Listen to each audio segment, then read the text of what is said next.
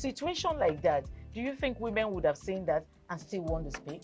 Really, we're talking That's about. what I said. So that's- when they bullied her, Yeah. if she's not bold enough, she will shut up. What is your advice for girls out there that are so desperate to be married? We women, we have to be really intentional about our parenting. If you know a child is being abused, or you see signs, a bruise or a child, it has to be investigated. People barely even breathe when they are going for a shrebi and something. Party. You have to be They can't smart. sit If down. you see where they are dressing them up and dragging on both sides, you cannot. You cannot breathe. And these women will stay in those events for hours just to keep up with that beauty trend. Is that healthy? That's not healthy. I am Patricia Uremu Gabriels, and we're reaching you live from our Lagos Network studio. Of course, Women in Conversation is a program designed for women to discuss about themselves.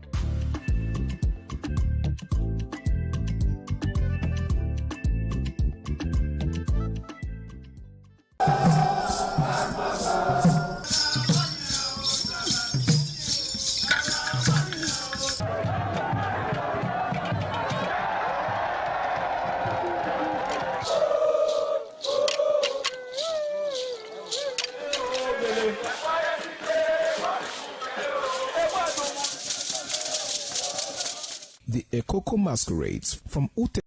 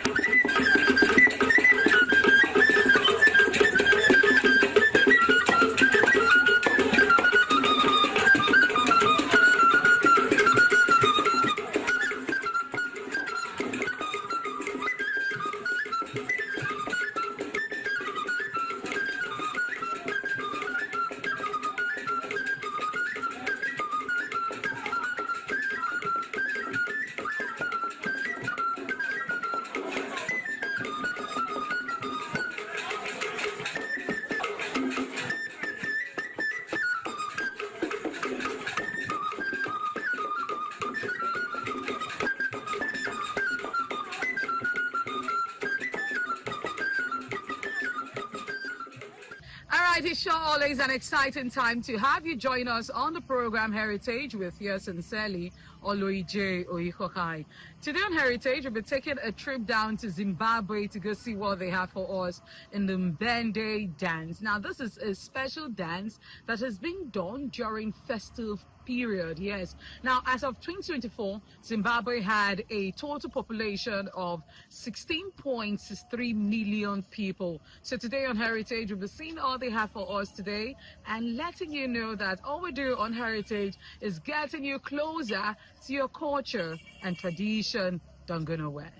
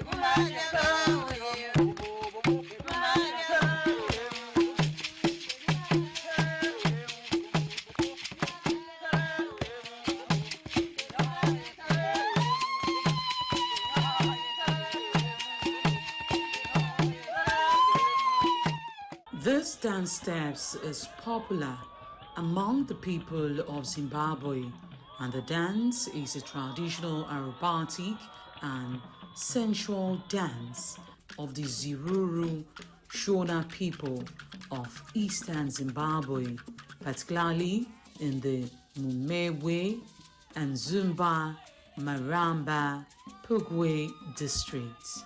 The dance is characterized by rhythmic drumming and movements that mimic a burrowing mode, and it accepts the pressure of colonialism through its cultural importance and recognition.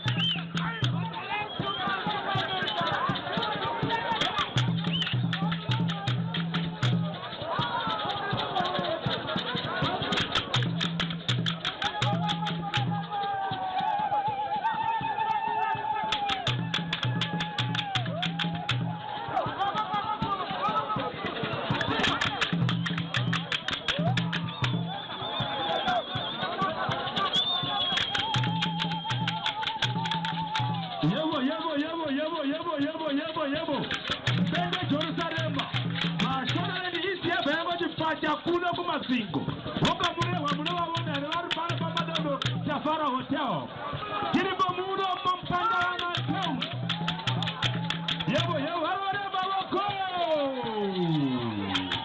thank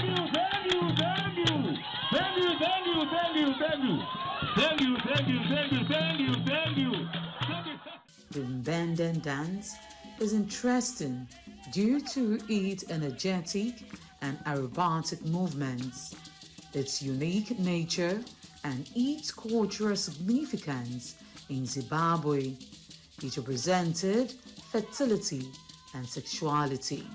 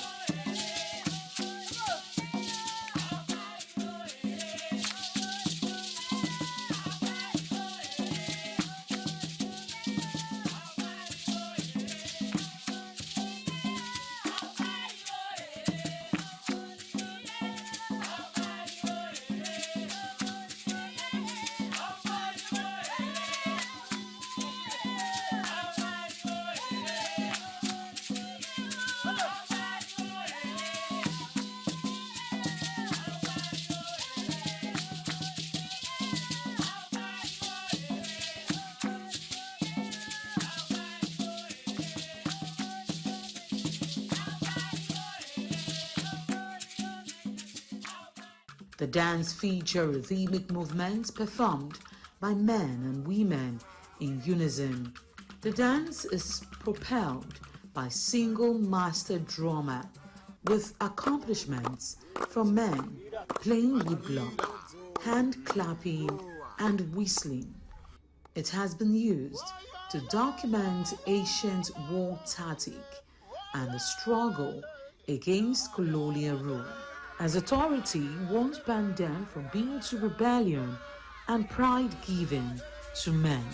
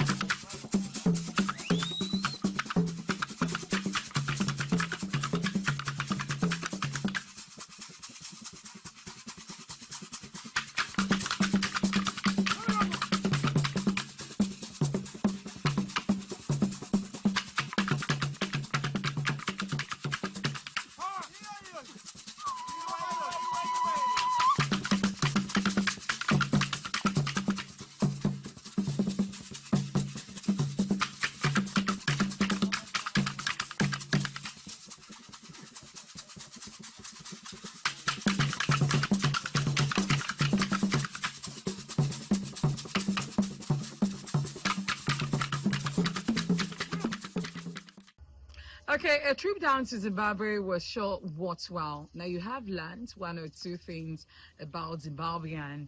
Now the population, like I did say earlier, at 2024 was 16.63 million people. Now it's all about culture and tradition, getting you closer. That is what we know how to do best. So we'll be seeing you again next week for another exciting time on Heritage. All the way from Zimbabwe, we're saying to have yourself a blessed day. Bye for now.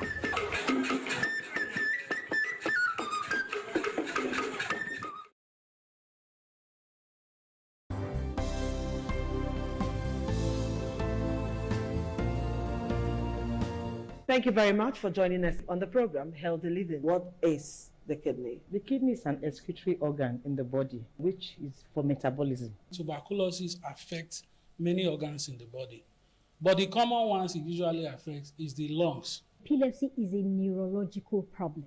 Okay. It is an injury in the brain, which causes someone to begin to convulse, to go into fits. It is curable, but the cure is a long-term thing. If you eat well and avoid those risk factors that will make your immunity to be down, then the risk of contracting tuberculosis will be reduced. If you're healthy, then you're wealthy.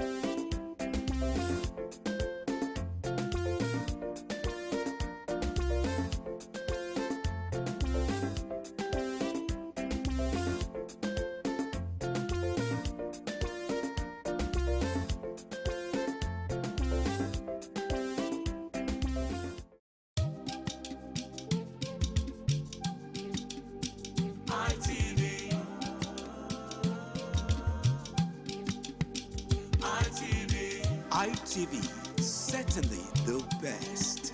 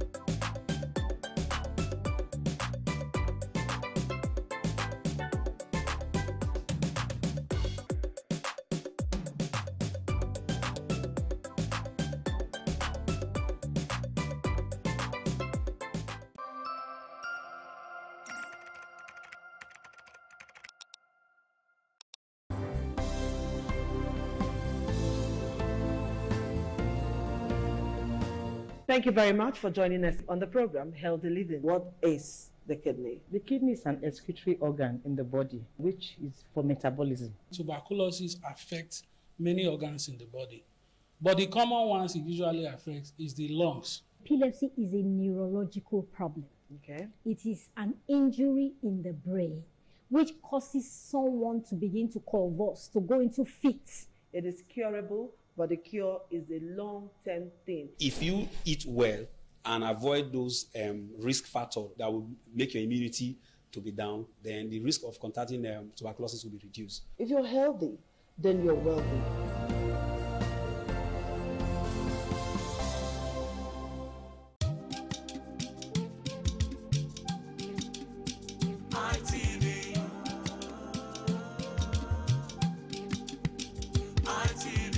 ITV, certainly the best.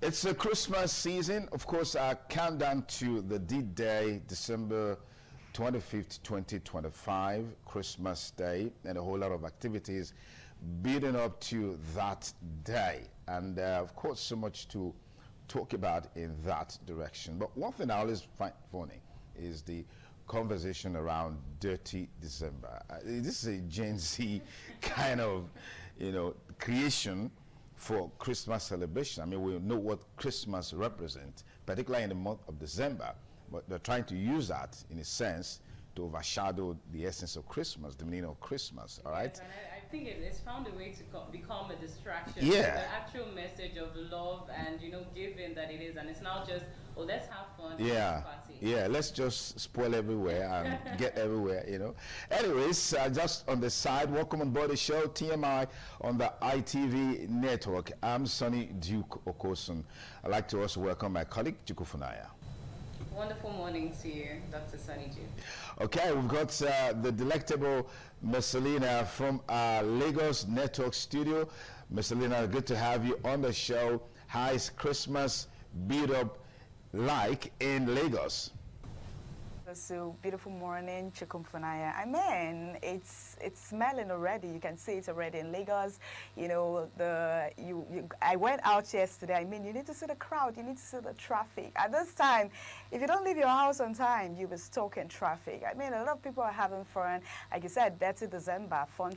And it's supposed to be, sharing love, the birth of our Lord Jesus Christ. But now, according to you, Dirty December, the whole Jesus stuff, it's all about party. I mean, we need to have fun, right? As we're celebrating our Lord Jesus Christ, we also need to have fun. In Lagos here, it's already, the Christmas has started. I mean, You go out, you see people, crowds celebrating Christmas, celebrating the birth of Jesus, and it's fun. I mean, few days to Christmas. I can't wait for that day to come. I'm actually excited. Fantastic. Let's link up with Abuja Network Studio, where Joseph is on standby. Is Abuja also looking dirty in the name of Dirty December? Joseph. Very good morning, Dr. Duke, Marcelina, Chukufuna. You know, when it comes to Abuja, it's always different. It's getting dry, it's becoming a shadow of itself. People are, you know, traveling on a daily basis. You know, that's what it is here in the city. But well, there's definitely going to be some pockets of celebration. It may not be dirty, but some kind of fun fair in the usual, you know, recreational parks like the Millennium Park, you know, and other parks around. I've seen people hanging around with their family just to celebrate. Fantastic. I heard Abuja is getting deserted because many people are traveling for the Christmas and the holidays, as it were, and that's because it's a high concentration of civil servants. All right, yeah. So a lot of people are there for work, and now it's time to, you know, just get back home and unwind. Yeah. Well, we shouldn't take away the fact that Christmas means a lot.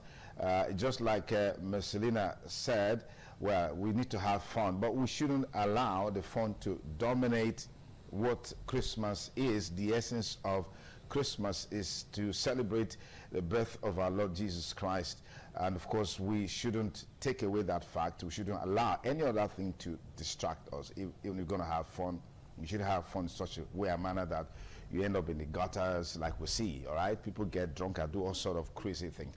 Anyway, that's on the lighter side. So much to talk about on the show today.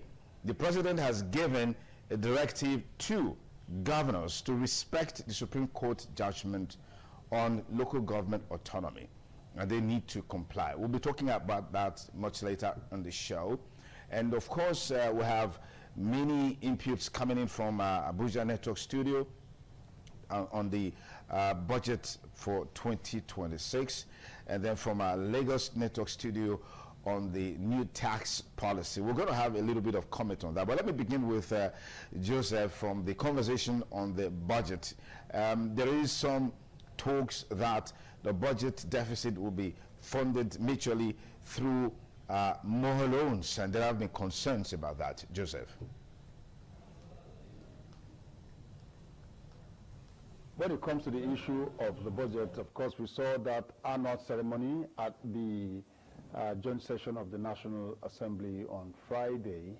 A budget of 58 trillion presented, what is expected in terms of revenue, about 34 trillion, and then of course the difference will be taken care of, you know, borrowing and some other forms.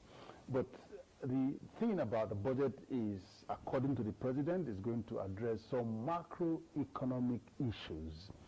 And you know, when you talk about the economy and you move from micro to macro, it means that you are looking at the market in aggregation, which is to talk about you know, stability of the economy, tackling inflation, and of course growth. So we expect that as the lawmakers will be going into, you know, looking at the budget session by session, and perhaps it may be increased, it may be reduced, depending on what they eventually come up with, what is paramount, what people want to see at the end of the day is to open taps in their bedroom, and there's water, and it's for people to travel the roads and there are no potholes. People should be able to sleep with both eyes closed without anyone knocking at their door. Of course, if you look at that budget, 9.3% goes to security and defense, which is about over 5 trillion, 5.4 trillion, 5.8 trillion. Yes, I'm sure of that. So if at the end of the day, insecurity is not tackled with that very humongous budget, hunger is not tackled with that humongous budget, and of course people are not sure of traveling and getting to their destination as a result of bad route, then the budget is as dead as you. So we hope that the humongous budget we have will be able to, put smiles on the faces of us. Fantastic. Mr. Lena, the new tax policy is set to take effect from 1st of January 2026, but it looks like that proposal is being blighted by some sort of controversy against the background that there is a discrepancy between what has become the law and what the National Assembly passed. You want to take it off from there with us on the show this morning? Yeah, the ADC, the former Vice President, Atiku Abubakar, the former Vice President, and Peter Obi, they've alleged that the President Bola Ahmed Tinubu, has altered the law. And I mean, it's not a good one, saying after the National Assembly has approved the law that the President altered the law. But the President has dismissed the claim, saying that it wasn't altered. And the truth, this raised concerns about the questions, saying that, is it that, are we going to be questioning the legislative integrity at this point? I mean, after the law has been, approved by the National Assembly, the President has altered the law according to Atiku and Obi. But the President dismissed the claim that the way the law, the way the National Assembly has, passed the law, it wasn't altered by him. It has come out to dismiss that claim. I mean, is it because of the forthcoming 2027 election? They are looking for a way to, the opposition party looking for a way to spoil the name of the President, saying that he altered the law. But at the same time, the President came out to say that I didn't alter the law. It was the way the National Assembly approved it. That is how it has been. And a lot of persons are saying that if this is true, are we supposed to be questioning the legislative integrity, executive power, and also all the impacts on ordinary Nigerians and businesses? So basically today we would be talking about that. Okay, fantastic. I'm a bit concerned about this new tax law with all the issues that it's generating at the moment, particularly the issue of alteration from the transition from the National Assembly to the President, that is the legislature to the executive. There's been some alteration, which is akin to what we see in an electoral process. When election is conducted, as it moves from one stage to another, something happens. So at the end of the day, what was said to have been done at the polling unit is not reflected at the collation center, at the different layers. That's exactly what is playing out now, because Serap is saying, on the grounds that the allegations made by Abdul Samad Dasuki, a member of the House of Representatives from Sokoto, who claimed that he has taken time to read the new tax law. What the Joint National Assembly passed, there is a contradiction. There are some alteration. There are some manipulation. Serap is saying the only way we can take this hook, line, and sinker, there should be some sort of investigation to unravel it. And then we should have the certified true copies of what the Joint National Assembly passed and what was signed by Mr. President. I subscribe to this personally. It's not, I believe, yes, we all do subscribe to a probe. Yes. But a probe of the presidency itself, we just recently, we've seen Nigerians come out to ask for a probe of, the workings of the just resigned head of the regulatory board of NUPRC and the rest, and still we haven't gotten any insights on that. Yeah. And now we're coming and saying there's a favoritism of the higher class in the tax bills that were passed by that were brought out by the president, yeah, in contradiction to what the House says. And now we are saying we want a probe. Yeah. How possible is that probe going to be? When the issue of corruption has eaten so deep into the fabric of our society.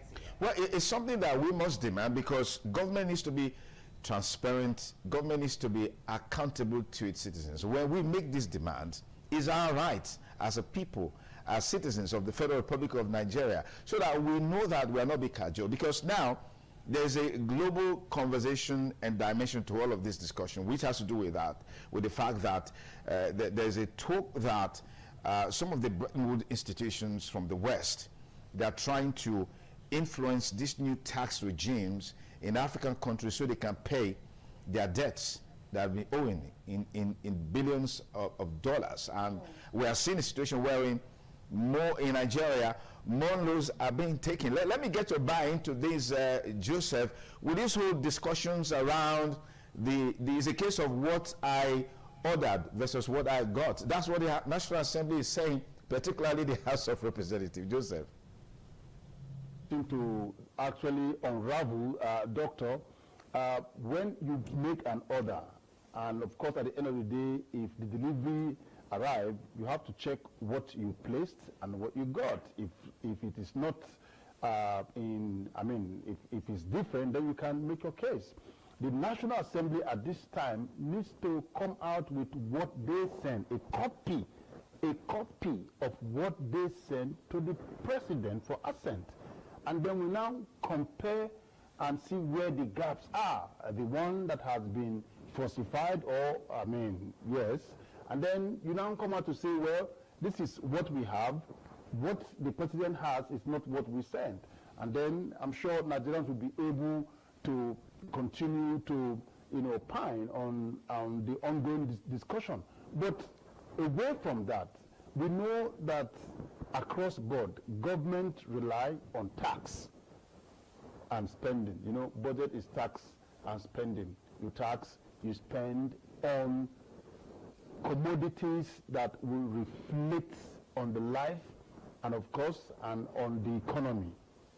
In that way, you see that the economy will be booming and there will be full employment. So if there is a discrepancy now when it comes to the issue of this tax, some persons may have seen that it will not favor them. And because it will not favor them, there's an issue already on the ground.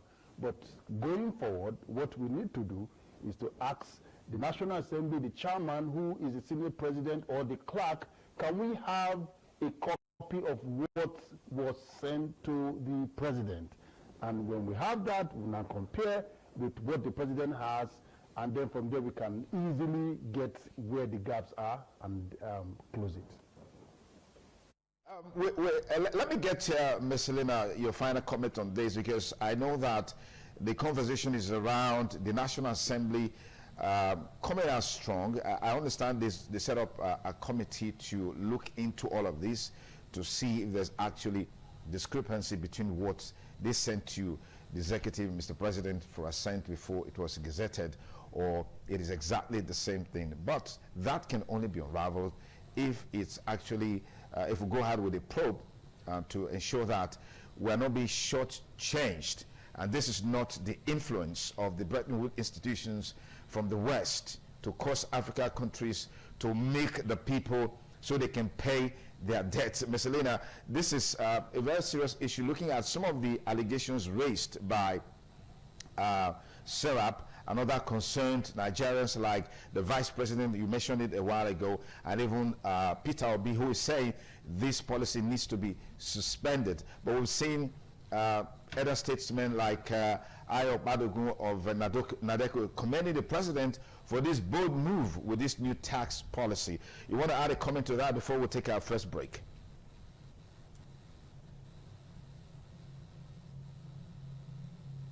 Yeah, a lot of people are actually in support of tax law. According to World Card, if you this stuff that you brought, you ordered something and they brought out food, you need to raise alarm. Them saying that the tax law approved is not the same thing that the president has said it is. Bring yours or bring mine, then we'll compare and see if it's not the same thing. Then we'll make met to the right men, the people. We want answer to that. A lot of persons are in support, a lot of persons are not in support. And according to Matiko, some persons are saying that, I mean, because they are the opposition party, they would not want to agree to what the president is doing. And also some persons will commend the president. Bring yours and let's bring ours, the ones we have, so we can compare. If it's not the same thing, then we know where the problem is coming from. But if it's the same thing, then you can carry it with the tax law. Like I said earlier, some persons are in support of this tax law, this new tax law, while a lot of persons are not in support of it. So let's just keep our fingers crossed to see next. To talk about on the show this lovely Monday morning. Much later, we'll look at the warning coming from NAFDAC about a certain noodles. And that warning came based on some findings, laboratory findings, all the way from France. We'll be talking along those lines much later on the show. And over the weekend, a lot of activities. The Igwe Festival is still very much on course in Benin City. Unfortunately, an elder statesman, strong politician, talking about Chief Charles Idahosa, a.k.a. Charlie Temple, passed on Saturday. May his soul rest in perfect peace. Of course, the big news was the commencement of the Nations Cup in Morocco, Maroc 2025. Super Eagles are getting up. They're not going to the World Cup, so a lot is expected of them from the Nations Cup. But Morocco, host country, with a flying start, 2-0 victory against Comoros Island. All of that will be coming much later on the show. We'll take a break and we'll return. Look at what the papers are saying with Dr. Dan Ikarafo, who is our guest reviewer today. Stay with us on the show. Lovely Monday morning to you.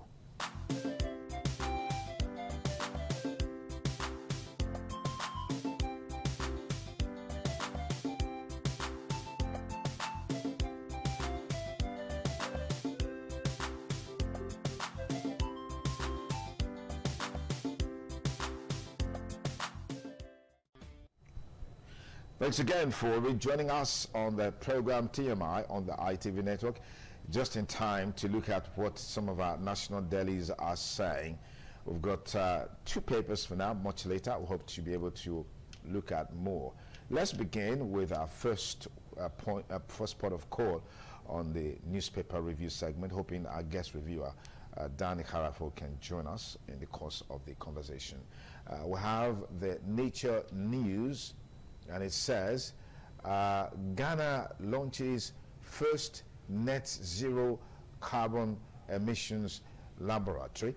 And that's one major issue that is dominating conversation as it relates to global warming and climate change. How can we achieve net zero carbon emissions? And it's been a huge source of concern, with some saying, in achieving net zero carbon emissions, we must also look at the human population. We must look at how we can reduce human population. So there's this tangential relationship between the conversation on net zero carbon emissions and the population. That seems to be part of the reason why the likes of Donald Trump is not really for climate change and global warming debate, saying it's a hoax, it's something we shouldn't take seriously. But whether I like it or not, some of the issues that relates to climate change and global warming, they are staring at our faces today.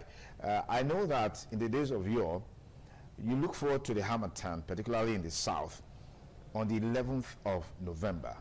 They used to say 11th, which means on the 11th day of the 11th month, the Harmattan comes very strong. But I've been looking for Harmattan for the heat is just is something else.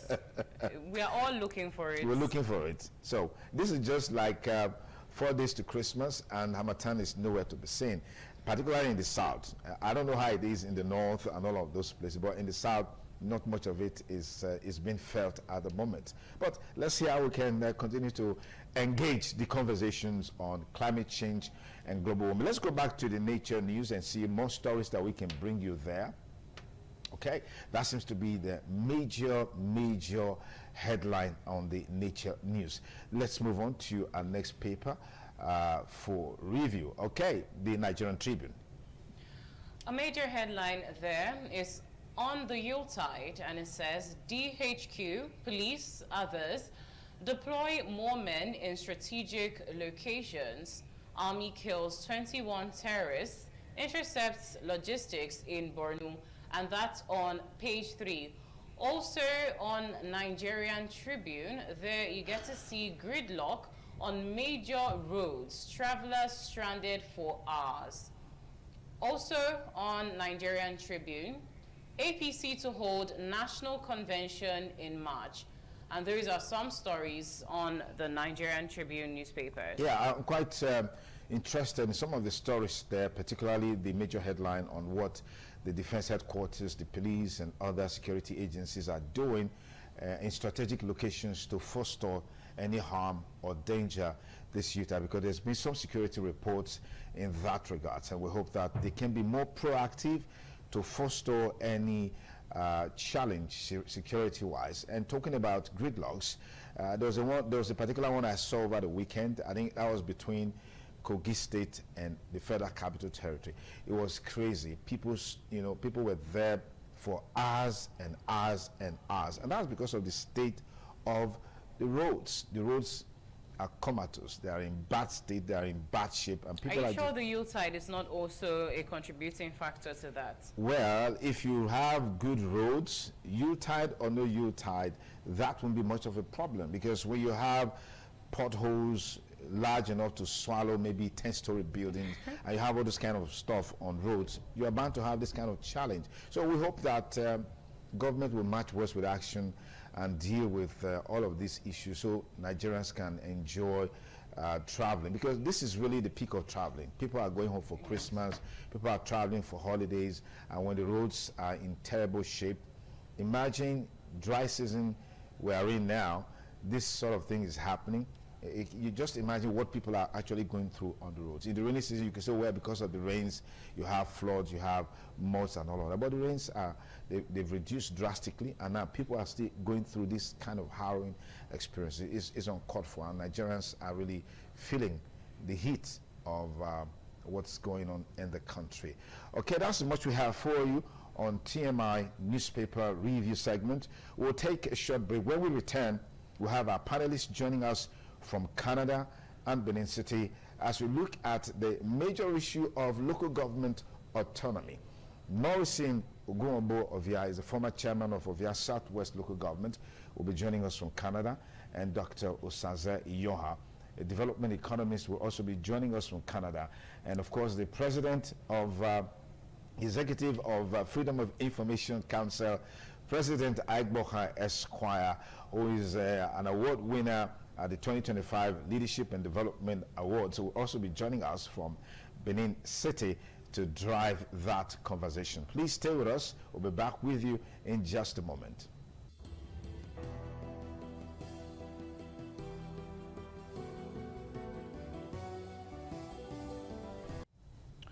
Thanks again for rejoining us on the program TMI on the ITV network. Let's quickly get some perspective on some of the national dailies that we highlighted a while ago with our guest reviewer, Dr. Dan Hawaifo. Look at the Nigerian Tribune. It says, Yuletide, DHQ, police, others deploy more men in strategic locations. Army kills 21 terrorists, intercepts logistics in Borno State. And then, of course, you have gridlock on major roads. Travelers stranded for hours. More on these stories if you get a copy of the Nigerian Tribune, just like we said, and APC said to hold national convention. More on that juicy stories you'll find on the Tribune. But let's quickly get Dr. Dan Harafo's perspectives on this in just a moment. Dr. Dan, good to have you join us on this segment. Compliment of the season to you and your team. It's a pleasure to be here this. You recall that some years back, during the festivity period is when insecurity becomes a more worrisome issue. For instance, the cases of bombing you had when Boko Haram was terrorizing this country, cases of pickpocket, during this period.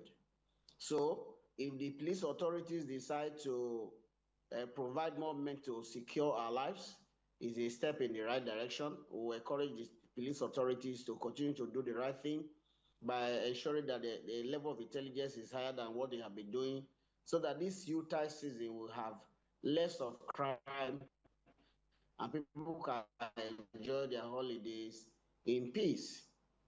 As for the APC convention, I have not heard anything about state concluding their state conventions or state congresses. So state congresses have not been conducted. I'm wondering why the talk about national convention when state congresses have not been conducted. Maybe the party will end up with consensus arrangement as is common with this party. Most APC election congresses end up in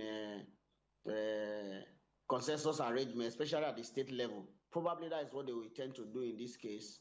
We'll wait to see how it plays out in the coming weeks. Thank you very much, Dr. Dan. We'll just indulge you to stay on as we look at more other issues on our conversation segment of the show, beginning with the issue of local government autonomy following the Supreme Court judgment on that issue.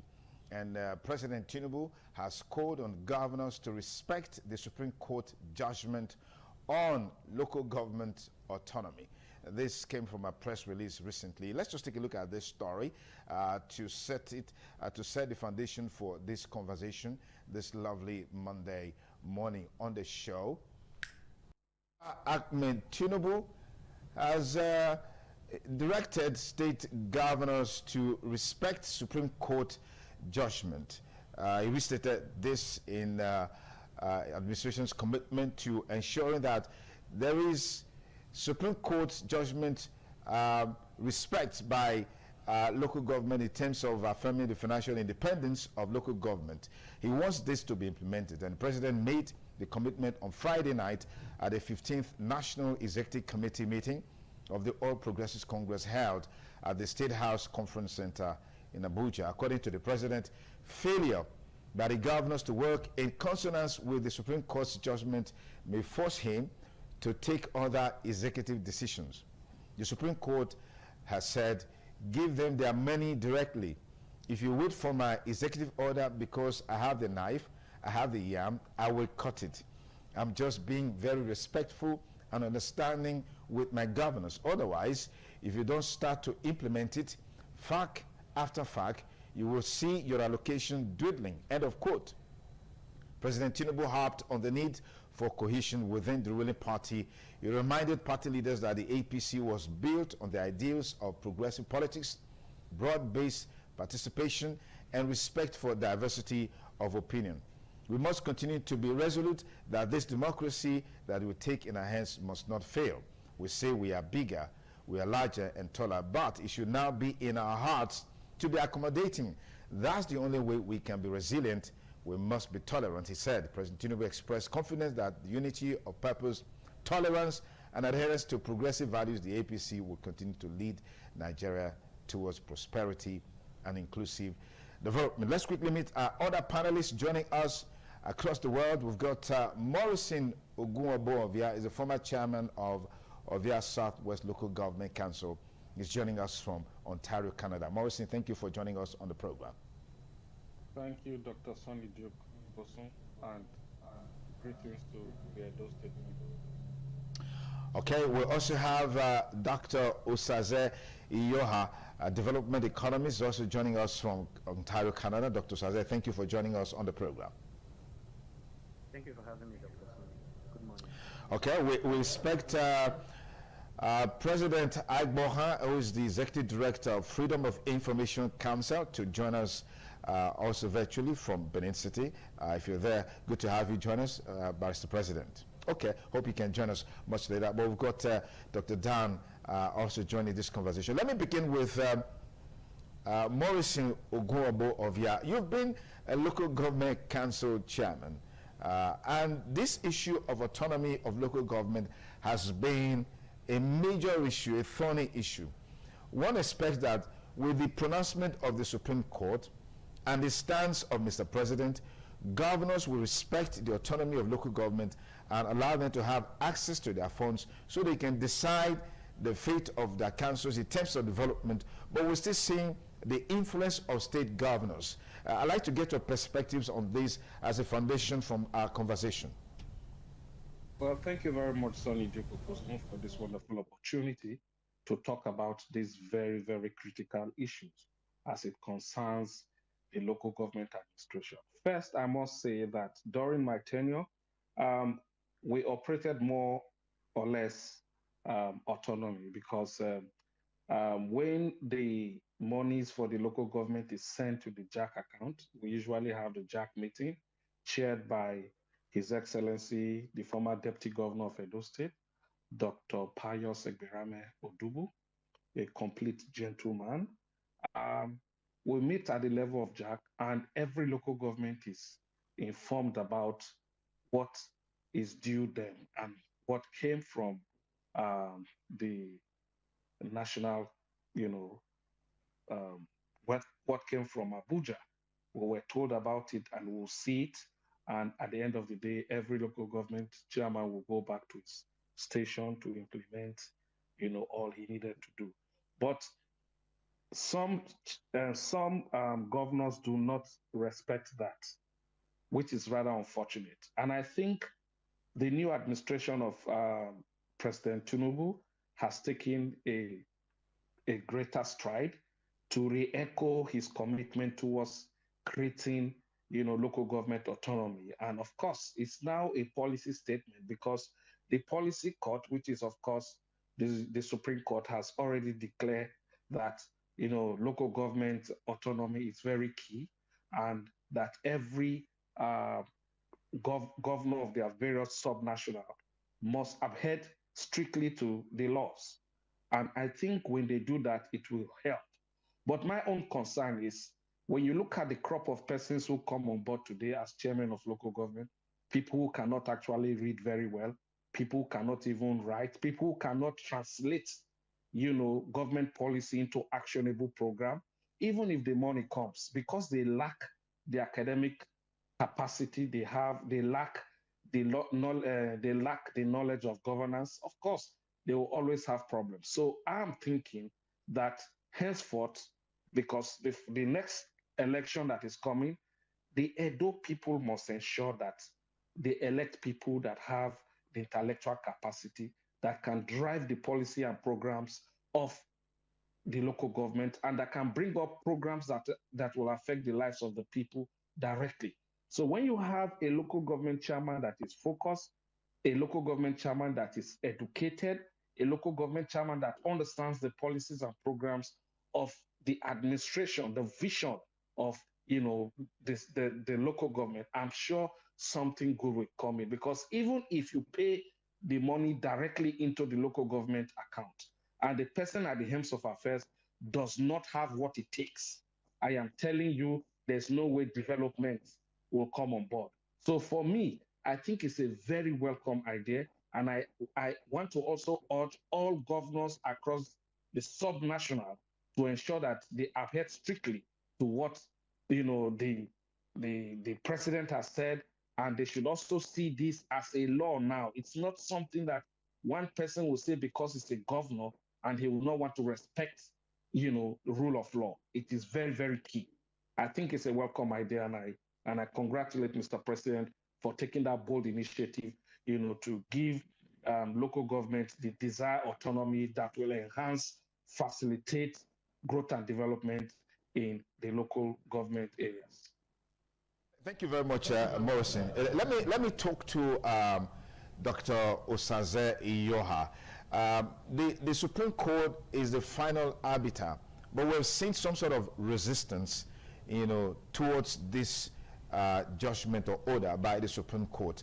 Mr. President is now, coming all out to more or less threaten governors that if they don't comply with the Supreme Court judgment, they shouldn't be surprised that in their allocations, he has the knife, he has the yam, and he will cut it anyhow. What do you make of this stance of Mr. President? Yeah, thank you so much. I would want to respond to this in twofold. One, I would want to say, is it the president, is it the governors who are not adhering to the judgment, or is the president or the presidency that is not adhering to the judgment?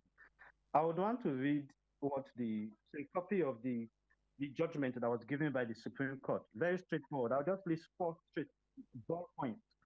First, it says the local governments are a separate tier of government. This is the judgment of the Supreme Court in 2024, July. Say their funds should not be controlled by governors. It says allocations should go directly to LGAs, not through joint accounts. So it's very straightforward. It was a directive from the Supreme Court. I mean, this was July 2024. That's over a year now. It's about a year and 6 months. So it says allocation should go directly to the local government, not through the joint account. So FAC currently is still paid by the federal government the joint accounts that the states have with JAC, with the local government. So invariably, the federal government is the one that is disobeying the court order, not the state government. So so most times, you know, I've lived so long in Nigeria to get to a position where it's difficult to take our leaders serious when they make comments. Yeah, because it almost looks like a negotiation tactic. If it's a way of bringing those governors who are remaining, who have not decamped to the APC, to use a negotiation tactics to bring it, because it's straightforward. The Supreme Court said pay directly to the local government.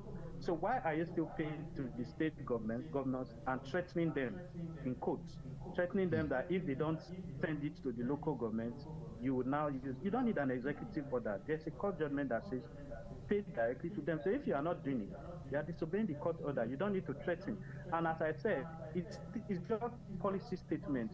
There's an underlining fact. I would want to go back quickly to the president's statement. In August, the president made a speech on it was well covered that Nigeria had now met its revenue targets for the year. This was August 2025.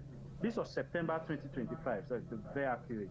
And they said, and the president, none other than the president, said that we met this target in August, revenue for the year.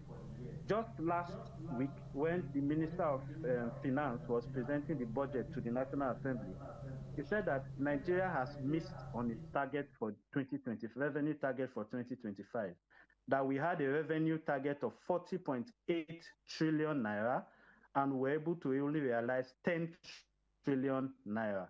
So 281% short of meeting our revenue target. 3 months ago, the president said we had met the target a month ago in August. So you see, when you hear policies like this, I mean, since when I was growing as a child, we've always heard. So for me, it's a political statement. It's just meant to get something. There's a negotiation behind the scene which we are not aware of. But naturally, that is how it's supposed to be. We are supposed to have local governments control that's how it is in most developed nations, Canada, US, and so on. The local governments control their resources, then pay royalties to the federal government. That's all, simple and straight. So it even encourages the lazy. You know, I remember the last time I was in the studio, I think November 2023, we had this discussion about debts of Nigeria, and I mentioned that states and local governments should be able to control their resources to the extent that, for example, we know them for mango. I mean, during mango season, mango sells as low as 1,500, 2,500 for a basket then. So you go to most of the gutters in New Benin Market, you see mangoes in their torrents, littered the gutter. So a local government, for example, gets mango and specializes in mango juice. Ovia specializes in oil, palm oil. And each local government is creating its resources, get storage facilities that they can store these mangoes during time of harvest where it's plenty. Then you continue when it's dry season, you unleash those storage and be known for producing mango juice, for example, and exporting.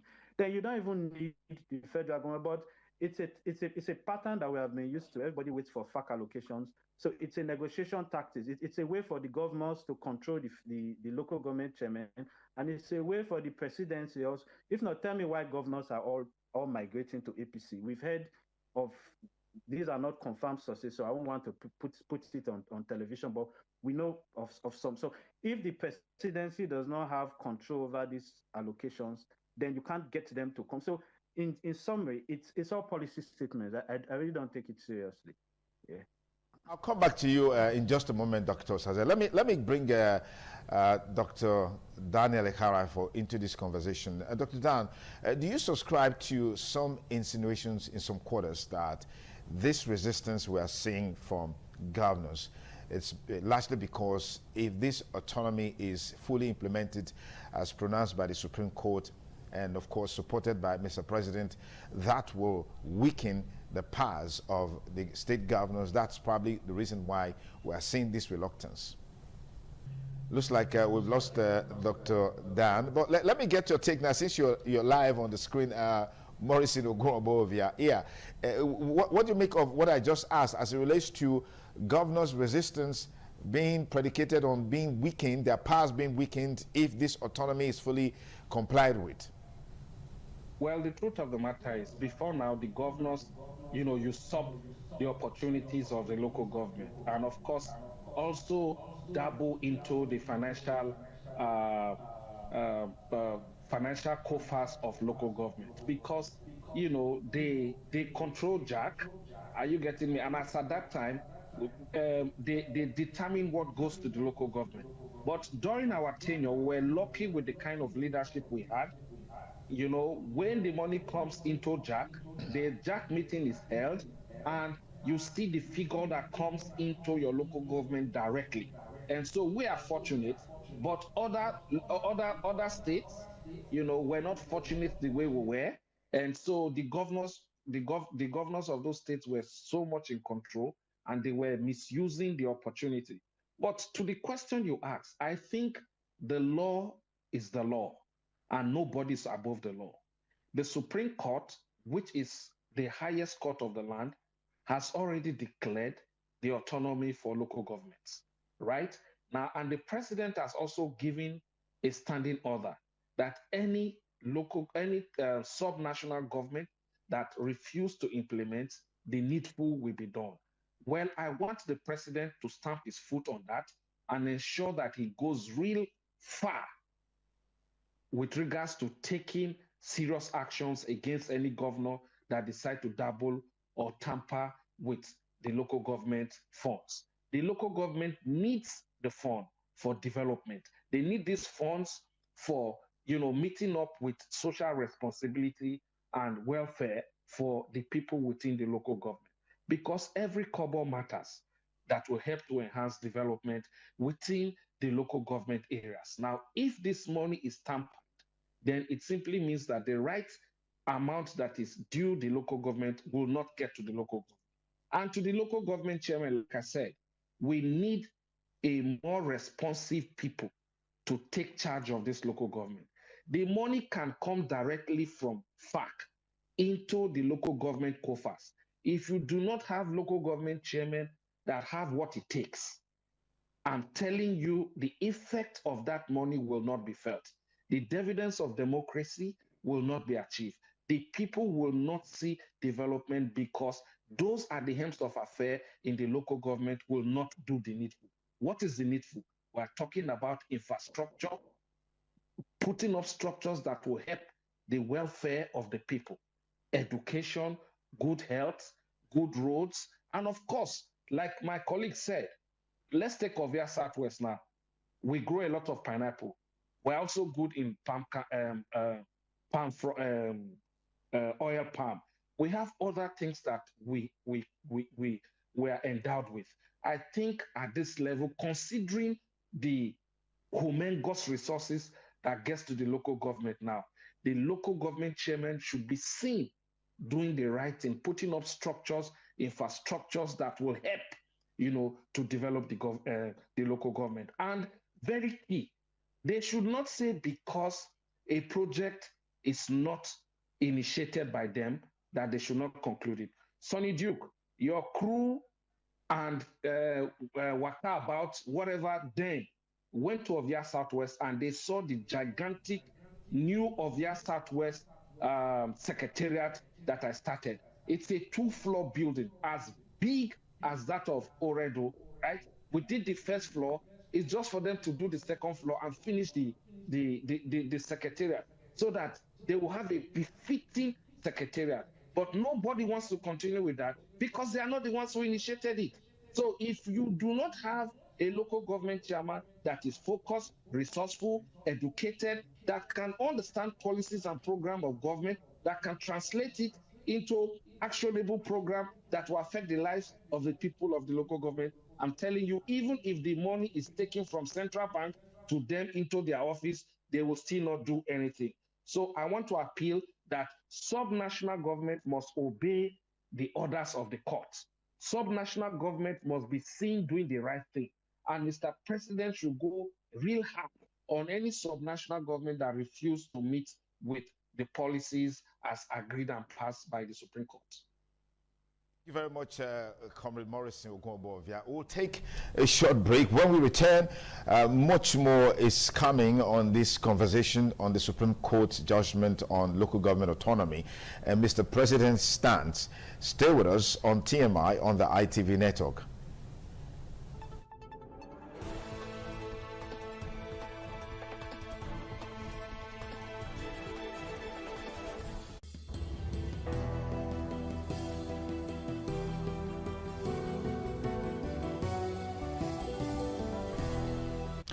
Much obliged to have you join us again on the program TMI on the ITV network. Let's get the perspectives of President Aigbohan Esquire, Executive Director of Freedom of Information Council, joining this conversation.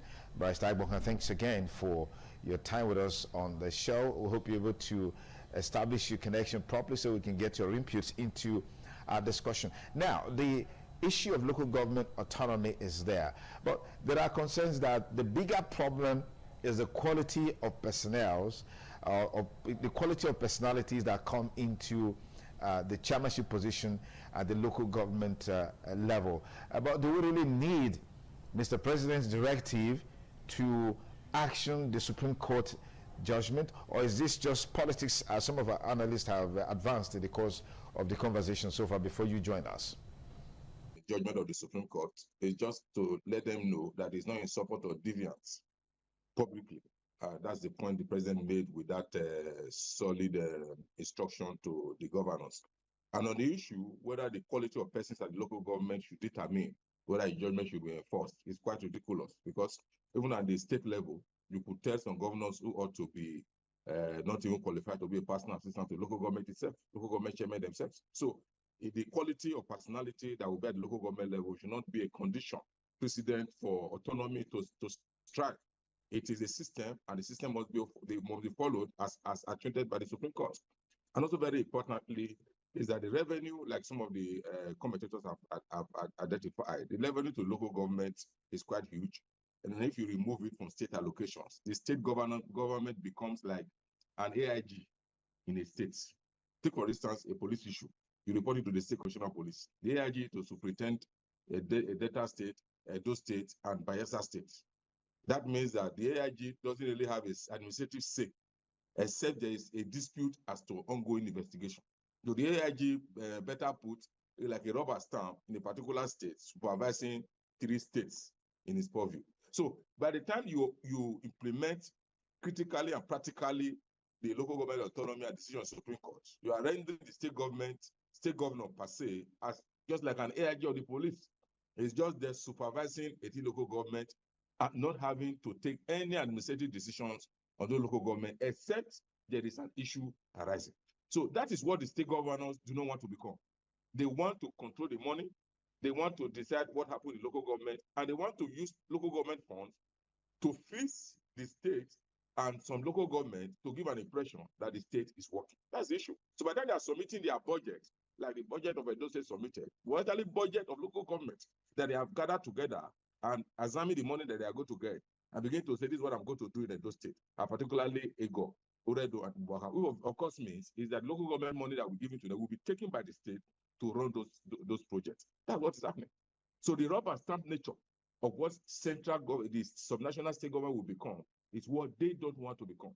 So what is important is that the president have made a point and said, I will direct FARC to pay directly to this local government if you do not follow the Supreme Court decision.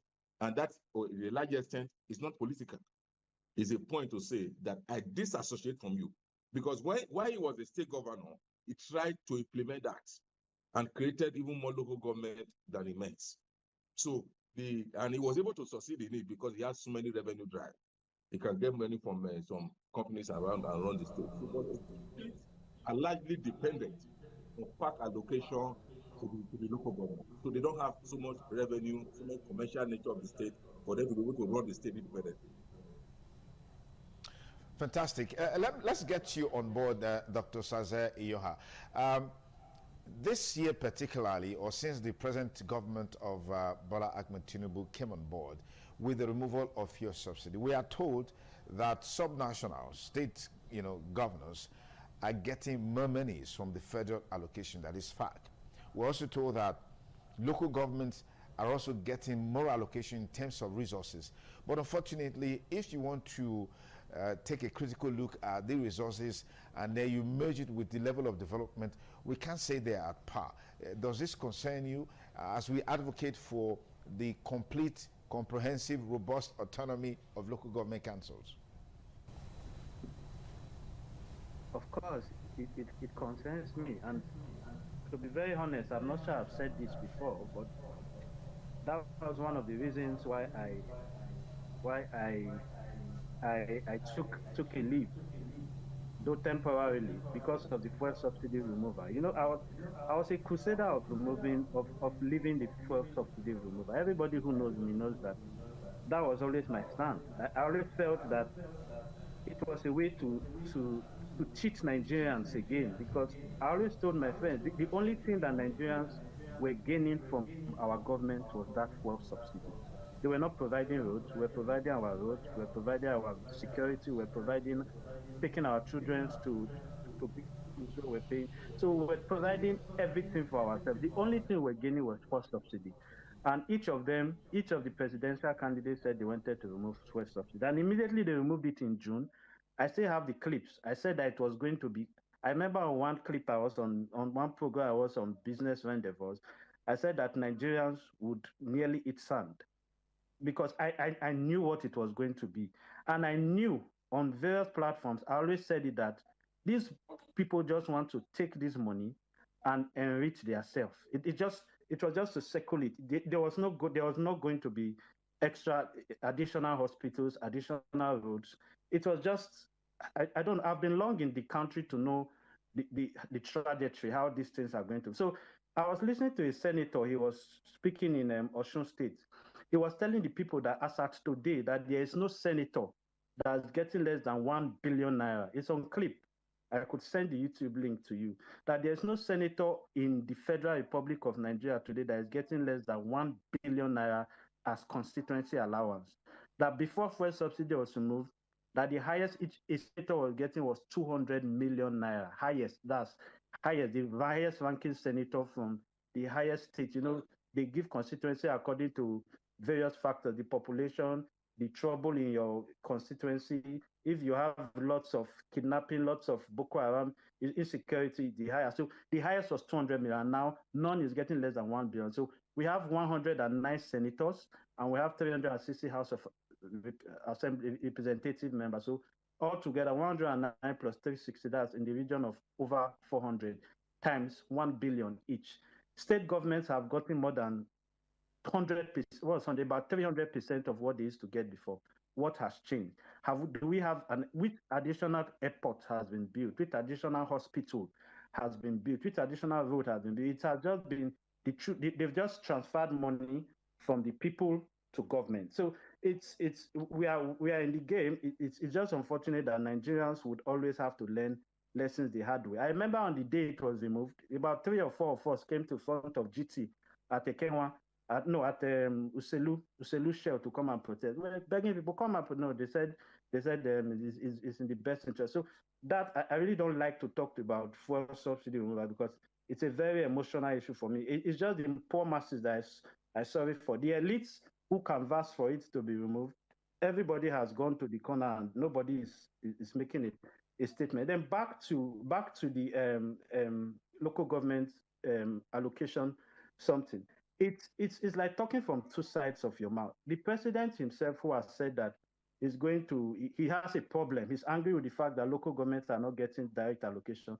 It's still the same president who is withholding Osun State's local government allocations. He has refused to give them for the last 6 or so months.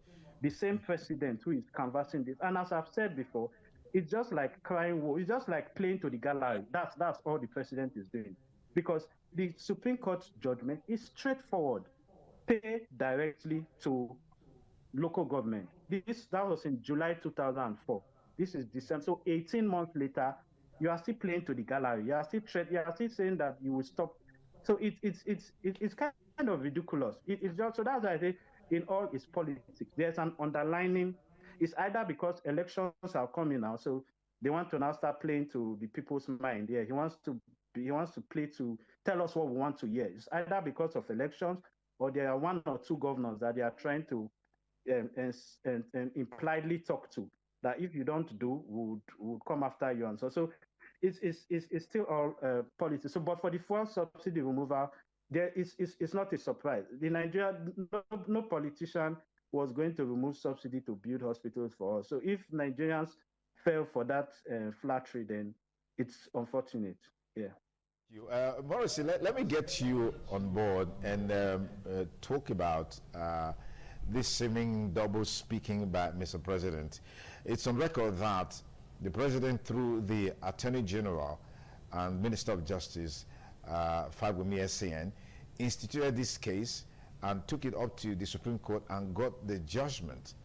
The same Mr. President is calling on the governors now to respect this judgment by ensuring that money goes directly to the local government. But we are aware that these monies are coming from the federal government and it still passes through states before it gets to the local government. If the president is serious about the autonomy as he wants us to believe, why is this money passing through the states to local government? Why don't we pay this money directly to the local government? That's on the one hand. The president, we are told, like Dr. Yoha alleged a few minutes ago, that local government funds for Osun State, they are being withheld for whatever reason. I mean, this is political to some analysts. What do you make of these, double standards, this double speaking on this issue of local government autonomy? Well, Sonny Duke, before now, I remember when I was really vibrant and articulate in this struggle. You know my history. 97, 98, I was the national president of NANS Senate. At the self-succession bid, we were very, very vocal. We fought against the military junta. We were detained and later released. We criticized government. Even before I joined politics, I shout, I say whatever thing I want to say, not until I became local government chairman. And I knew that it is easy for you to talk. When you are not given the opportunity, you see it differently entirely. You know my history when it comes to struggle. But when I get into this, when I won my election, I became local government chairman, you see people who you have not seen for over 20 years. For the fact that you just assume office, they go reach out to my mom. They want to penetrate my mom to reach out to me because they want one favor or the other. People can talk. That's the beauty of democracy. Let everybody express what he wants to say. I want to say something to you. There are procedures in government. There are processes.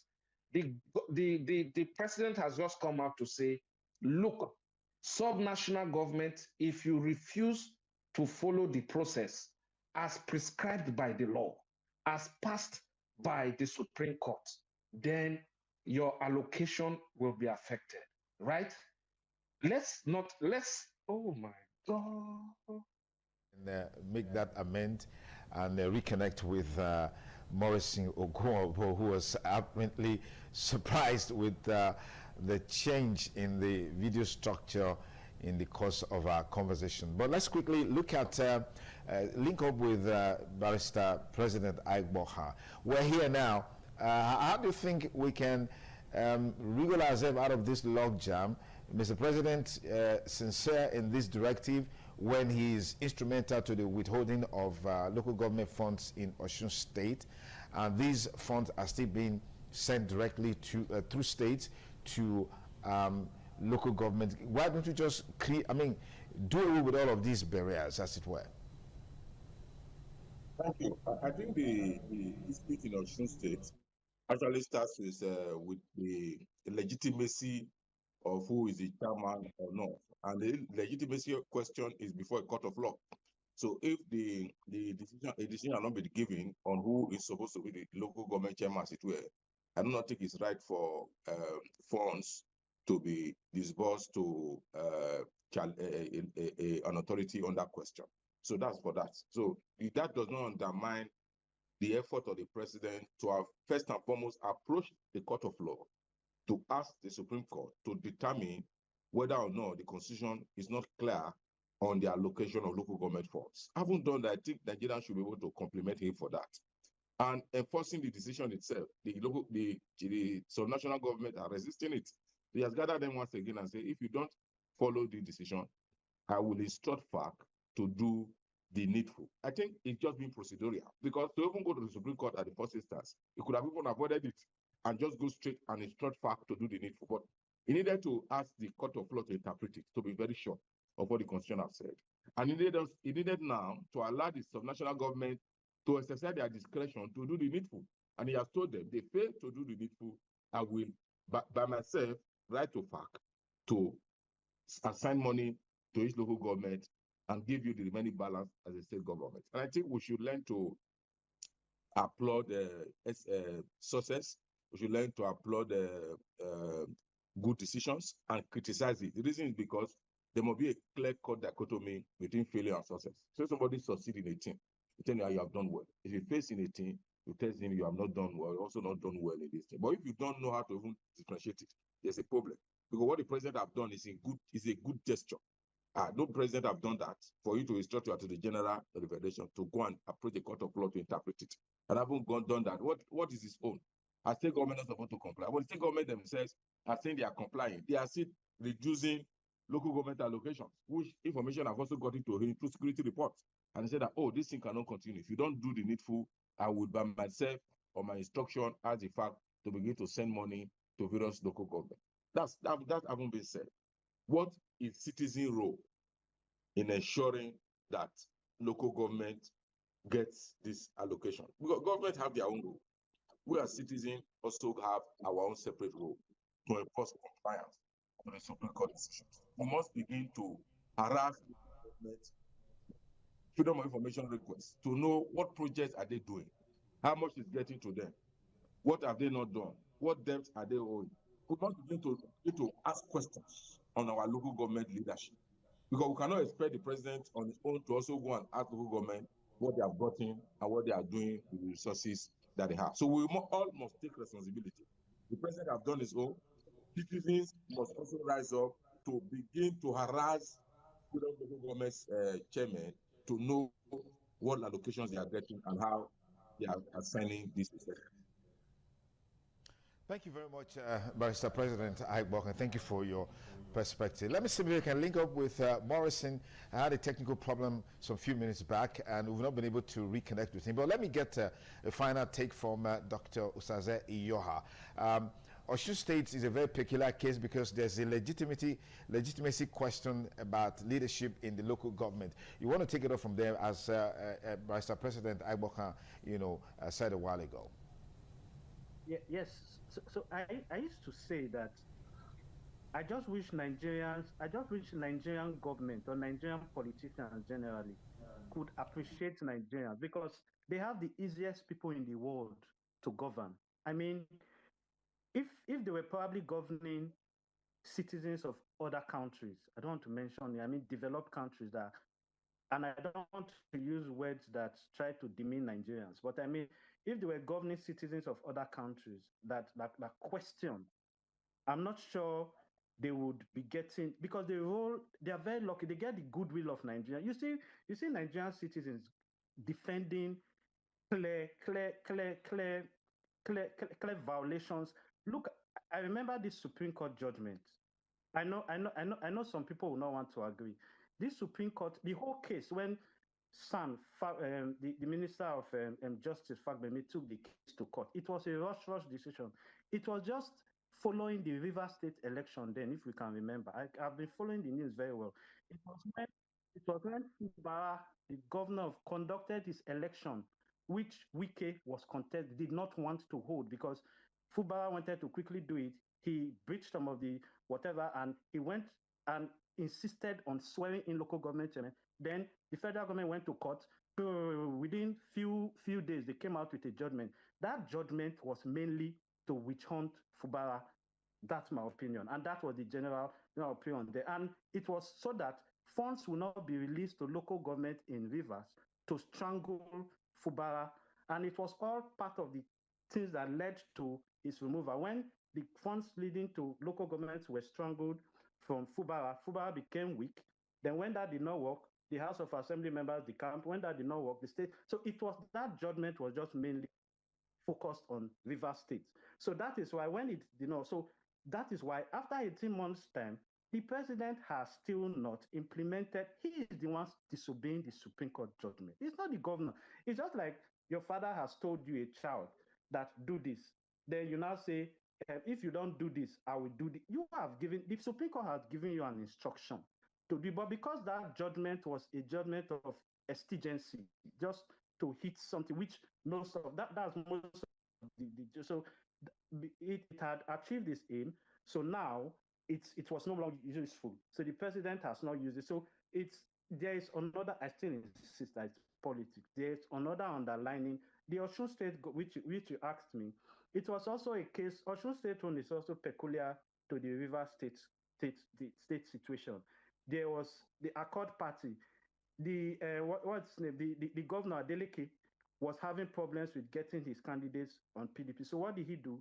He quickly pushed all of them to Accord Party, just exactly what was done in Rivers State, just so that he can have his people, because he was being strangulated in his party.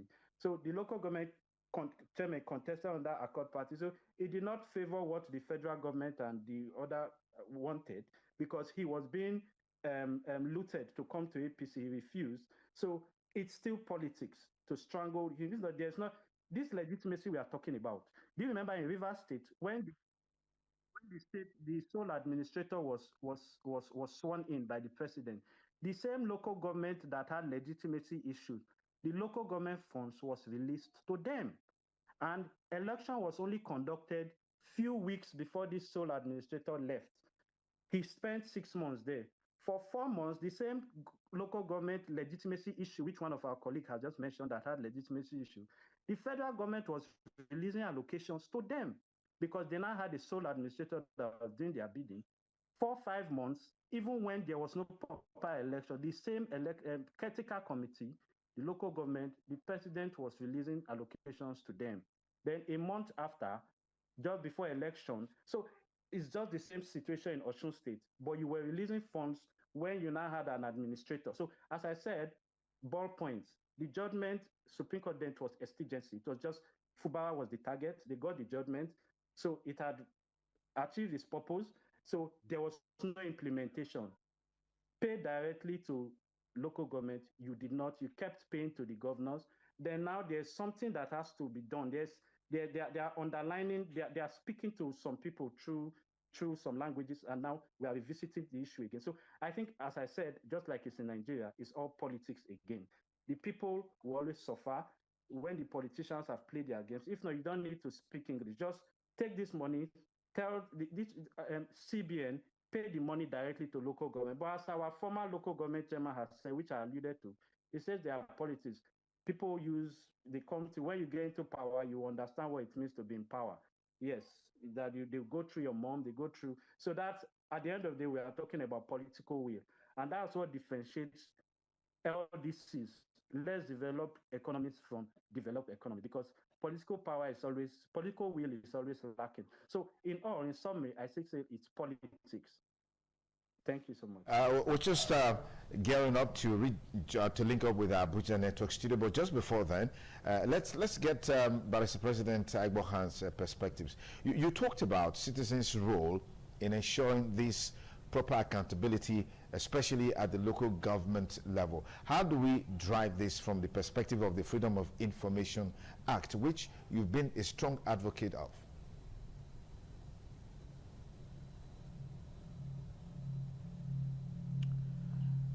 Okay, I was hoping to have Barrister President Agboha join this part of the conversation before we connect with Morrison Ogunwobovia. Is Barrister Agboha still there? Can you hear me? Yes, I can hear you. Please go ahead. I'm on, yes. I've just said, the local government have not gotten a fair share of the use of FOI. State government have gotten the federal government, so there need to be more attention on local government. And that's one way that citizens can show their public participation in government governance and government processes. You see, a lot of citizens will tell you that if they were in House of Assembly or whatever position they have held, they would have been able to ensure that there's good governance at the local government level. We think that everyone cannot be there. It is only Freedom of Information Act that gives you a power that you can use, even when you are not voted into government. You can request for any records. You can get involved in any meetings of government. You can ask government to account to you as individual without you writing to EFCC or ICPC. You can ensure that you put government on their toes. So local government need to have this heat on them. There's not much FOI at the local government level. That's why you can see a whole lot of nuisance value, not usage of funds and all that. So the citizen must enroll themselves to be involved in participating governance easily with the use of the FOI. Mr. President, let's get a final word from Morrison Ogunwobovia. Just quickly anchor the point you were making before that technical glitch so we can call it a wrap and link up with our Abuja network studio. Morrison. Yeah, thank you very much, Sonny Duke. You see, the truth of the matter, what I was trying to conclude on was that Mr. President has already made that pronouncement. Let's look at it from when this pronouncement is made now. And when there are lacunas or when those pronouncements are not effectively carried out, that is when we'll begin to say that that statement is political. Barrister Agbo, the president of whatever the association we talked about, the second to the last speaker, he said, if the president was not willing to make this an effective process, he wouldn't bother to go to the Supreme Court.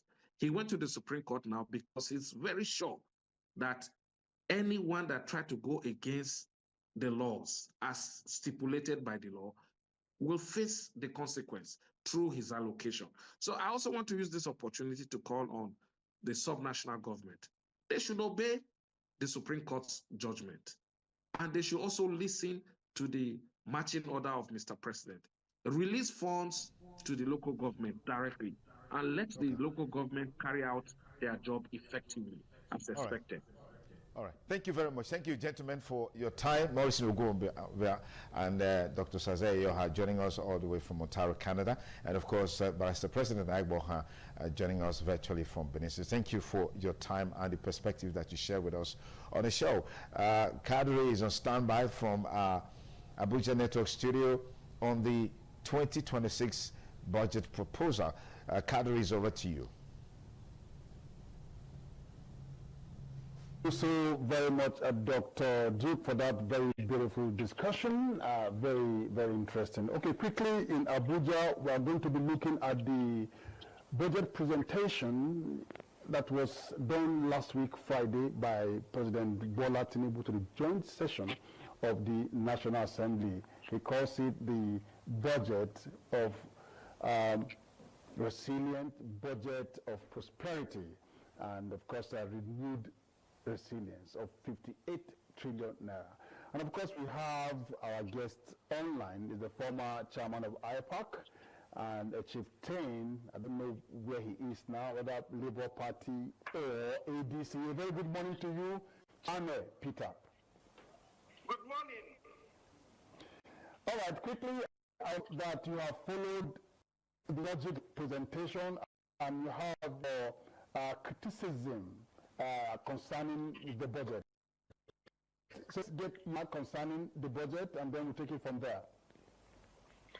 For me, just not just criticism, it's the fact that I see some of the decisions that the president, put in the 20th budget, and when we look at the cycle of the 3 budgets he has presented so far, you see all the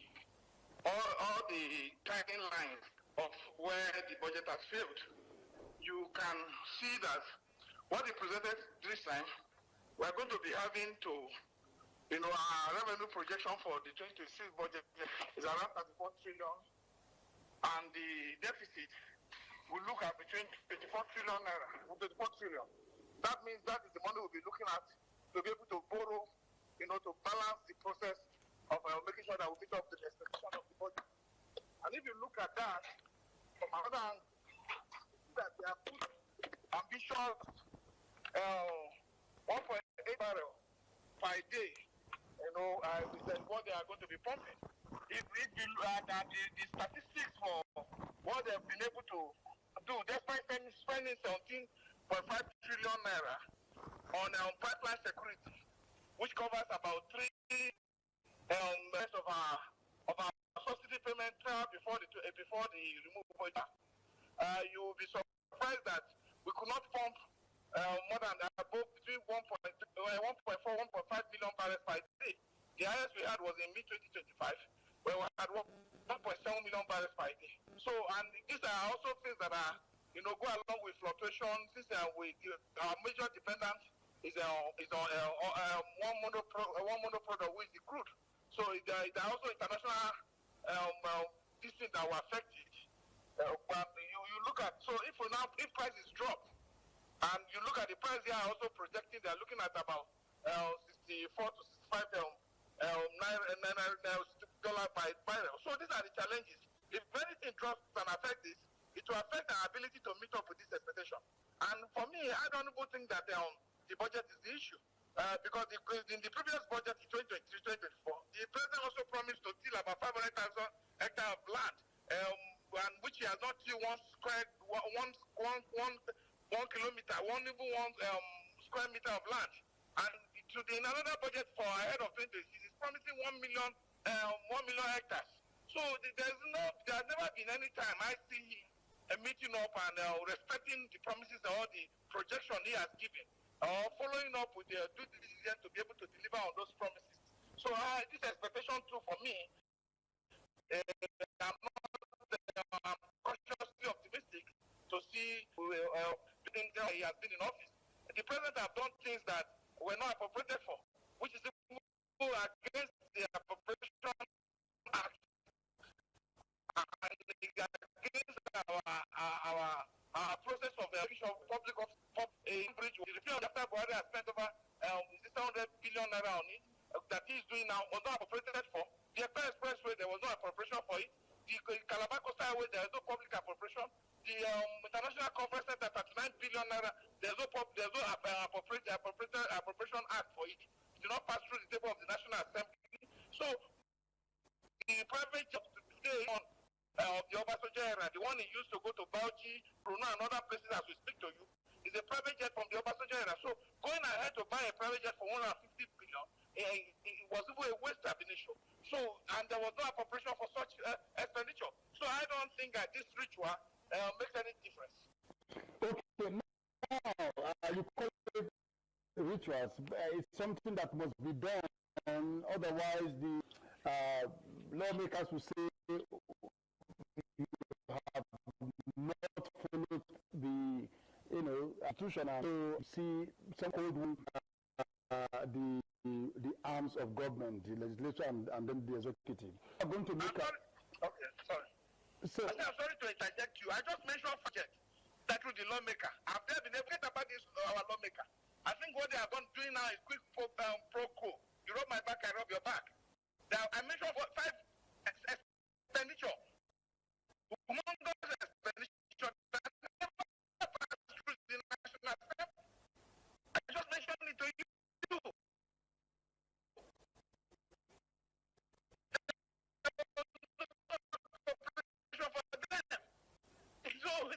So why I don't think the budget no longer has to be. It's no longer as them. How they call it, eye-popping investigation that lawmakers used to carry before the 10th Assembly came on board. So this is what I clearly stated, that forget the state assembly, Nigerians must be able to collect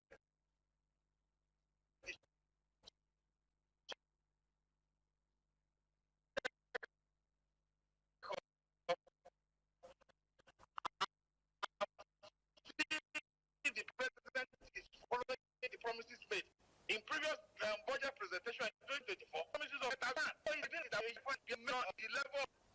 You know, so these are just my concern. I'm sorry to interject. You can. No, it's okay. It's good. You clear some of these issues, and of course, they are watching. If anything you say is on the contrary, we are sure that they will definitely react. But let's look at this budget. You know, according to allocation, if you look at defense and security, it's gotten about 9.3 trillion of the total budget. That's 5.41 trillion naira. Now we have had budget allocated to security for as long as we know. At the end of the day, can we say that it actually fulfilled the purpose for which these allocations are made? This one, very, very huge. It is the biggest of all allocations as per sectoral allocation. What do you make of it? For security, our security has deteriorated, and any budget to security, our problem is how the implementation will go. We spend more than that after the appropriated budget in 2024 when NNPC brought out its audited account. Let's say NNPC is a private entity run by corporate rules and regulations. But we must try to tailor their activity towards the national budget or national expenditure. Because let's say if you can't have a sector who we are solely dependent on, will now come and spend 17.5 trillion for pipeline security.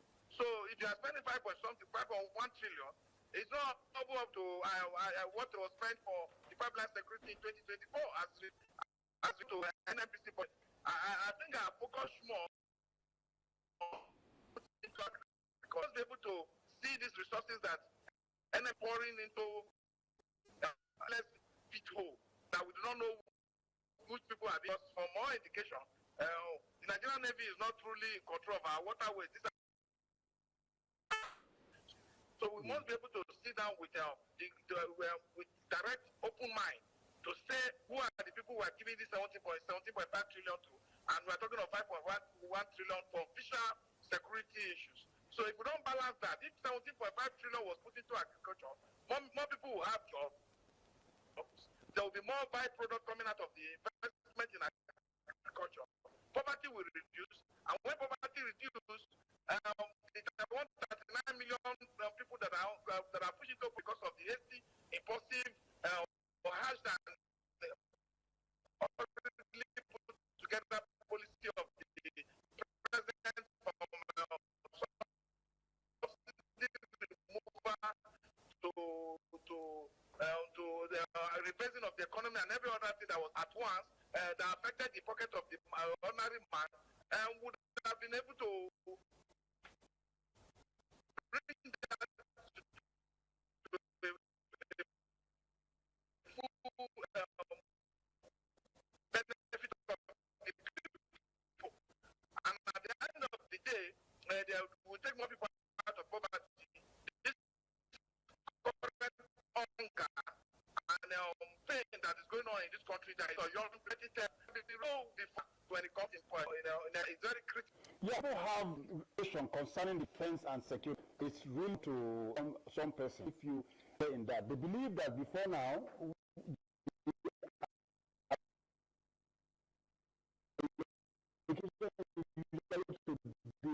to defense. But here we have defense and security. What does it mean? Is that the Ministry of Defense to get the sum allocated 5.1? Does it mean that the security now is not really explained? Of course, you have said there are people manning our oil pipeline and other private security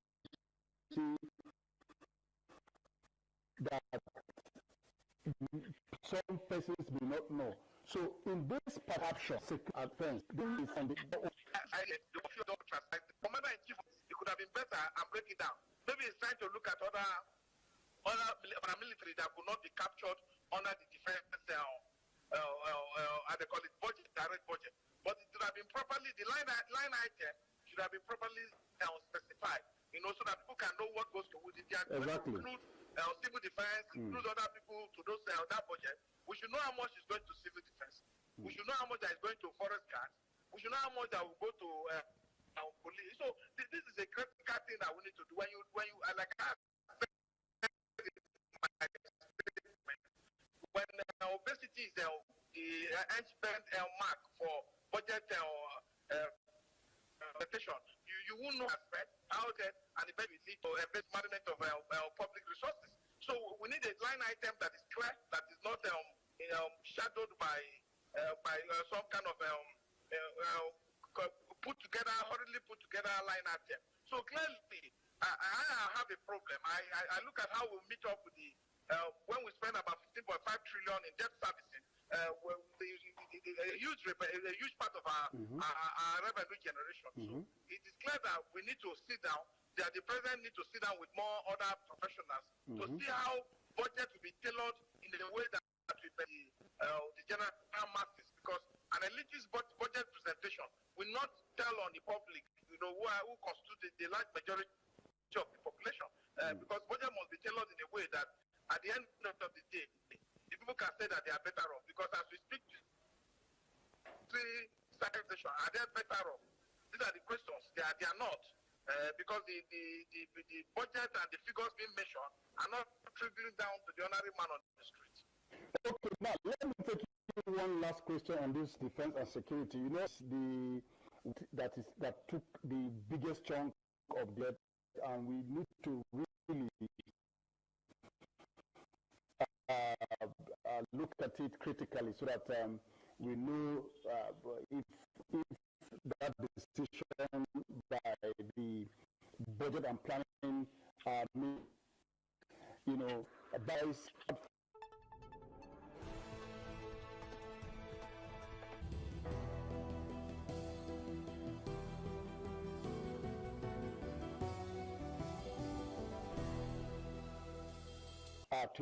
And when it comes to education, there has been this much talk about 50% allocation when it comes to the Abuja Declaration of 2001 that allocated to health. But this is really not so. It's a far cry from the Abuja Declaration. It's about 4% of the total budget. Do you think with this we can fix what we need to fix in our health facilities and, of course, reverse medical tourism? They can't fix it. There's so much deficit in our medical system. When you look at the federal medical centers, national medical centers, all these places are underfunded, and it's affecting it. I'm mentioning it. And it's affecting the whole expenditure of our healthcare sector. More money must be approved for that to be able to meet up with the Abuja Declaration. What about for education? It has TED Fund. TED Fund usually gets some money from the federal allocation for the upgrading of tertiary institution, and also has now about 3.52 trillion naira allocated to it. Can we say with this kind of amount allocated, the graduate will leave school with something to add to the economy? Yeah, you see all these other line items. There's no enough money being put there, because we need an educational system that will, be at par with international educational, infrastructures in other countries, where people can, learn with technology and all sorts. I've been in school in the last 10 years of my life. You go to some of the university, you can't sit on their seat. They don't have conducive learning environment. They are all, you can't stay there for an hour. So this does not encourage foreign students, because my master's, my PhD, for the years I stayed, I did not see a single foreign student. Hello? So there's a challenge.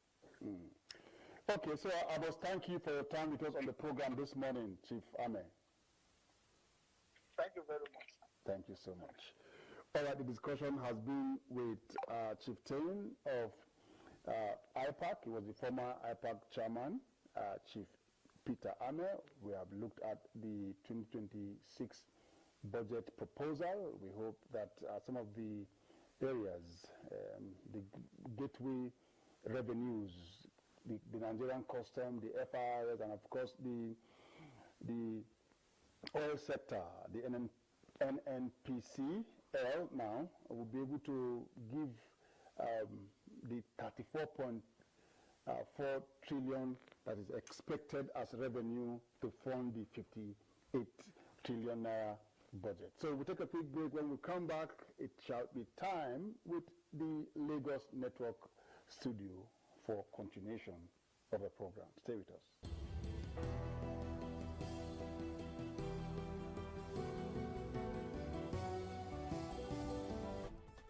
Many thanks for staying with us. We're still on CMI this morning on ITV from our Lagos Network studio. I am Marcelina Unko, and our guest this beautiful morning that will be helping us analyze today's topic is Mr. Mohammed Kabiru. He's a political analyst. Hello, good morning. Good morning. Thanks for having me. Thank you for coming. Merry Christmas in advance. Merry Christmas. Thank you. Okay, today we turn a focus to the new tax law policy. Tax tension are rising in Nigeria as the African Democratic Congress, the ADC, calls for an immediate halt to the newly gazetted 2025 tax laws. The party alleged that the key provision in the laws were altered after approval by the National Assembly, without consent, without debate, and public notice. They said it was altered by the presidency. And if true, this raised serious concerns, serious questions about legislative integrity, executive power, and the impact on ordinary Nigerians and also businesses. Today, we examine the allegation of government response and what also the controversy could mean for Nigerians' tax system and democracy. And we saw that the presidency has dismissed claims saying that no changes were made outside the established legal and legislative process. And also implementation still scheduled for January 1st, 2026, according to the presidency. I mean, a lot of presidents are in support of this new tax law, while a lot of presidents are not in support. And 7 members have been established by the House of Representatives to investigate claimed discrepancies between the bills passed and the visions gazetted. Lawmakers from both parties have called for transparency and also clarity. And also multiple media outlets at this point report that various APC statements and opposition voices are uniting around the view that the tax law should be suspended pending an investigation in full legislative review. Mr. Mohammed Kabiru, I quickly want to ask this. How might this alleged changes, because the ADC, Peter Obi and Atiku at this point, they alleged, said that the presidency altered the law, that it was not how it was passed by the National Assembly. So how might this alleged changes, especially provisions on enforcement, affect ordinary Nigerians and businesses? Okay. Thank you very much for having me. And I think the first thing I will say about the ADC's allegation is the ADC is practically playing opposition. That is the first thing. That is their job, right? To put the current government into check, and oppositions sometimes would raise issues that matters, and sometimes they will raise issues where it doesn't exist. The presidency and the House of Representatives and the other house have insisted that there is nothing that has been inserted outside the legal framework of passing the law. However, ADC is still insisting. What ADC needs to do is to bring out evidence clear evidence for people to actually see that this actually exists. Now, how does it affect the ordinary citizens?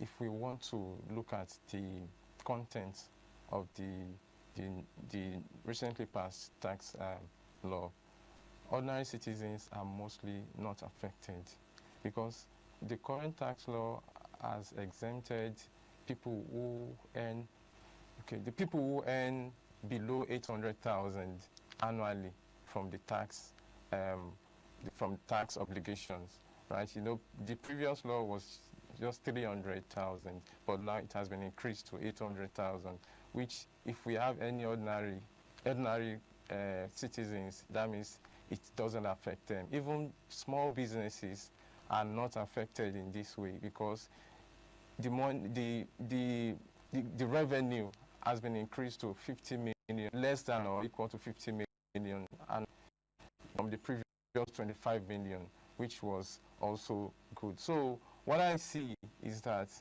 ADC is trying to play opposition and trying to raise issues, either true or false. They need to bring out the proof. But for the ordinary citizen, as far as I'm concerned, especially with the framework of what we see and what we've been able to read, barring any kind of implementation as the date has been proposed, I don't think it affects the ordinary citizen currently. It is only the higher cadre of, because they say it's a progressive tax. If you earn higher, you pay. Okay, and so that's so what you're saying now is you do not think that it affects ordinary citizens? Not really, especially ordinary citizens who have a regular or let me say a formal means of income.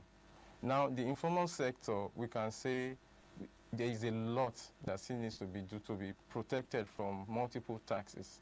Okay, because for example, we have someone who has a shop in Aba, who have to pay the local government levy to the tax and the state levy and also the federal levy. That connotes a multiple taxation.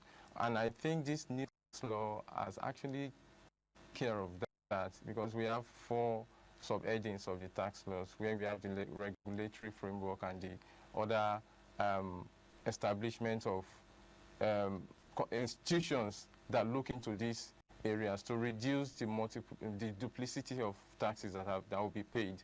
So by and large, what we need to do is to see how the law is being effected, because you can't everything will be smooth on papers until it is being effected.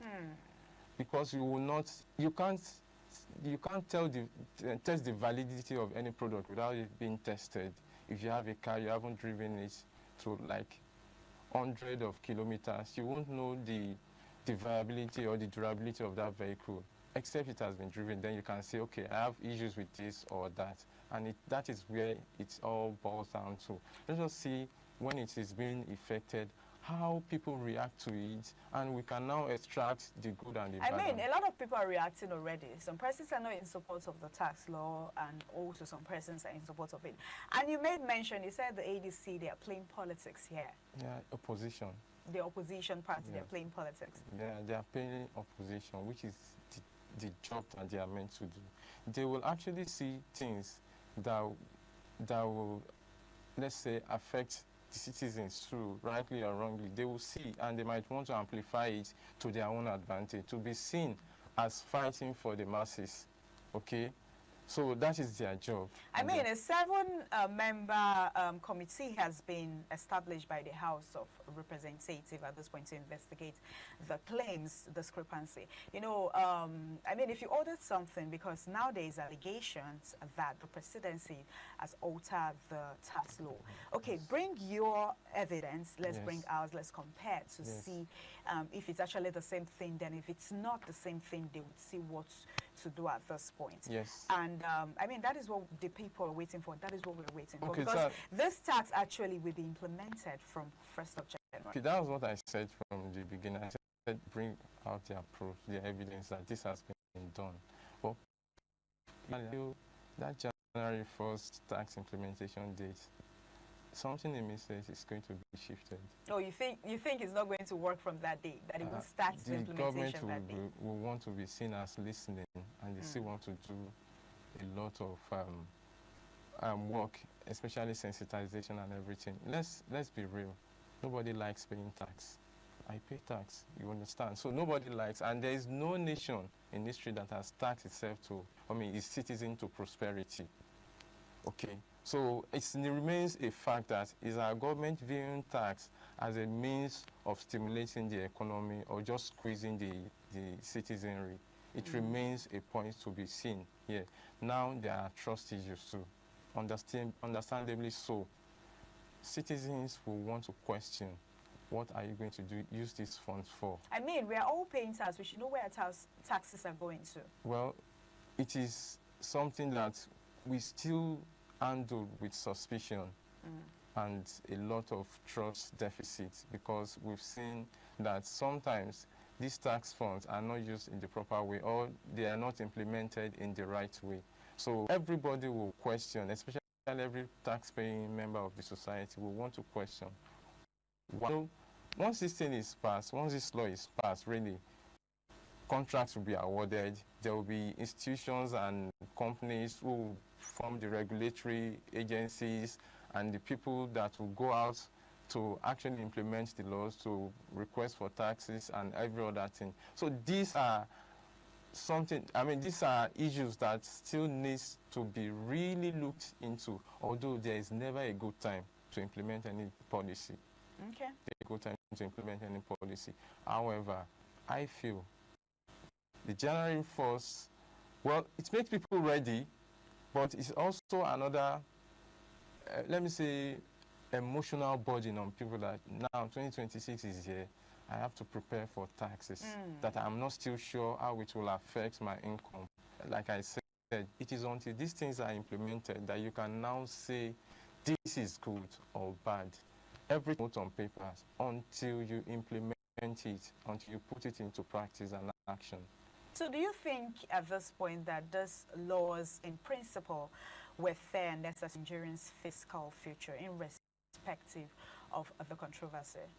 Well, I have gone through part of the laws, and to be fair, like they said, it's progressive. And increasing the thresholds to 800,000, the first 800,000 will not be taxed, but the subsequent 800,000 will be taxed. It's fair compared to 300,000. I think it's fair. And although I look at the areas where the 30% company, the that have to pay close to 30%, I think that is another area the tax regulatory bodies will have to look into with the companies, because they have the books. They've seen companies earn, and they feel they should pay more. Considering whatever it is, they have more information than we do. So I will not sit here. Oh, they think we are earning more, so we need to pay more. I'm not talking about the citizens. Okay. I'm talking about the companies. Okay. You know, the small SMEs and every other thing, they still have a lot of air to breathe. What I'm talking about are the big companies. The government is aware of their books. They have access to their books, and they feel they can still pay more. And that is why they call it a progressive tax. So if you earn more, you have to pay more. So to be honest, balanced to an extent. So you're okay with this new tax law policy? I've never had a problem in paying taxes, okay? And it shouldn't be something that will shock me, okay? What I know is that the government needs to balance their books. They need to play it safe in the sense that you understand that people will resist. Resistance is part of development, and they need to handle the resistance with tact and a lot of advocacy, not coming to squeeze the citizens or the companies. Government should view this tax regime as a squeezing act, okay? Because if we squeeze the citizens or the companies more, they will look for informal ways to evade this tax. Okay, as a person, I can't look for ways to evade tax if I see that this thing okay me. And the same thing, companies might relocate So that's why I said the government is aware of the books, and I think no government will want to harm itself. You know, no government will want to deliberately harm itself because they want people to pay more tax. And I said it earlier on that no government in Israel has ever taxed a citizen to prosperity. Okay, let's talk about the investor confidence. How might uncertainty around this tax laws affect investors' confidence in this planning? Yes. Now, let's look at the area of investors paying more taxes. Okay. They will actually, if they pay more, and it affects their books, their profits, and their projection, they might have no other option than relocate. And that's why I said the government should be aware of their books. And I think they are, and they feel increasing it to this ratio or to this trend would not affect them. Okay? And we've seen economies that increase taxes to an extent that they see it as a revenue drive, which affects their productivity, the productivity of their citizens. We can look at Venezuela, we can look at Greece when it and we can look at Venezuela, Greece. Then we can look on the other side, we look at that have sex as a thermostat. We regulate the economies, the economic activities with taxes, and once they see that the citizens or the companies are having issues with the taxes, they actually find a way to reduce the burden, give tax holidays, and find a way to give them incentives so that they won't pay much more taxes. So these are things that the government needs to look at. And investors' confidence, once they see that it is not favorable. Once they see that it is not favoring them, it will be affected. It will be affected, and they might relocate to other economies that give them the safe haven. I mean, we do not want that. So that's why I said I think they could be aware of all this. And really, they wouldn't sit there and look at companies move out of Nigeria. That is capital flights. Yeah. And it's going to tell on the country GDP and every other thing, because the multiplier effect, jobs will be lost. And the taxes that you're actually looking forward to collect, you won't be able to collect it. But in a situation whereby these things are relaxed, companies come in, they employ more people, the people that they employ pay taxes, and they're able to actually support other members of society who also in turn find a way to be in the tax net, rather than just suffocating them, and the taxes that we want to collect are actually not even being able to be collected long run. So these are the things that we should be aware of, and they should actually work hand in hand, especially with the lawmakers, which they've set up the committee to look at it holistically and make sure that at the end of the day, it's a win-win condition for both the country and the citizens, and especially the companies too. So you do not really think that the presidency altered the law policy? There is no evidence. Yet.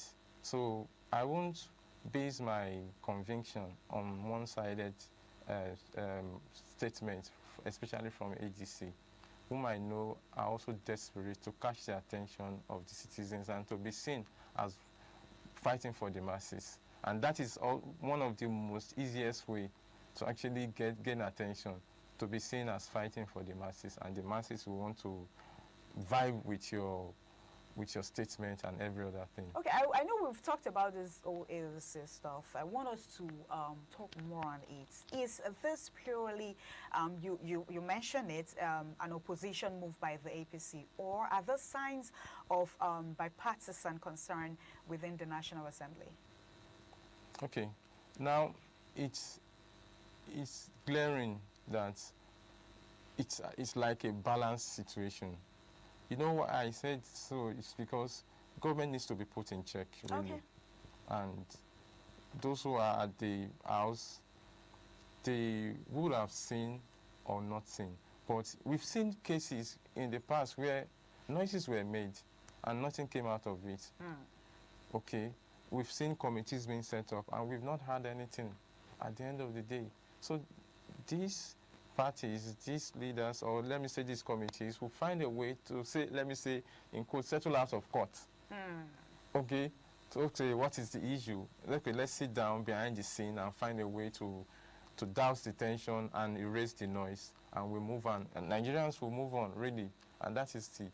So, but the news items will still remain that ADC have raised this, and they will still use it as part of their, let me say, campaign that at the time they were trying to kill you guys with taxes, we raised voices in support of you guys. So these are things that we should be aware of. So by and large, I think the political aspect of it is much more glaring. This is January 1st, the touted date for the laws to be passed, and we are in December 21st or 22nd. What are the odds that the government will still change anything, a law that has already been passed? What are the odds? The ADC also, they are calling for suspension. Do you think it's necessary at this point? Well, like I said, it's all politics, and they are trying to play opposition. Either they suspend it or not. There are no better times to do things. Just find a way to get it done. And like I said, no one likes paying taxes. So once they come, they bring out this issue, people will support them. But it remains, the power still remains with the executive to actually listen or not. Or they want to go ahead with their plans and execute whatever actions they have in their plans or their budget or their manifestos. And that is it. And the irony of this all is that all these tax issues, they are contained in the Renewed Hope manifestos. They are contained there. So they are still part of what they have set out to do in the first place, and they are currently doing it. So there is nothing that I think would suspend the law, although I've said earlier too that I feel in my mind that the 1st of January might still be reviewed, and the government will say they want to postpone it. They still want to feel the pulse of the citizens, and they want to listen to members of the society and every other advocates of the tax laws. So I think government needs to listen, but the thing right now is that let ADC bring out the proof that this has been altered. Then the citizen can understand them, and they say, okay, this is it. We need to look yes, into it. We need to look into it, but I don't think anything will stop these tax laws from being implemented either January 1st or any other time. It's still going to be done. So all the taxes that Nigerians have been paying, you and I have been paying, have you been seeing the works in the country? Well, we can't have every information at our disposal. And I don't want to play government's advocate, okay? But let's look at an area of education, the area of education, right? You know, especially government institutions, the amount of money we pay in this country to get higher education is not as much as we think that we are paying. We all see our cousins, brothers, sisters go outside of this country. We see what they pay to acquire BSc that we acquire we just breeze through school, especially financially, and we pay those amounts. But we know the amount of money that is needed. So in one way, those taxes are still working in the area of education, even though we still have a lot of areas to improve. Nigeria is so dynamic. It's so dynamic that you can switch to one side and another side keeps calling you. We can look at the areas of security and every other area. I literally wanted to mention that. Look at the area of security and every other thing. We are literally looking at the area of economy and say, okay, things are coming down or getting balanced or normalized. Then on the other side, we look at the area of the security issue just came in and we are here. Now, the question of are we seeing it? Yes, we are seeing in some areas, and in some areas we are not seeing it. Okay, I want you to quickly tell me what practical steps at this moment can the government take now to restore confidence? A public audit, legislative clarification, or open hearings? I think they can combine everything. All of them? They can combine everything because they've been doing some. Okay, like 2 weeks ago, we had the Taiwo Oyedele, the tax guy that on Twitter, they were calling on the influencers, I mean, for people to vote, influencers that have spoken about these tax laws more audibly, and people have been able to, and they are recruiting them to be able to amplify this message once more and to see how people will embrace the message of tax. And that is one advocacy. It's a way of, and we see people who rejected that offer, and we see people who are still saying they want to go ahead to make sure that they enlighten the public and do what it is that they want to do. Like I said, we don't like paying taxes. Okay. We don't like paying taxes, but we pay. We have to pay. Even in any other country too, they complain about the taxes that the government collects from them. Okay. And let's face it, Nigeria's tax net, no matter how wide it is, we have less than, according to what we have less than 5% of the people still paying these taxes. So we have people carrying the burden of over millions of people. Okay, so this thing needs to be, there is need for equalization, for more people to come in and they pay, right? Once they are legally liable to pay, not evading that tax and just shortchanging us.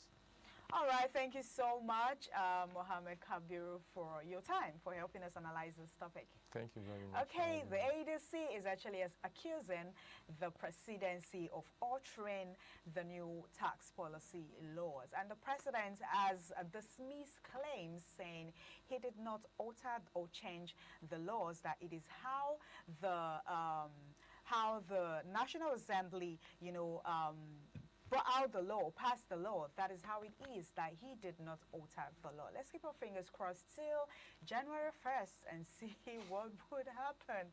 Thank you so much once again for joining. Thank you very much. Thank you all Nigerians for joining our Lagos Network studio this beautiful morning on CMI. Merry Christmas in advance, and do stay while we're joined our Benin Network studio for the continuation on CMI. I am Marcelina Unkoa. Do stay with us.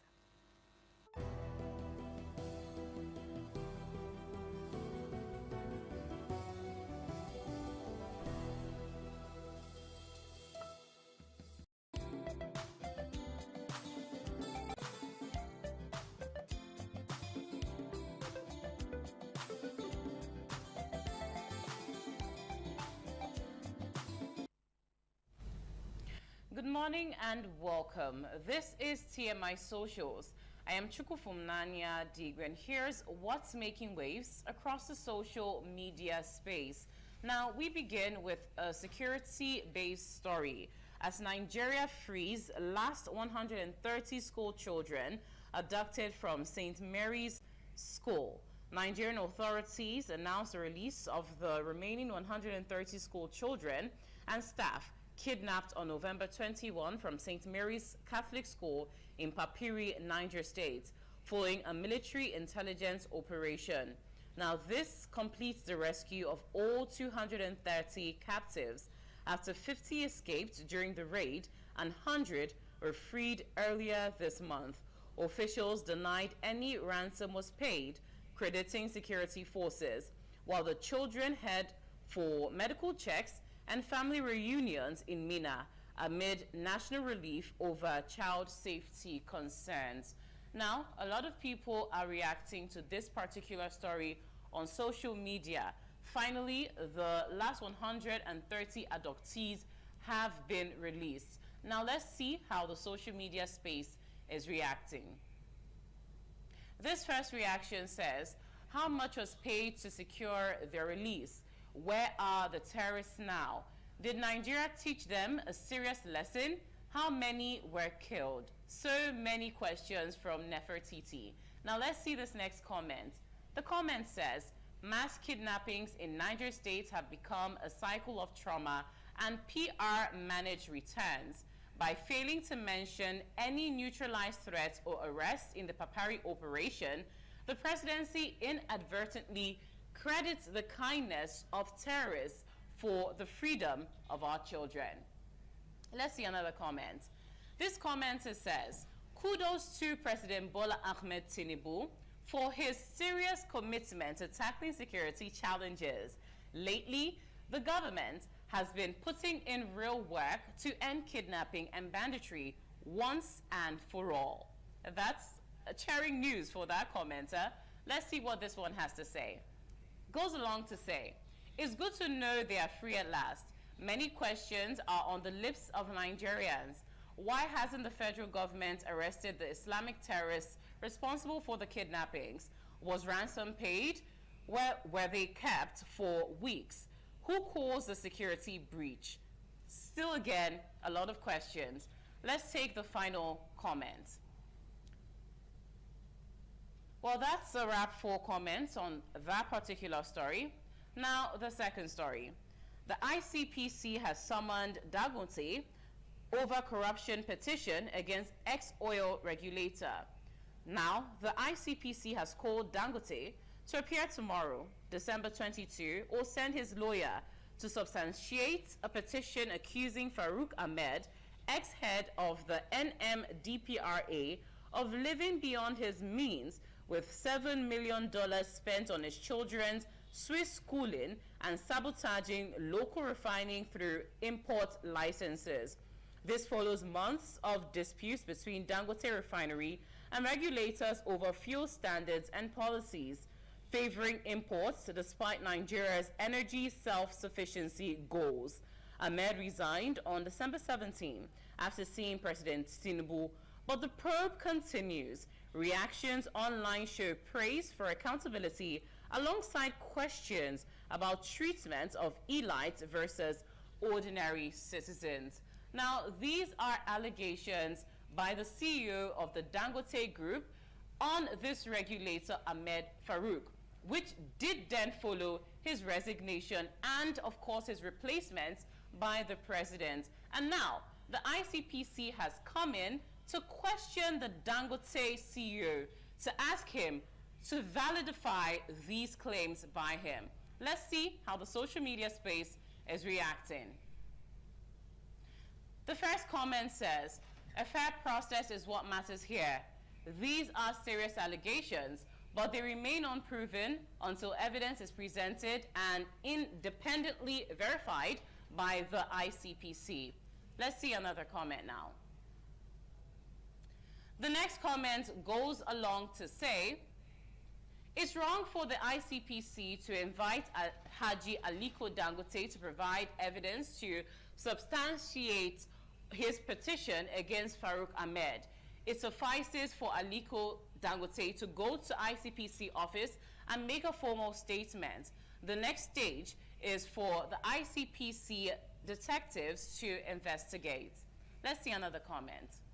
This next commenter says, in Nigeria, it is a known fact that moments heated and serious allegations are made against government or POIs is a panel is set up.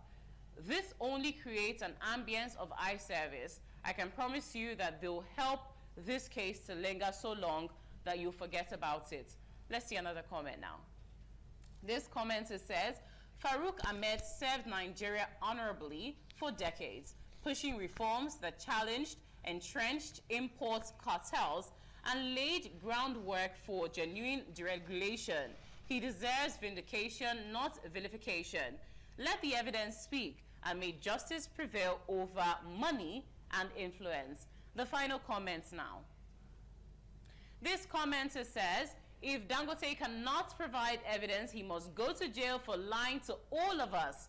Personally, I don't believe there is a secondary school not in England, not in France or Germany, and not Cambridge or Oxford universities that cost $7 million. I live in England and I know what I'm talking about. Dangote must go to jail for destroying somebody's name. Personally, I don't think Dangote has the evidence. The picture he posted is not evidence. I can design and print that evidence. Well, those are the comments. as regards this particular story. And here's where we draw the curtain on TMI Socials today. Thank you so much for being a part of the program. Have yourself a wonderful morning. Bye-bye.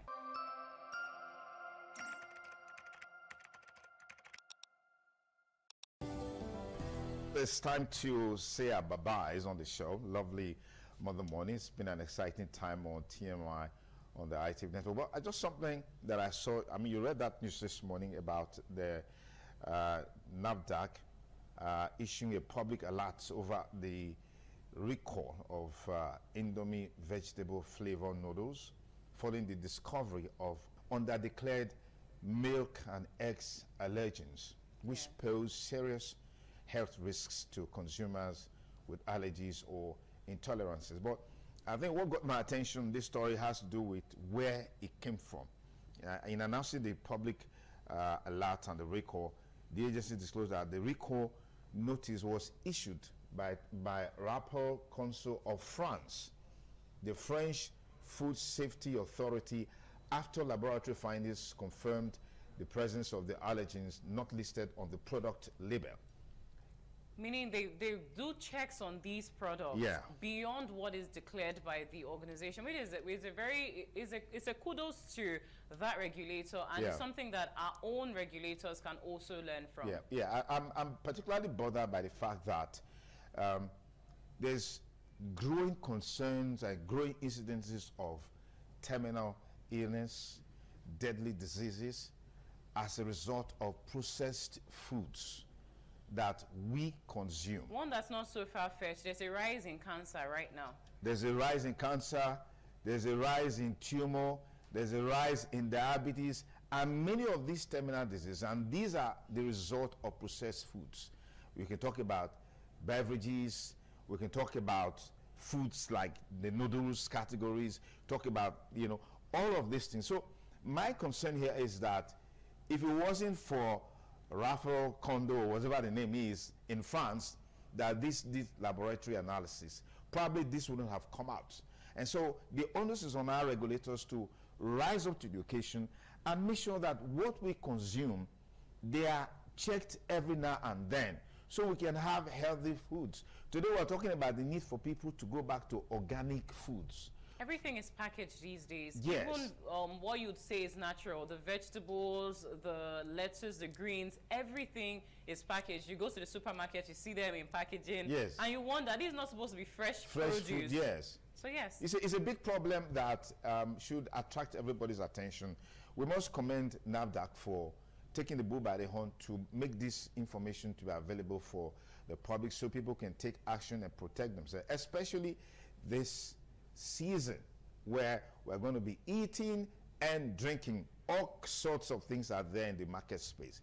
I mean, I saw a video recently where someone will bring dyes to color palm oil to make it reddish, right? That's the height of madness. That's the height of wickedness, because you are wondering why we're having children going down with cancer, why people are going down with all kinds of terminal diseases and illnesses. You're wondering where this is coming from. Dyes are known to be carcinogens. They are carcinogenic, which means they easily cause cancer because of the chemical components of these dyes. What people do, they'll buy these dyes, mix it, and they add it to the oil. For little gains. Yes, now you take it, you go to the market, so oil is supposed to be reddish. Oil is not reddish, it's orange in color. You just see it attractive and appealing, you buy. It's the same thing. That's what we'll say now. Anyway, that's our parting shot on the show today. Hope you had a great time with us. And please be safe with what you eat, what you drink this season, so that after the festivities, you don't end up as a carcass. You don't end up in the hospital with one terminal disease or the other. That's our package today from Chukwufunaya. It's been a great time. A wonderful morning to you, Dr. Sunny. I'm sure the next Monday we're going to be together on TMI to be after the Christmas, so we're saying Merry Christmas in advance.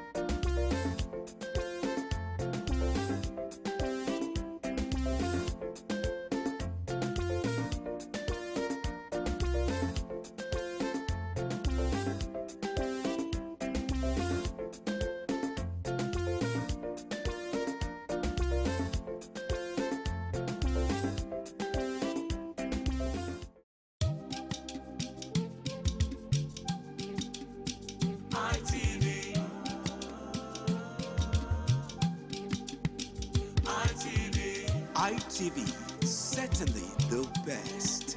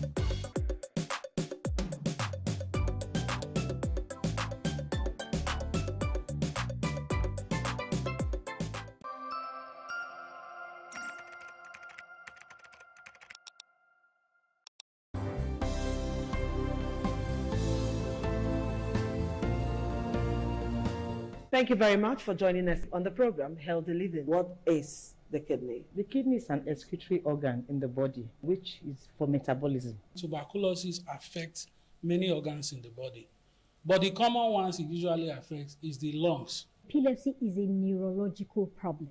Okay. It is an injury in the brain, which causes someone to begin to convulse, to go into fits. It is curable, but the cure is a long-term thing. If you eat well and avoid those risk factors that will make your immunity to be down, then the risk of contracting tuberculosis will be reduced. If you're healthy, then you're wealthy.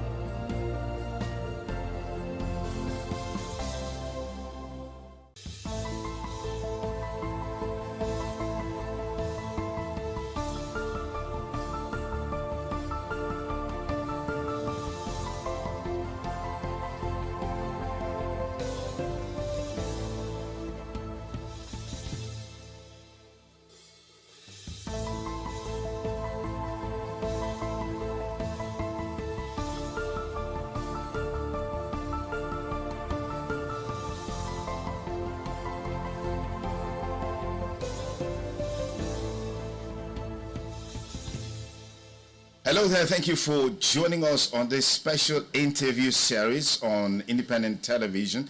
And I'm Sonny Duke Okosun. Our guest today on the program is the Ambassador of the European Union to Nigeria and ECOWAS. As a matter of fact, the Ambassador of the European Delegation to Nigeria and ECOWAS, His Excellency Ambassador Gauthier Mignon. Thank you for obliging us your time.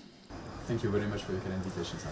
Okay, how would you describe your presence in Benin so far? Is this your first time in Benin City?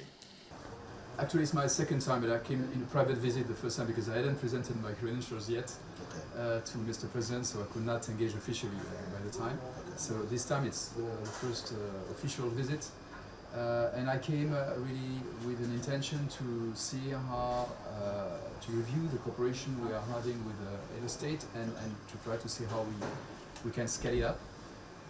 But I took the opportunity to visit yesterday to participate to a private preview of the Museum of West African Arts here in Edo State, which is a project I already saw last year when I came first to Benin City. Also, so how would you describe the level of partnership between the European Union and, of course, Nigeria, and particularly Edo State? Well, with Nigeria, the European Union, together with its member states and its development banks, which we call Team Europe, I think is the first partner, is Nigeria's first partner in many, many areas, in trade and investment in particular, and also in cooperation in many areas. And we have 730 million euros in grants for bilateral cooperation with Nigeria between 2041 and 2027, plus also sizable amounts of loans, subsidized loans. And with Edo State, we've had good cooperation in several areas. I'm thinking in particular of support to migration governance and support to stranded migrants returning to Nigeria, and many of them are from Edo State. And in the last few years, we supported more than 23,000 people to come back and reintegrate into their communities nationally, and many of them in Edo State, just to name an example. So voilà, we think we can do more in other areas. We're also working in digital economy, in renewable energy, and also in projects for communities. But I always come with states so important like Edo State with an idea of how to try to improve and strengthen what we are doing already. All right. What is the policy thrust of the European Union in terms of opportunities for young people as it relates to education? Well, for us, education is key, and young people are a cross-cutting priority in a country like Nigeria. So in all our projects, we integrate a dimension for young people and also for women. And in particular, as far as young people are concerned, we are funding a big national project called Nigeria Jubilee Fellowship Program.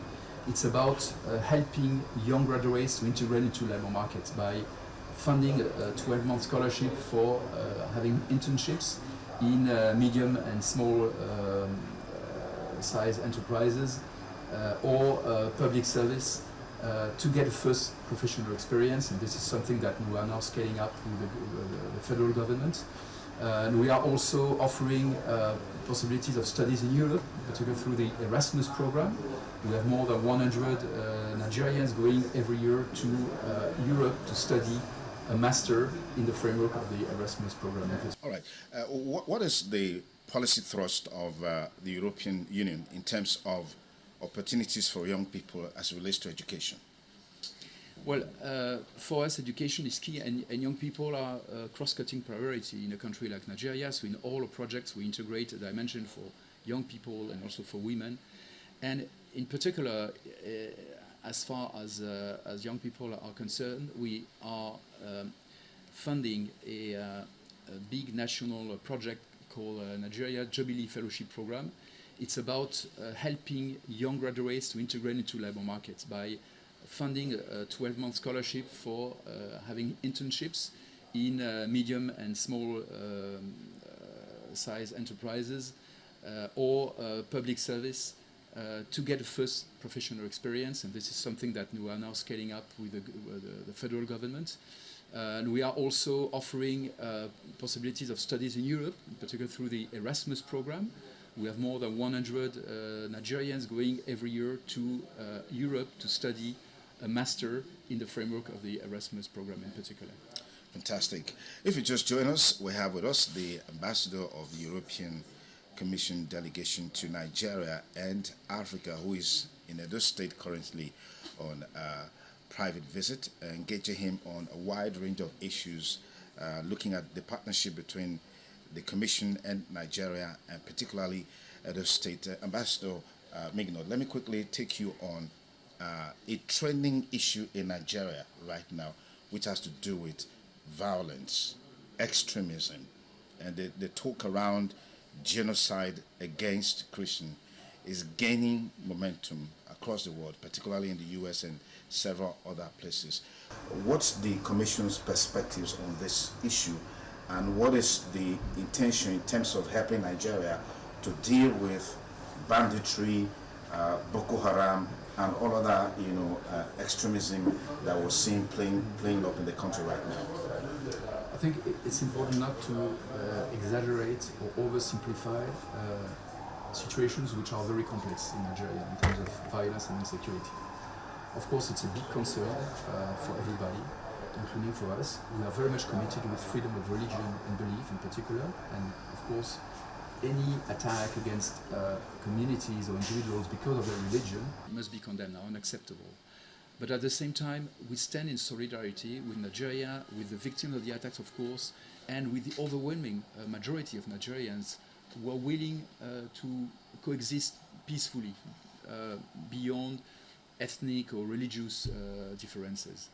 And so we stand in solidarity with Nigeria to fight the many drivers of violence and insecurity, and religion is only one of them.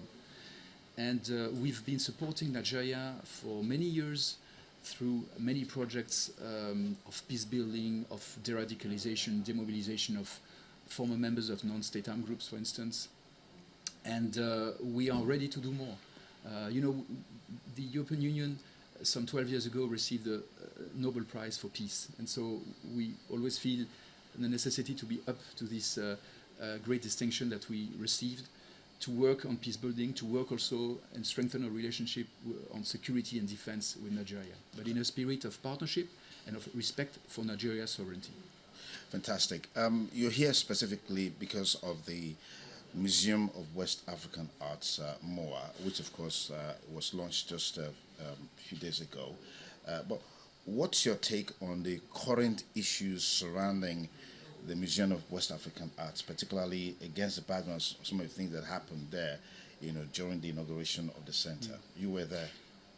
I was there. It was not an inauguration of the museum, actually. Okay. It was just a private preview, because the organizer, I think, very wisely decided, as there were some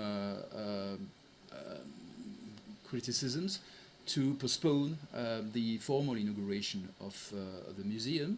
They announced this already a few days ago.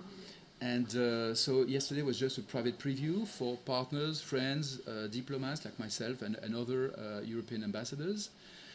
The EU has no direct involvement in this project. We are not funding this project.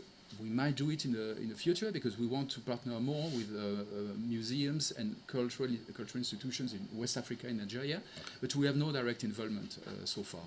So I came here really to see the advancement of this very wonderful project I discovered last year when I came first, which is a great opportunity for Edo State, for Nigeria, and for West Africa. It's a West African museum. It's not about only Benin or Edo State or Nigeria even. It's West African. And I must say that the experience that we had yesterday was quite unpleasant and deplorable, because this private event on a private property was disrupted by so-called protesters who came in, allowed by the police, because there was security all around, but they left them in. And they disrupted the whole event. So it's exactly how you scale off.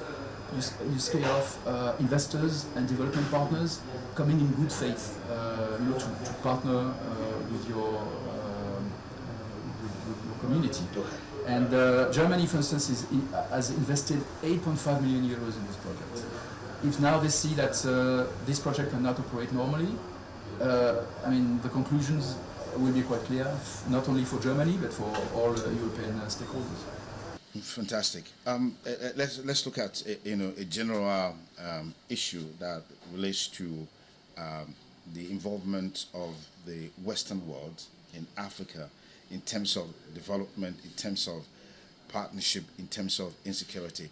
Talking about partnership, we're seeing, the European Union, for example, always disposed to giving loans to African countries, Nigeria inclusive. The perspective of these loans being a trap for developing countries, underdeveloped countries. What are your thoughts? What's the Commission perspectives on this? Well, this is a trap where we felt collectively, the lenders and our African partners 30 years ago, and we had at the time to pardon part of this debt, to do a whole work to get out of this situation. So now, through, in particular, our new cooperation strategy, which is called the Global Gateway Strategy, we are very attentive not to fall again into this trap. So we limit the level of indebtedness of partner countries. We give subsidized loans. We don't want to fall again into this trap. And what we are seeing with concern is that African countries, some of them, are falling again into this situation with other lenders, not the European Union, because we've learned from our first experience. So this is why now we work very much with financial instruments, blending loans with grants, for instance, subsidized loans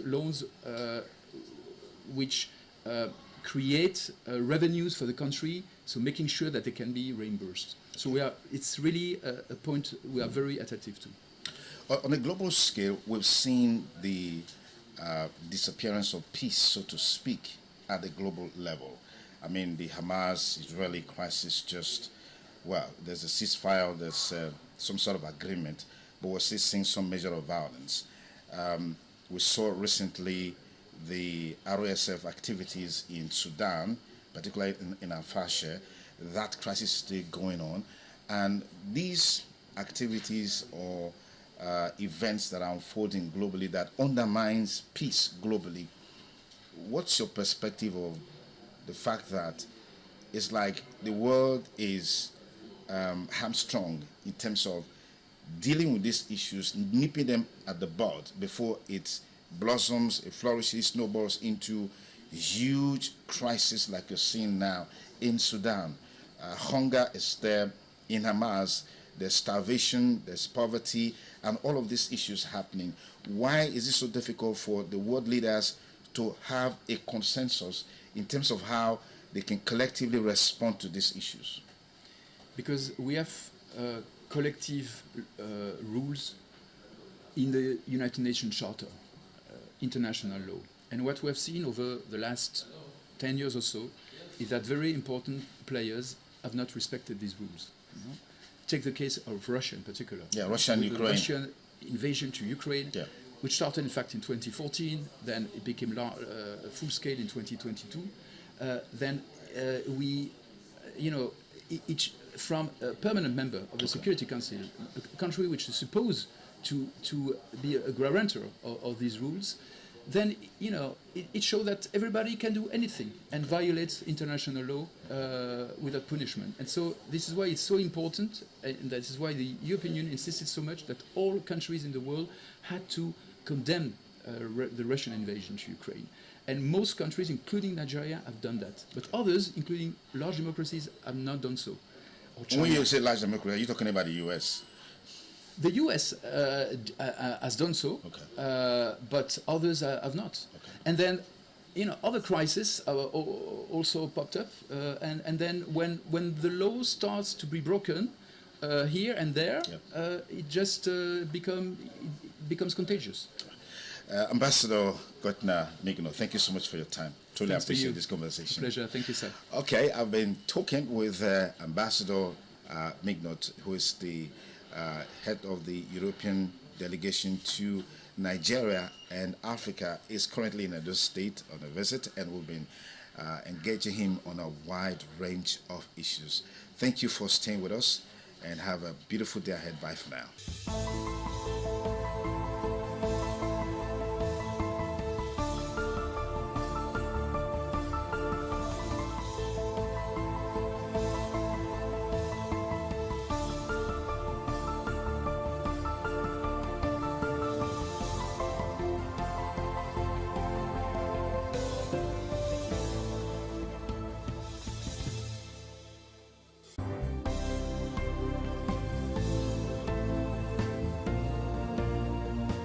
Thank you very much for joining us on the program Healthy Living. What is the kidney? The kidney is an excretory organ in the body, which is for metabolism. Tuberculosis affects many organs in the body, but the common ones it usually affects is the lungs. Epilepsy is a neurological problem. Okay. It is an injury in the brain which causes someone to begin to convulse, to go into fits. It is curable, but the cure is a long-term thing. If you eat well and avoid those risk factors that will make your immunity to be down, then the risk of contracting tuberculosis will be reduced. If you're healthy, then you're wealthy.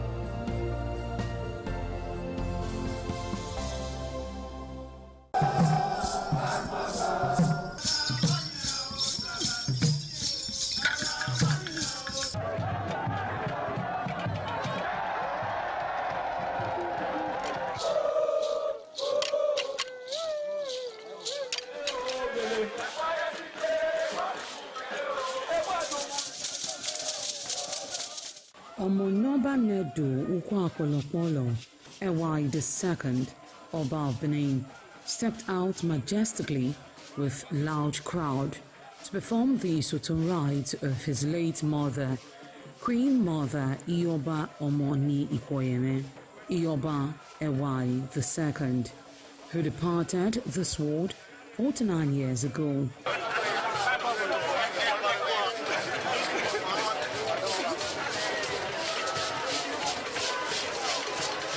Isoton is a traditional rite of the procession in memory of the departed person's spirit in Benin Kingdom.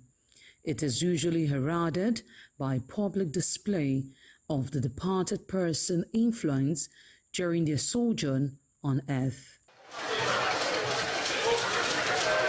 The display of a human effigy symbolizing the departed royal matriarch was preceded by the Oba of Benin, who led the procession from his palace to the Immortal Shrine at King Square in Benin City, where he offered prayers for the repose of the soul of the Queen Mother, Ioba Ewai II.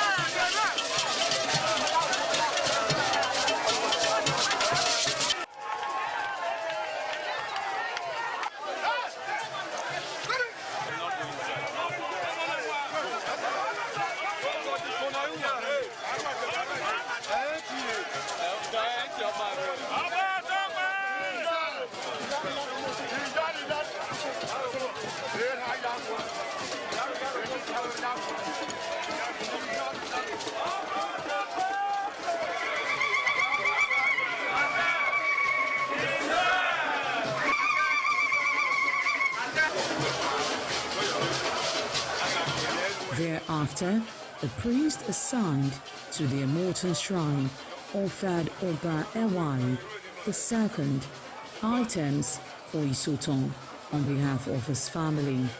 However, Chok, known as Uri, represented a mixture from royal fans after ancestral spirits were invoked to bear witness and announce his arrival.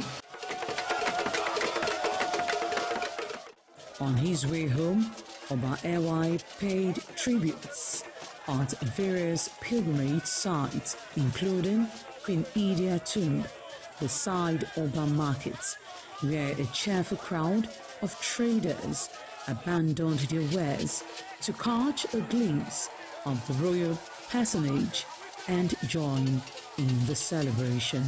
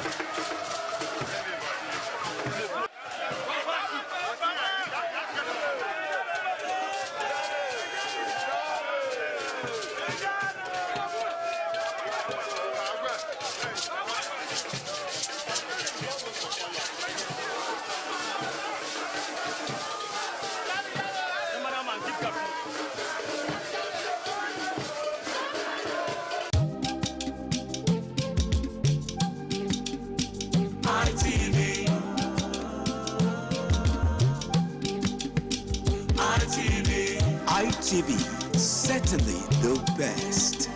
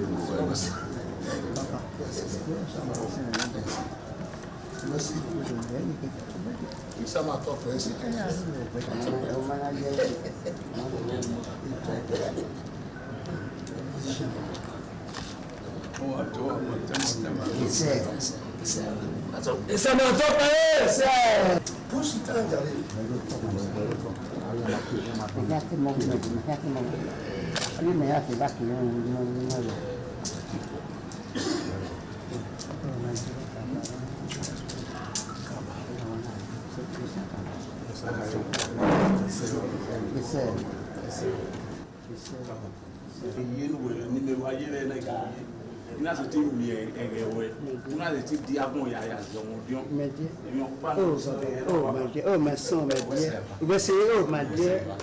Oh, we're not here. Is that where I live? You're not over. Yes. You're not do so much. Yes, my dear. Where's it happening? Where's it happening? Oh, it's not here. Where's it? What's my dear? It's it.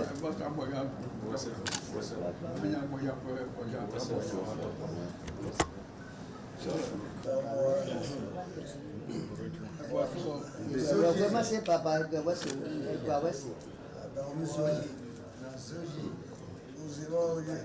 Ça m'a topé.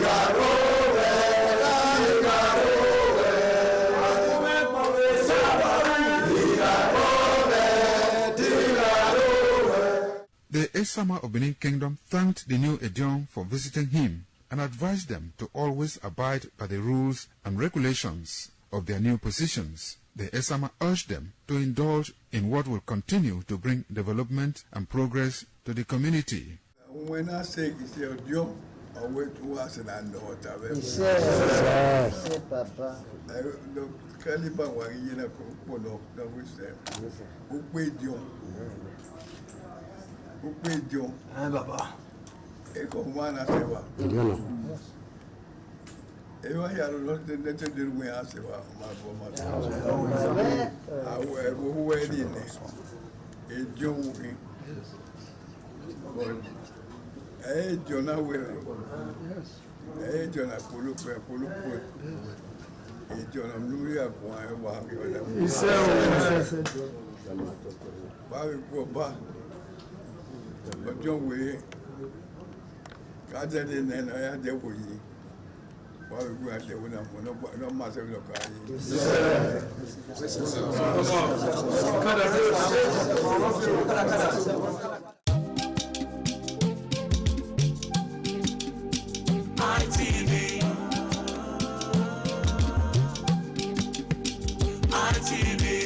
ITV, certainly the best.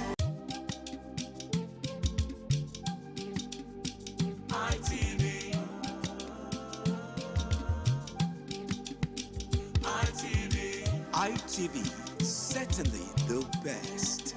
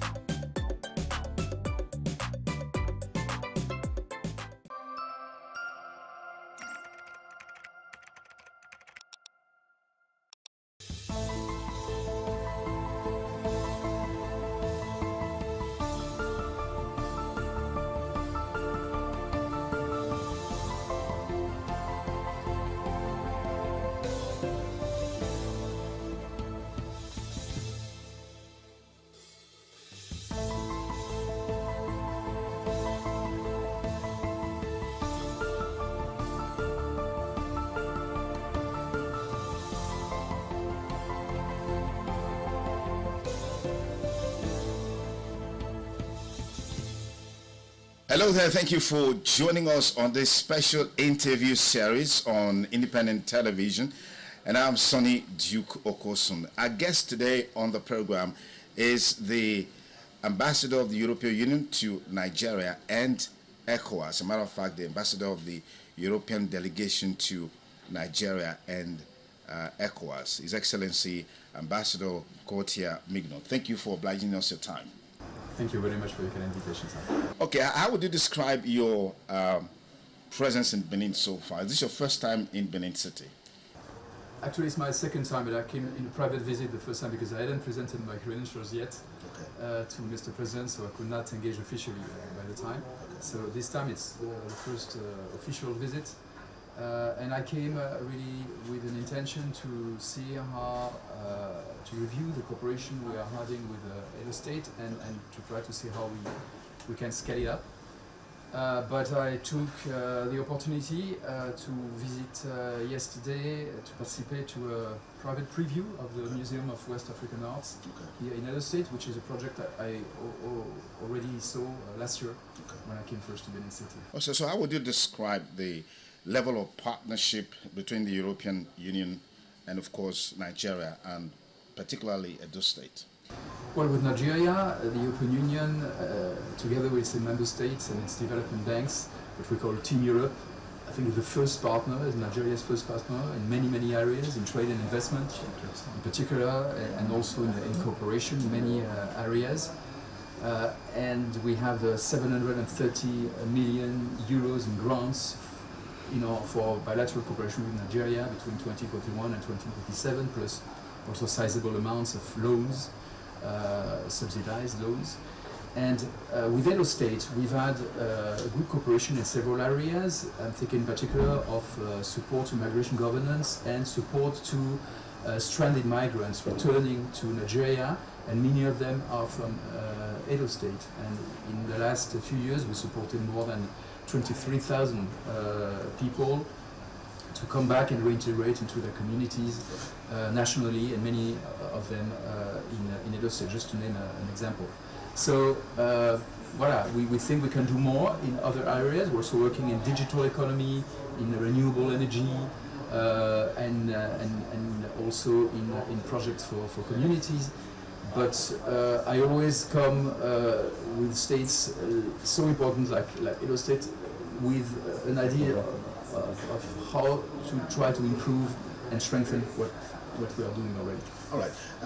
What is the policy thrust of the European Union in terms of opportunities for young people as it relates to education?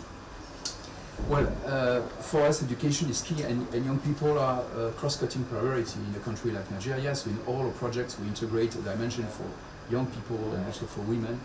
And in particular, as far as young people are concerned, we are funding a big national project called Nigeria Jubilee Fellowship Program.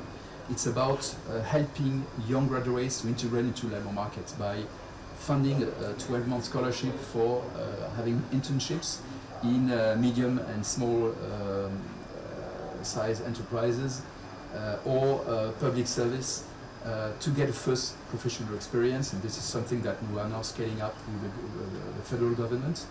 And we are also offering possibilities of studies in Europe, particularly through the Erasmus program.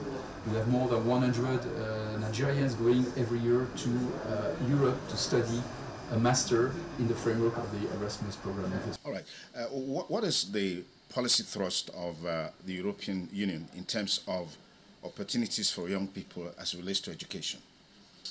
Well, for us, education is key, and young people are a cross-cutting priority in a country like Nigeria. So in all our projects, we integrate a dimension for young people and also for women. And in particular, as far as young people are concerned, we are funding a big national project called Nigeria Jubilee Fellowship Program.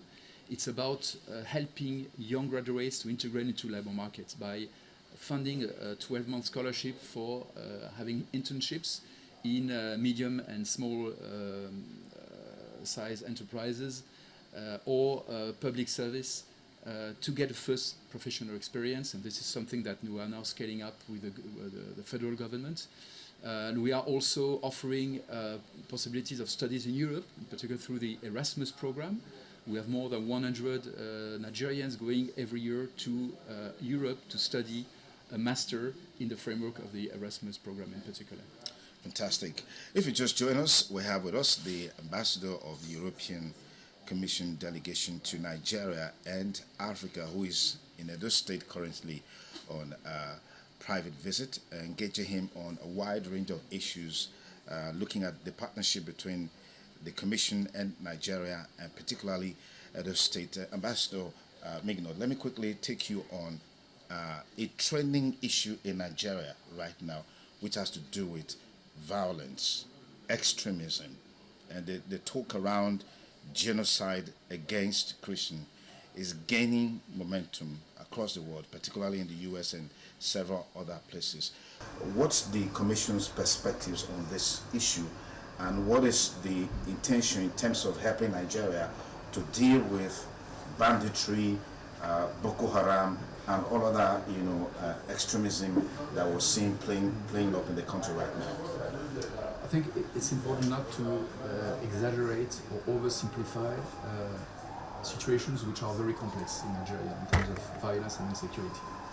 Of course, it's a big concern for everybody, including for us. We are very much committed with freedom of religion and belief in particular, and of course, any attack against communities or individuals because of their religion must be condemned, unacceptable. But at the same time, we stand in solidarity with Nigeria, with the victims of the attacks, of course, and with the overwhelming majority of Nigerians who are willing to coexist peacefully beyond ethnic or religious differences. And so we stand in solidarity with Nigeria to fight the many drivers of violence and insecurity. And religion is only one of them. And we've been supporting Nigeria for many years through many projects of peace building, of de-radicalization, demobilization of former members of non-state armed groups, for instance. And we are ready to do more.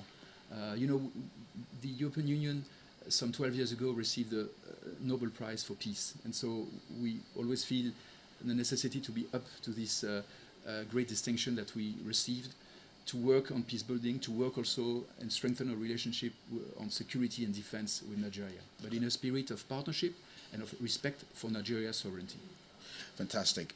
You're here specifically because of the Museum of West African Arts, MOA, which of course was launched just a few days ago. But what's your take on the current issues surrounding the Museum of West African Arts, particularly against the background of some of the things that happened there, during the inauguration of the center? You were there. I was there. It was not an inauguration of the museum, actually. Okay. It was just a private preview, because the organizer, I think very wisely, decided, as there were some criticisms, to postpone the formal inauguration of the museum. They announced this already a few days ago. And so yesterday was just a private preview for partners, friends, diplomats like myself and other European ambassadors. The EU has no direct involvement in this project. We are not funding this project. We might do it in the future because we want to partner more with museums and cultural institutions in West Africa and Nigeria, but we have no direct involvement so far. So I came here really to see the advancement of this very wonderful project I discovered last year when I came first, which is a great opportunity for Edo State, for Nigeria, and for West Africa. It's a West African museum. It's not about only Benin or Edo State or Nigeria, even. It's West African.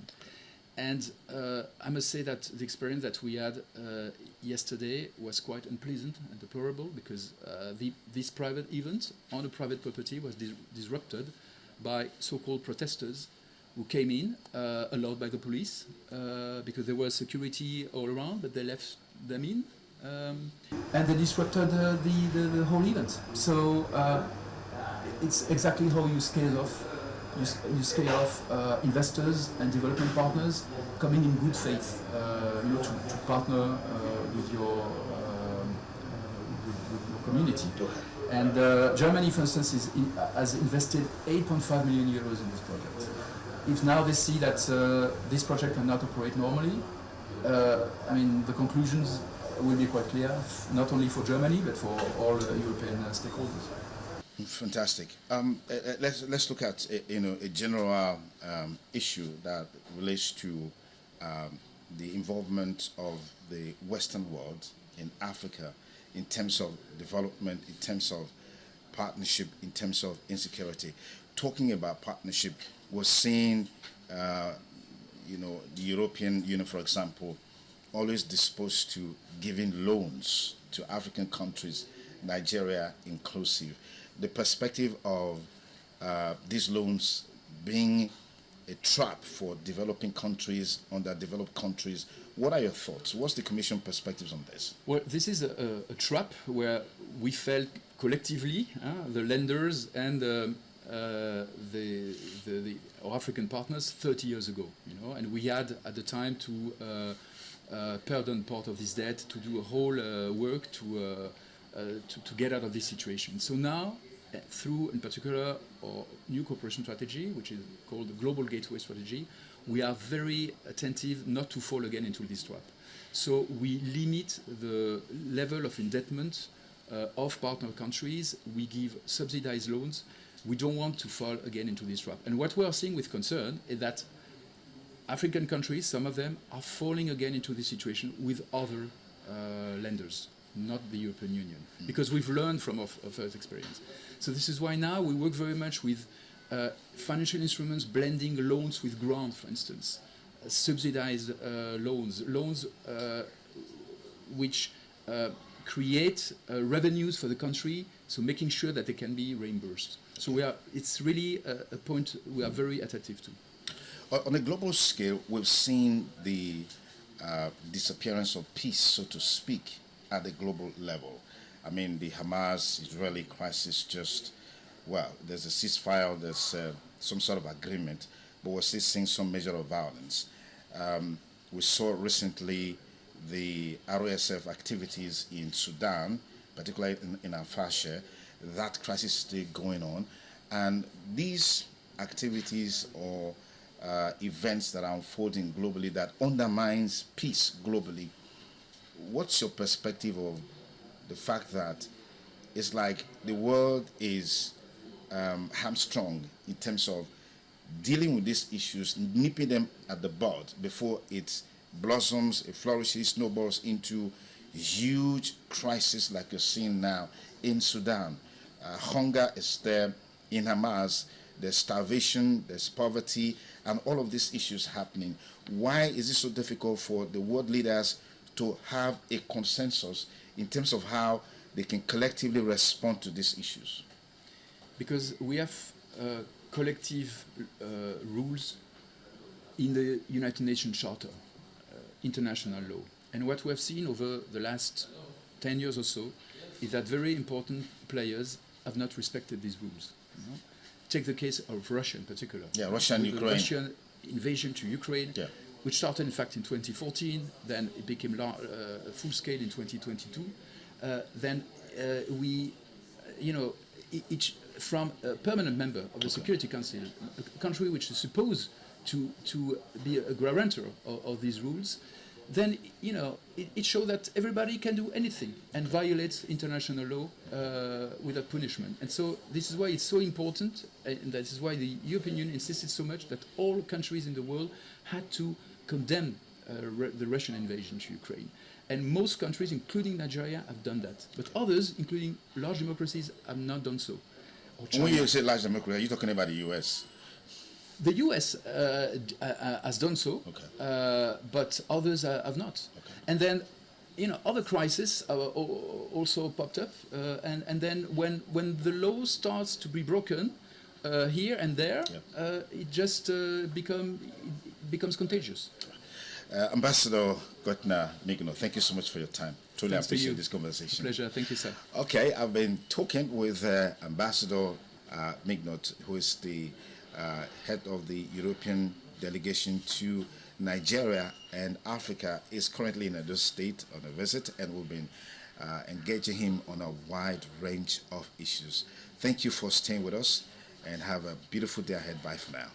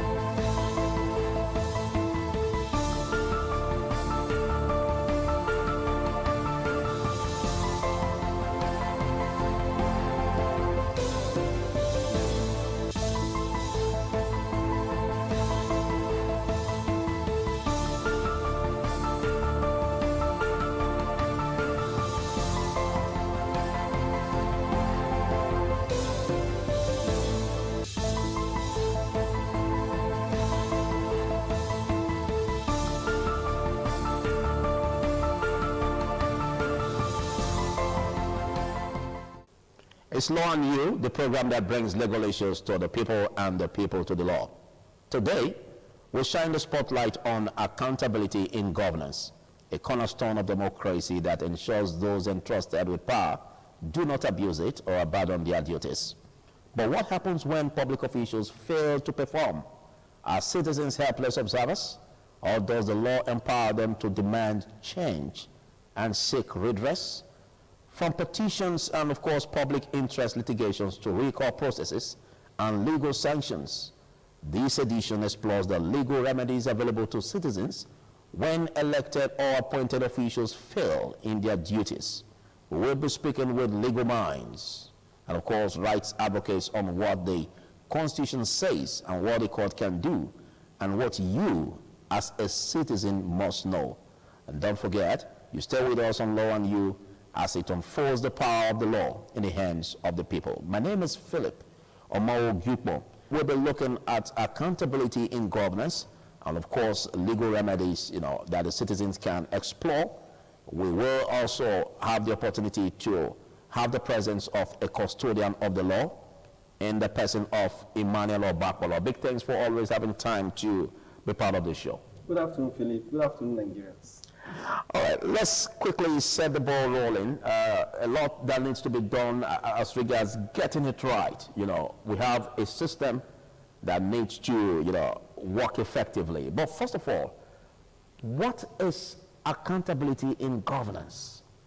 And how does it apply to the citizens demanding this? What importance does it have for citizens to demand this from the government of the day? Yeah, accountability, as pronounced, is to give records.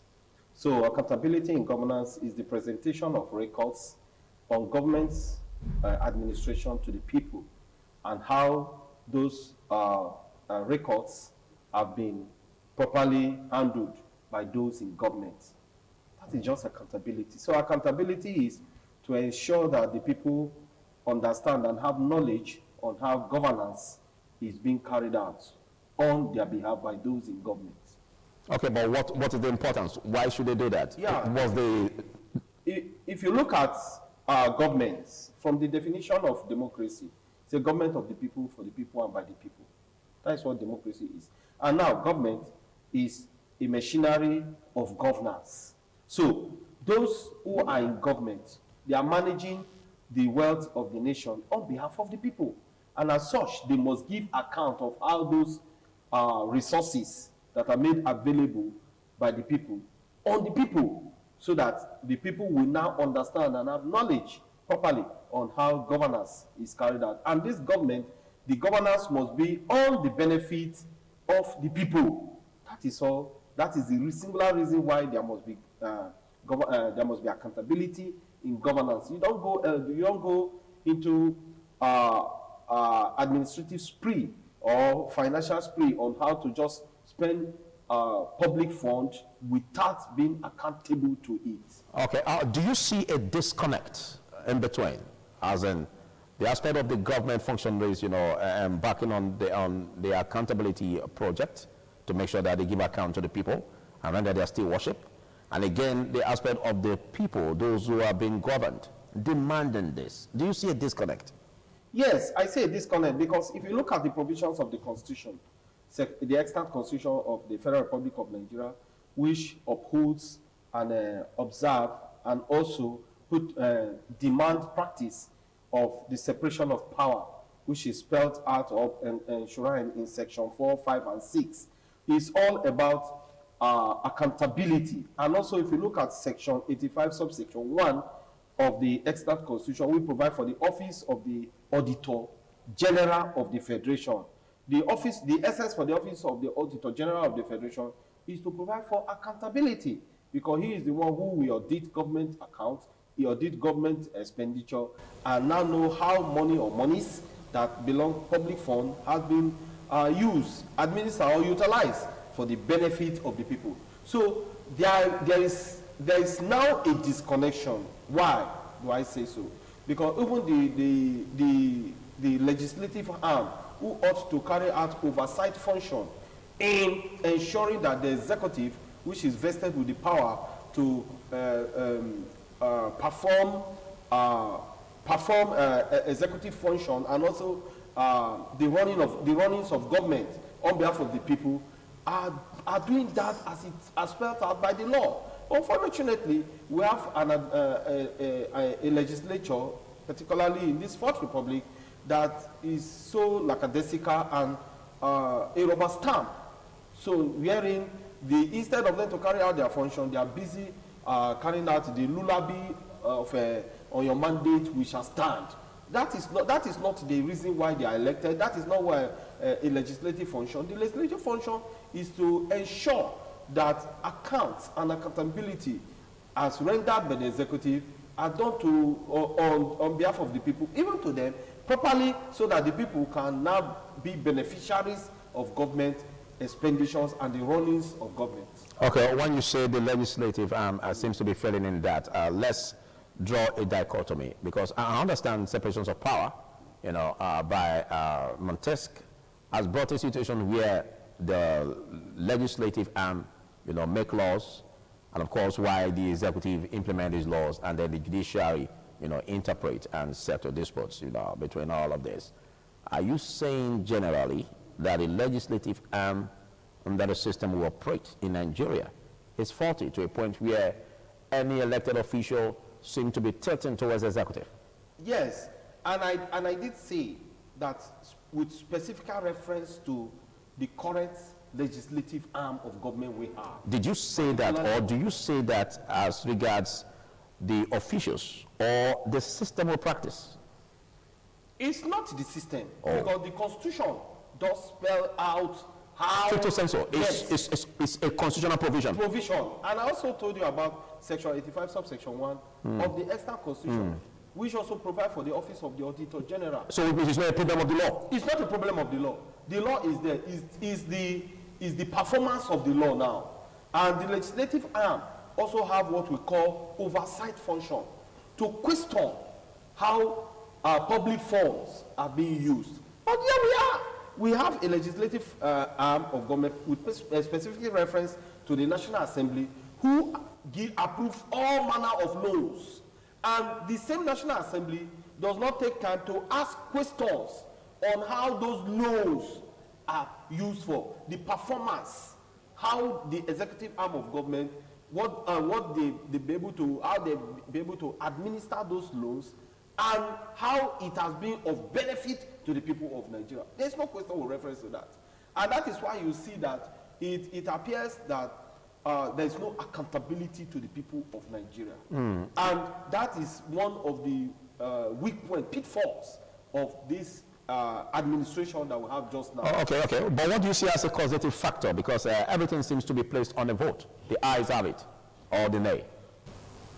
With specific reference to public funds, it is more than the question of the aye or the nay have it. It is more than that. And that is why, I repeat, I did say that the legislative arm has a duty of oversight function. Because the people cannot gather like a Portuguese assembly to begin to ask questions on what their monies are used for. It is their representative, both the Senate and the House of Representatives now, at the federal level, and the state houses of assembly at the state level, and the legislative arm of government at the local government level, who carry out this functionality on behalf of the people. And here we are. Their performance is abysmal. It's a near zero. Abysmal. That is the right word to use. And that is why you see today that even government after government, there is no form of accountability. And there is no how the people could ask questions. However, the Freedom of Information Act has provided another leeway for individuals or group of individuals to ask questions. Thank you very much. Well, in case you're just coming across this program, it's Law and You, and we are all about accountability in governance and seeing what legal remedies are available for the citizens to, find a way to put a task on the public officials demanding accountability, of course, stewardship on the public office. And I've been speaking with Emmanuel Ogbakpolo. Well, Emmanuel Ogbakpolo raised some very, very vital issue as regards, finding a lasting solution to this. It was on my mind. You made mention of the fact that the people are giving their powers to the Legislative Assembly, their representatives, for instance. And then you also did not fail to say that even when or if these representatives fail to carry out the functions stricto sensu as they demand or request, then they also have another avenue to, explore, which is the Freedom of Information Act. Now, how can they do that? Can you deploy how this mechanism works? Yeah. Section 3 of the Freedom of Information Act does make provision for an applicant, is a citizen now, can make application to any government institution to ask questions or to get information from that institution with respect to the day-to-day runnings of government, even where it is strictly financial. Exactly. Now, but that act also provides for exemptions. The act provides for exemptions where a citizen may not have the right, or an applicant, stricto sensu, may not have the right to ask for information. And note, what are those? What is these exemptions? Exemptions are provided for in section 11, 12, 13, 14, 15, 16, 17, and 19 of the Freedom of Information Act. Section 12 specifically provides for defense, that you cannot come and make inquiry or get information with respect to defense. And I think that is commonsensical. That is understood. But where it has to do with accountability on how government is being run, with special reference or specific reference to public fund, that information must be made available to that citizen. And where the act again goes further to say where that is refused, that applicant or that citizen has a remedy. Well, section 25, he cannot make an application to court for court to grant order to get that information. We'll get there, gradually we'll get there. But let's explore what you just said. You have a way of troubling my mind. And of course, I don't know if you're also doing same ripples to the minds of the viewers. A situation where we look at it where an electoral act is specifically, establishes the provisions as regards any concept or how a thing should be done, in terms of accountability. And then there's still another way in which such a person or citizen cannot, explore, in details or directly or, totally from that same, function. It seems to my mind that it's an attempt to kill an initiative ahead of the purpose. I don't know how you explain that. Well, the law has a golden eye, and the law sees the past, the present, and the future. That is the position of the law. And I think that is the singular reason why the law makes provision for exemptions. Because... But when you say the law, men work on the laws. Yes. Before it becomes a law, or before they become laws, they were once bills. And so men work on it. So what is the guarantee that the men that work on this do not deliberately work on this in order to, protect their patrimony, their personal aggrandizement that may, they may want to seek from the common good that law or that bill, is seeking for in the law? I don't know if you get me. Yes, you may not. That may not be. That cannot be removed from that fact. Mm-hmm. Because we've had this with the Electoral Act. It could be to protect. Where the Electoral Act, some part, anyways, I'm not to speak on it, seems to protect those who are even the political actors. Yes, when you make reference to Electoral Acts, you discover that in electoral matters, they are so unique and special to the extent that even the interpretation of the laws in marrying the functionality of the electoral officers and their performance in an election gives a wide protection. What do I mean by that? There are the courts in even interpreting the law with respect to electoral acts may not consider the actors of their functionalities, of their performance, but may consider what is known as public interest or public safety.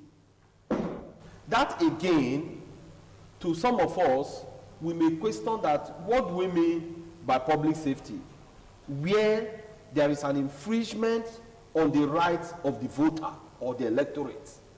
Where the right of the voter or the electorate is infringed upon, is violated, do you now say that whatever interpretation you give is for public safety? That is another question begging for answer. That even the courts have not been able to give answer to.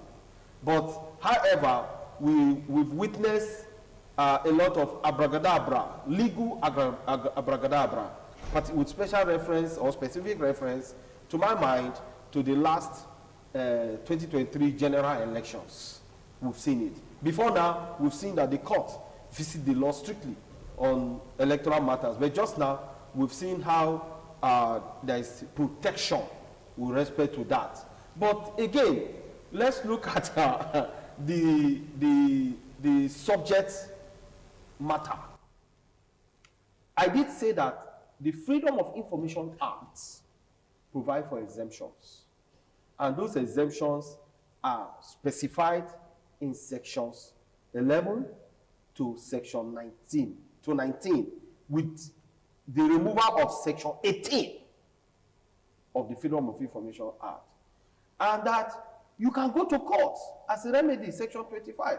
Now, you can see that even that law, the Freedom of Information Act rather, also has given the court responsibility to make order with reference to information as applied by an applicant or a citizen of the Federal Republic of Nigeria.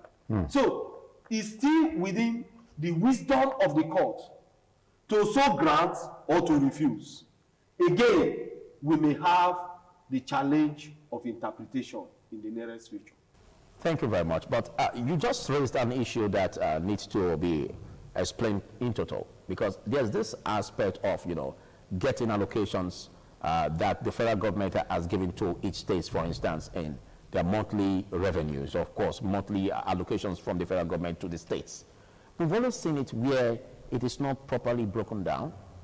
We can hardly, have reports on the monthly, allocations that each state gets from the federal government. All we can get from the Federal Accounts Allocation Committee most times are usually the total amount, that is being disbursed from the federal government to the states, but not the specific amount that each state gets month in, month out from the federal government. And that what you have to get it from the Accountant General of the state to have a well-explained copy or copies of how the state gets month in, month out allocations from the federal government. Should it be so? Yes, it ought not to be so, because we have seen that with specific reference to the way the executive carry out the day-to-day runnings of administration in this country, it has shown that there is no transparency. In a climate where there is transparency, there ought to be a breakdown. Even the Constitution makes it clear for there to be a breakdown of how public funds are distributed or shared amongst the federal government and the 36 states of the federation. But here we are, some executive maneuverings are being carried out so that the people of Nigeria will not know that. And now, if the people of Nigeria do not have access to that information, what about their representative at the legislative angle of it? Do they have access? Do they have access? If they don't, do they ask questions with respect to that, or they are engaged in frivolities? So that is why the freedom, I think, that the Freedom of Information Act now makes provision. That's the importance. Individuals, citizens, group of citizens, to now make application. Yeah, because it's get that information. Yeah, because it's not every information that will be on the public space. Yes. So, but that Freedom of Information Act can also help. Yes. If you seek or require such information that may not readily be on the public space, so that you can easily access such, Yeah, okay. Okay, but how fluid or how, accessible is the office of the Attorney General, for instance? It's accessible. It's a public office. You can make your application. Okay. And the Freedom of Information Act also saw the possibility of the institution wherein that application is made to refuses to grant that application or request as made. And the Act now provides for, in Section 25, that you can go to court to seek a redress so that the court can grant an order.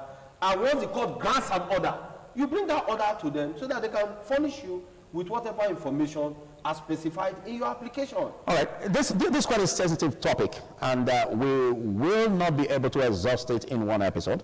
But in the next episode, we're going to be looking more into, the sanctions, or how the citizens can be able to, access, remedies, these legal remedies, in tackling or finding way where the provisions of the law can, make sanctions on non-performing public officials that are found wanting in terms of not being able to, satisfy the public or the citizens in respect of giving account of their still worship.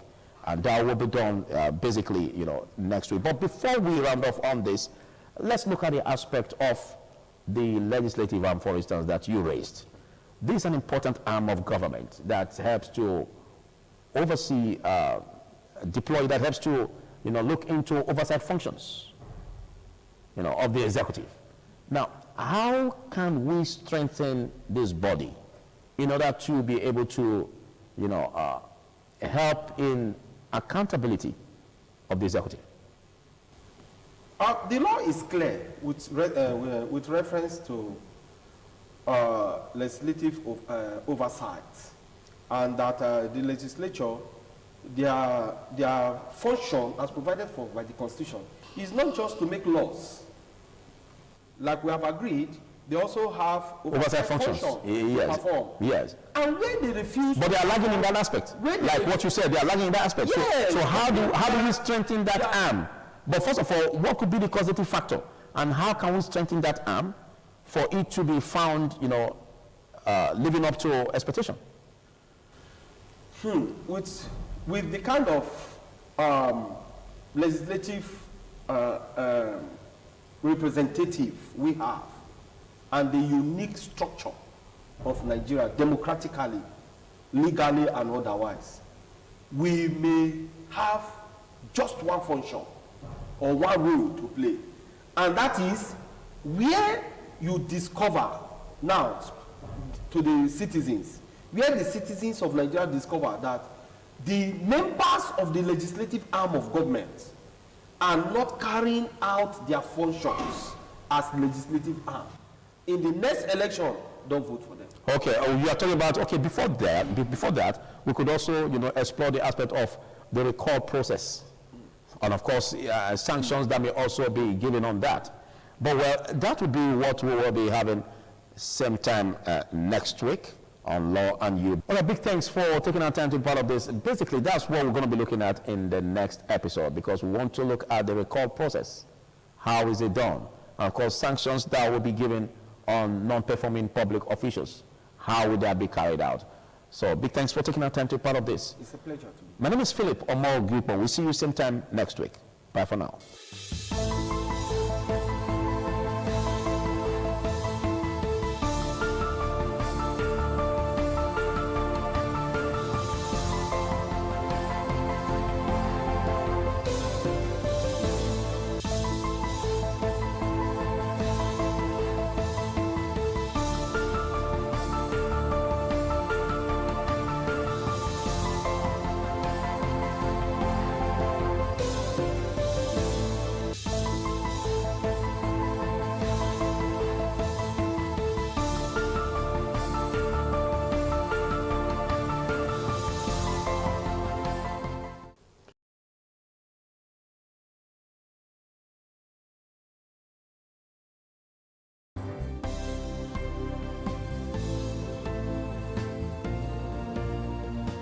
Thank you very much for joining us on the program, Healthy Living. What is the kidney? The kidney is an excretory organ in the body, which is for metabolism. Tuberculosis affects many organs in the body, but the common ones it usually affects is the lungs. Epilepsy is a neurological problem. Okay. It is an injury in the brain, which causes someone to begin to convulse, to go into fits. It is curable, but the cure is a long-term thing. If you eat well and avoid those risk factors that will make your immunity to be down, then the risk of contracting tuberculosis will be reduced. If you're healthy, then you're wealthy.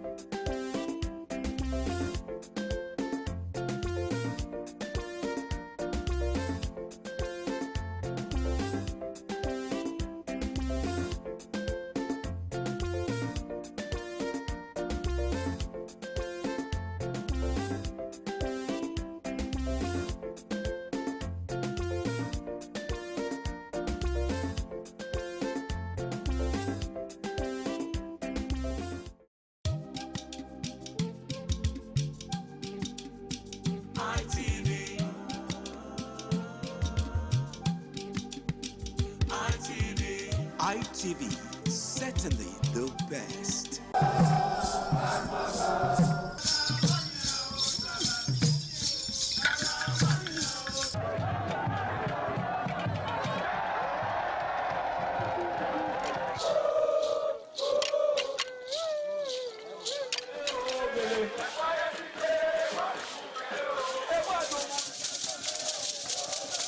The new Edion expressed excitement as he danced and rejoiced before the Esama of Benin, Sir Chief Dr. Gabriel Osawari Benedion, who also joined in the dance.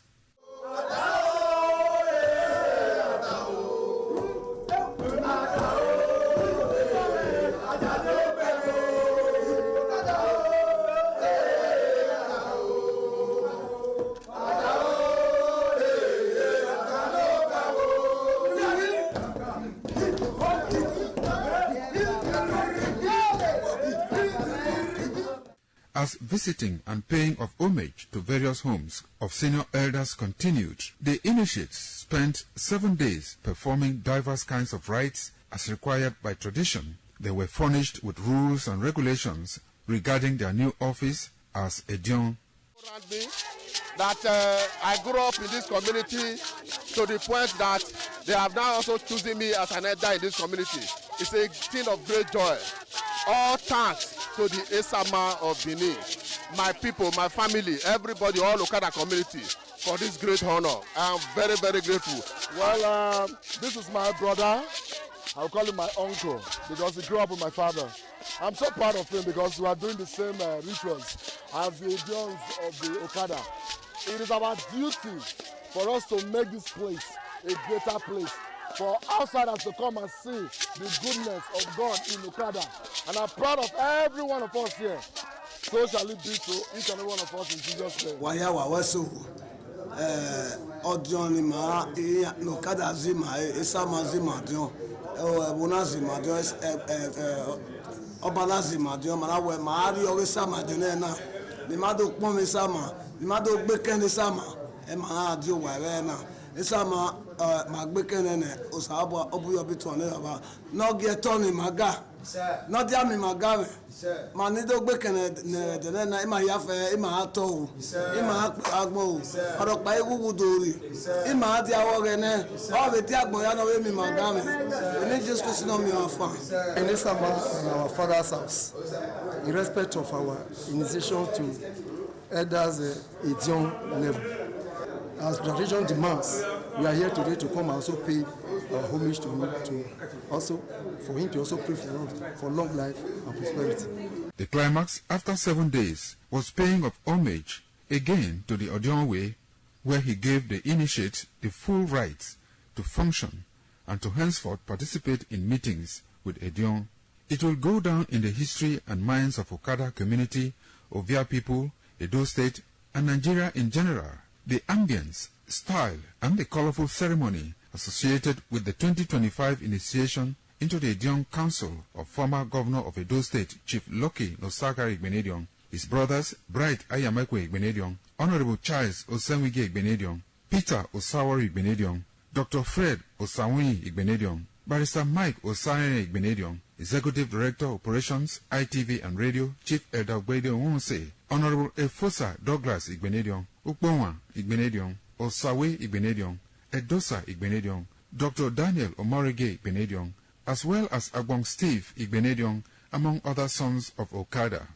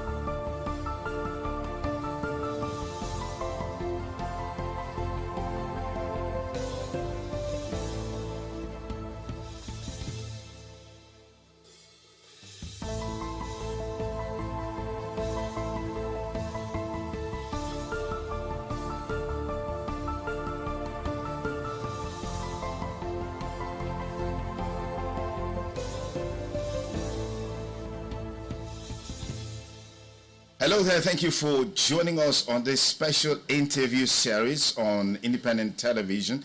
And I'm Sonny Duke Okosun. Our guest today on the program is the Ambassador of the European Union to Nigeria and ECOWAS. As a matter of fact, the Ambassador of the European Delegation to Nigeria and ECOWAS, His Excellency Ambassador Gauthier Mignon. Thank you for obliging us your time. Thank you very much for your kind invitation, sir. Okay, how would you describe your presence in Benin so far? Is this your first time in Benin City? Actually, it's my second time, but I came in a private visit the first time because I hadn't presented my credentials yet to Mr. President, so I could not engage officially by the time. So this time it's the first official visit. And I came really with an intention to see how, to review the cooperation we are having with Edo State and to try to see how we can scale it up. But I took the opportunity to visit yesterday to participate to a private preview of the Museum of West African Arts here in Edo State, which is a project I already saw last year when I came first to Benin City. Also, so how would you describe the level of partnership between the European Union and, of course, Nigeria, and particularly Edo State?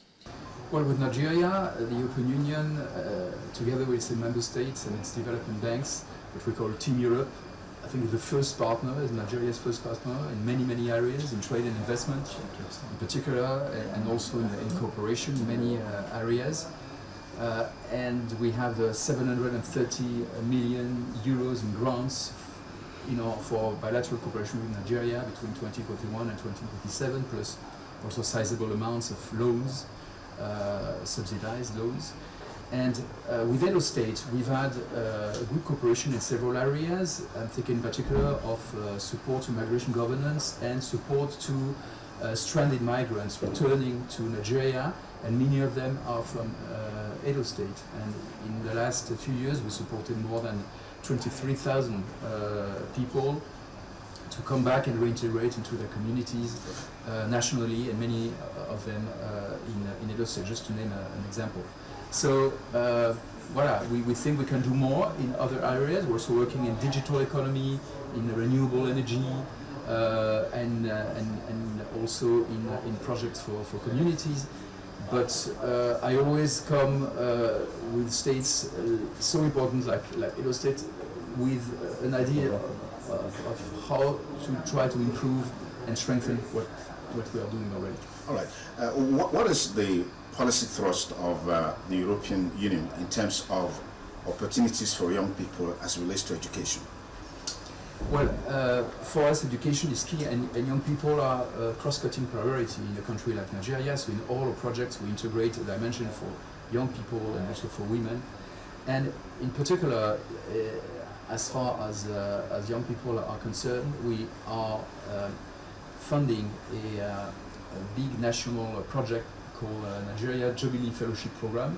It's about helping young graduates to integrate into labor markets by funding a 12-month scholarship for having internships in medium and small size enterprises or public service to get a first professional experience. And this is something that we are now scaling up with the federal government. And we are also offering possibilities of studies in Europe, particularly through the Erasmus program. We have more than 100 Nigerians going every year to Europe to study a master in the framework of the Erasmus program. All right.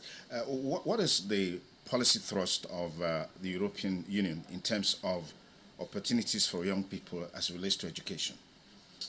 Well, for us, education is key, and young people are a cross-cutting priority in a country like Nigeria. So in all our projects, we integrate a dimension for young people and also for women.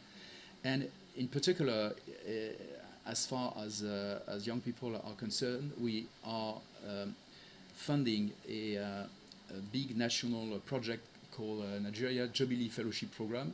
It's about helping young graduates to integrate into labor markets by funding a 12-month scholarship for having internships in medium and small size enterprises or public service to get a first professional experience, and this is something that we are now scaling up with the federal government. And we are also offering possibilities of studies in Europe, in particular through the Erasmus program. We have more than 100 Nigerians going every year to Europe to study a master in the framework of the Erasmus program in particular. Fantastic. If you just join us, we have with us the ambassador of the European Commission delegation to Nigeria and Africa, who is in Edo State currently on a private visit, engaging him on a wide range of issues, looking at the partnership between the Commission and Nigeria, and particularly Edo State. Ambassador Migno, let me quickly take you on a trending issue in Nigeria right now, which has to do with violence, extremism, and the talk around genocide against Christians is gaining momentum across the world, particularly in the US and several other places. What's the Commission's perspectives on this issue, and what is the intention in terms of helping Nigeria to deal with banditry, Boko Haram, and all other extremism that we're seeing playing up in the country right now? I think it's important not to exaggerate or oversimplify situations which are very complex in Nigeria in terms of violence and insecurity. Of course, it's a big concern for everybody, including for us. We are very much committed with freedom of religion and belief in particular, and of course, any attack against communities or individuals because of their religion must be condemned now, unacceptable. But at the same time, we stand in solidarity with Nigeria, with the victims of the attacks, of course, and with the overwhelming majority of Nigerians who are willing to coexist peacefully beyond ethnic or religious differences. And so we stand in solidarity with Nigeria to fight the many drivers of violence and insecurity. And religion is only one of them. And we've been supporting Nigeria for many years through many projects of peace building, of de-radicalization, demobilization of former members of non-state armed groups, for instance. And we are ready to do more.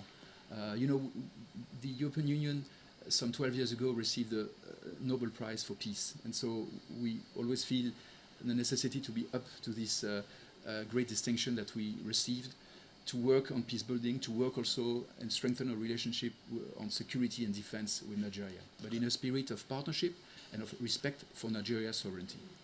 Fantastic. You're here specifically because of the Museum of West African Arts, MOA, which of course was launched just a few days ago. But what's your take on the current issues surrounding the Museum of West African Arts, particularly against the background of some of the things that happened there, during the inauguration of the center? You were there. I was there. It was not an inauguration of the museum, actually. Okay. It was just a private preview, because the organizer, I think very wisely, decided, as there were some criticisms, to postpone the formal inauguration of the museum. They announced this already a few days ago. And so yesterday was just a private preview for partners, friends, diplomats like myself and other European ambassadors. The EU has no direct involvement in this project. We are not funding this project. We might do it in the future because we want to partner more with museums and cultural institutions in West Africa and Nigeria, but we have no direct involvement so far. So I came here really to see the advancement of this very wonderful project I discovered last year when I came first, which is a great opportunity for Edo State, for Nigeria, and for West Africa. It's a West African museum. It's not about only Benin or Edo State or Nigeria, even. It's West African. And I must say that the experience that we had yesterday was quite unpleasant and deplorable, because this private event on a private property was disrupted by so-called protesters who came in, allowed by the police, because there was security all around, but they left them in. And they disrupted the whole event. So it's exactly how you scale off. You scale off investors and development partners coming in good faith, to partner with your community. And Germany, for instance, has invested 8.5 million euros in this project. If now they see that this project cannot operate normally, I mean, the conclusions will be quite clear, not only for Germany, but for all European stakeholders. Fantastic. Let's look at a general issue that relates to the involvement of the Western world in Africa in terms of development, in terms of partnership, in terms of insecurity. Talking about partnership, we're seeing, the European Union, for example, always disposed to giving loans to African countries, Nigeria inclusive. The perspective of these loans being a trap for developing countries, underdeveloped countries. What are your thoughts? What's the Commission perspectives on this? Well, this is a trap where we felt collectively, the lenders and our African partners 30 years ago, and we had at the time to pardon part of this debt, to do a whole work to get out of this situation. So now, through, in particular, our new cooperation strategy, which is called the Global Gateway Strategy, we are very attentive not to fall again into this trap. So we limit the level of indebtedness of partner countries. We give subsidized loans. We don't want to fall again into this trap. And what we are seeing with concern is that African countries, some of them, are falling again into this situation with other lenders, not the European Union, because we've learned from our first experience.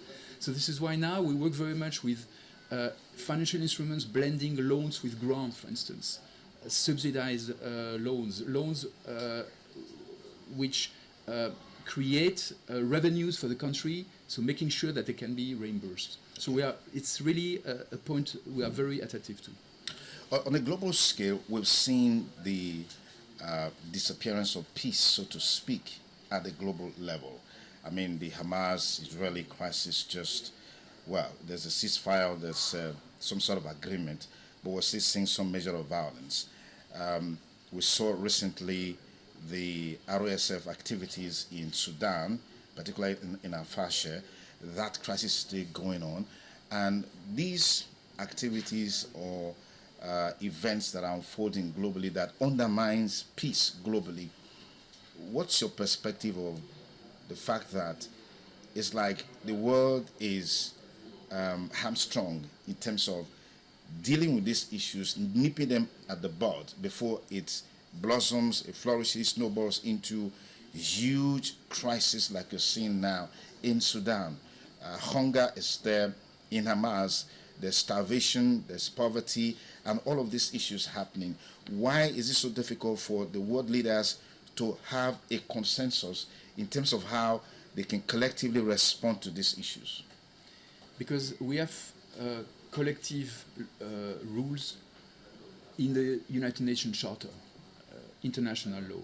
And what we have seen over the last 10 years or so is that very important players have not respected these rules. Take the case of Russia in particular. Yeah, Russia and Ukraine. Russian invasion to Ukraine, which started in fact in 2014, then it became full scale in 2022. Then we,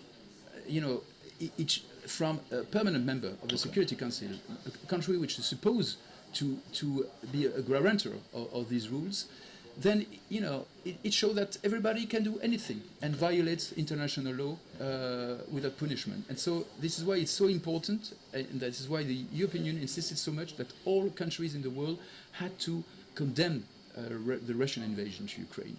And most countries, including Nigeria, have done that. But others, including large democracies, have not done so. When you say large democracy, are you talking about the US? The US has done so, but others have not. And then, other crises also popped up. And then when the law starts to be broken here and there, it just becomes contagious. Ambassador Gotna Migno, thank you so much for your time. Truly appreciate this conversation. Pleasure. Thank you, sir. Okay, I've been talking with Ambassador Mignot, who is the head of the European delegation to Nigeria and Africa, is currently in Edo State on a visit, and we've been engaging him on a wide range of issues. Thank you for staying with us, and have a beautiful day ahead. Bye for now.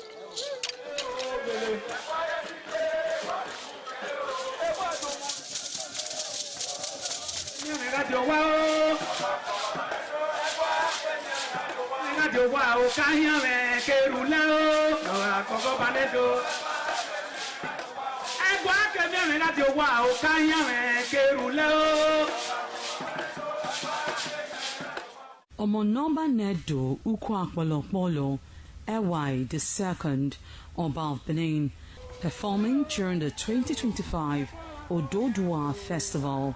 Ododua Festival is unique as it was organized in honor of Ioba Omoni Hwoyeme, Ioba Ewai II, as part of activities for her burial rites. The rich traditions and cultural heritage of the Benin Kingdom were showcased when His Royal Majesty Ewai II engaged the floor to perform during Uge Ododua in the palace ground in Benin City. In the dance performance, the Ogbelaka royal drummers supplied the needed impetus and rhythm for the dance. However, tributes are paid by the head of Benin deities to the monarch, who was the cynosure at the events.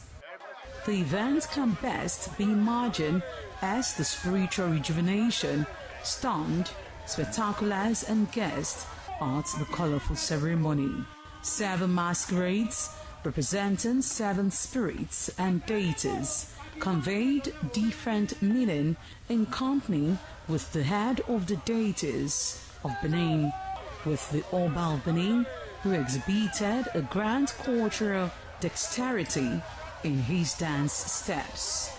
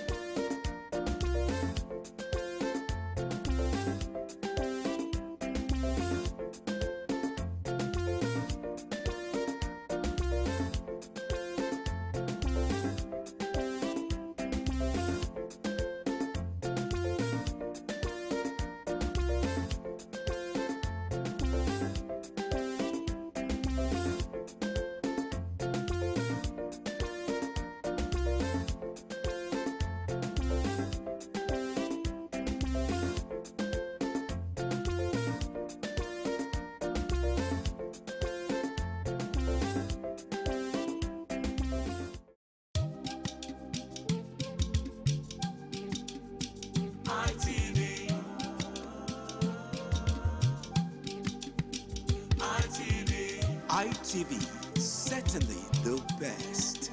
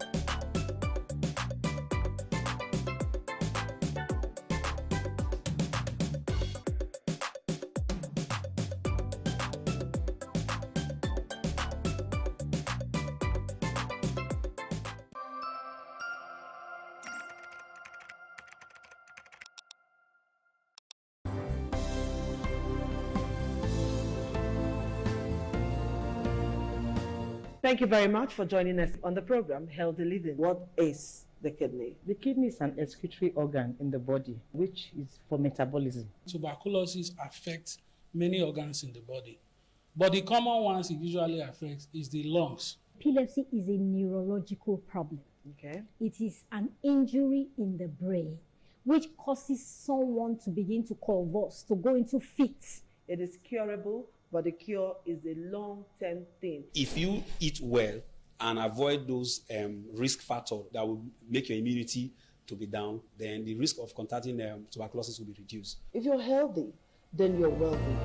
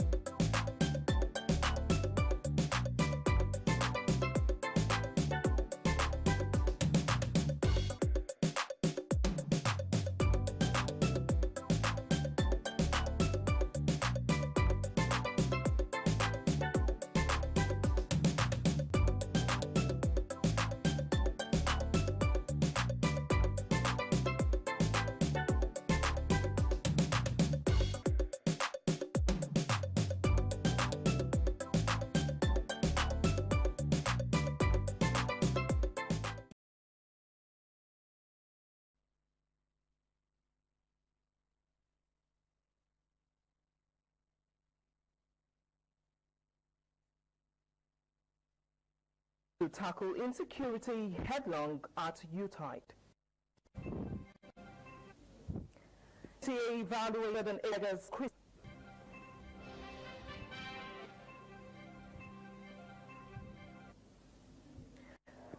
Benin City resident Governor Paulo for ongoing infrastructure development.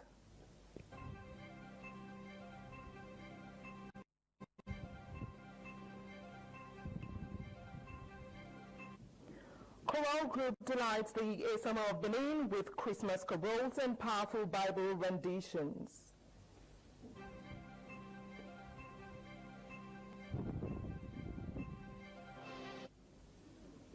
Lagos State Commissioner for Youth present support to parents of multiple births.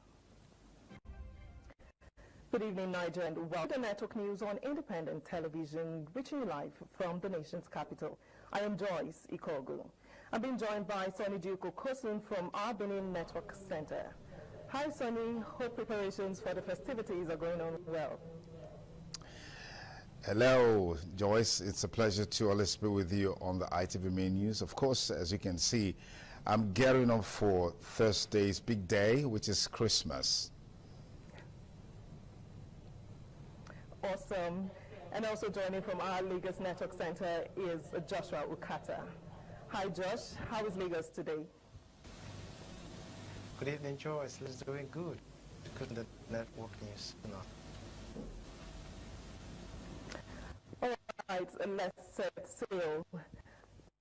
From Abuja Network Center, the federal government has said that there will be no hiding place for terrorists and criminal elements in the nation's forests. The Minister of Information and National Orientation, Mohammed Idris, made this statement during the end of the year press briefing on Monday in Abuja.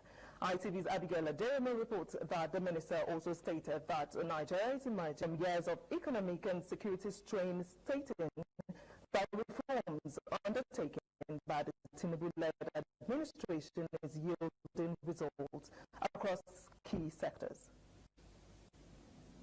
With the year 2025 drawing to a close, this press conference put together by the Minister of Information and National Orientation, Idris, is no doubt showing government security and assurance. They made a brief announcing the rescue Catholic Church, Papiri, Niger State, describing it as a major security breakthrough. He added that victims abducted from churches and other locations had also been reunited with their families. It's a sad one. No one wants to see anybody, our school children or anybody for that matter, been abducted in any part of this country.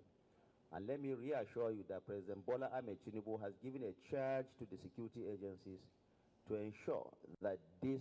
Speaking further, the minister took time to present highlights of the 2025 scorecard of President Tinubu's administration, in that the mission of 20 is to ensure a secure, competitive and prosperous Nigeria. Our gross domestic product, that's GDP, grew by 3.98% in the third quarter of 2025. Headline inflation has now declined for 8 consecutive months to stand at 14.45% in November 2025. Food inflation, as you also know, is also on a steady downward trend. Responding from journalists on which version of the tax law will be implemented by 2026, Idris says he is not aware of any alleged discrepancy in versions of newly enacted tax reform laws from what the National Assembly passed. From Abuja, Abigail Aderemi, ITV News. The Capital Territory Operation Sweep has stepped up efforts to curb activities of miscreants in strategic locations during the Christmas and the New Year celebration in Abuja. FCT correspondent Joy Hakina reports that it at Apple Bridge, Area 1 roundabout, Julius Berger Junction, and Otako Motor Park to sensitize the operators. As the year winds up gradually, the FCT administration's task force on Operation Sweep have intensified efforts to curb activities of miscreants during this Yuletide season.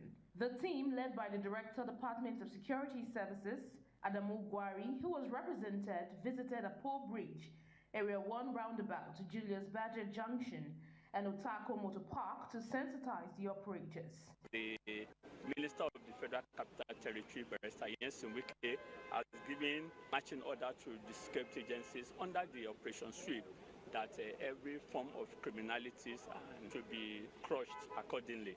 And Operation Sweep have been doing a very wonderful job, like we have seen. FCT have been relatively peaceful and secured for fund goer and those who have been visiting national centers and sustain on this achievement. That is why we have designed money of motor parks, dismantling illegal motor parks too that can be used as an avenue for one chance operators and abduction of people, and also any place that we know is not that harbors criminal elements, which most of those shanty places have been dislodged already. The Head Enforcement Unit, FCT Social Development Secretariat, Ukachi Adebayo, says the department so far had evacuated 181 beggars in the last 2 weeks. We have about 45 male, 77 female, that's the adults. Then the children, we have 58 of them. Some are willing to go back and some are not willing to go back. Because they tell you that going back is not an easy because of the security situation in their home states. From Abuja, Joy Igochie Herkina, ITV News.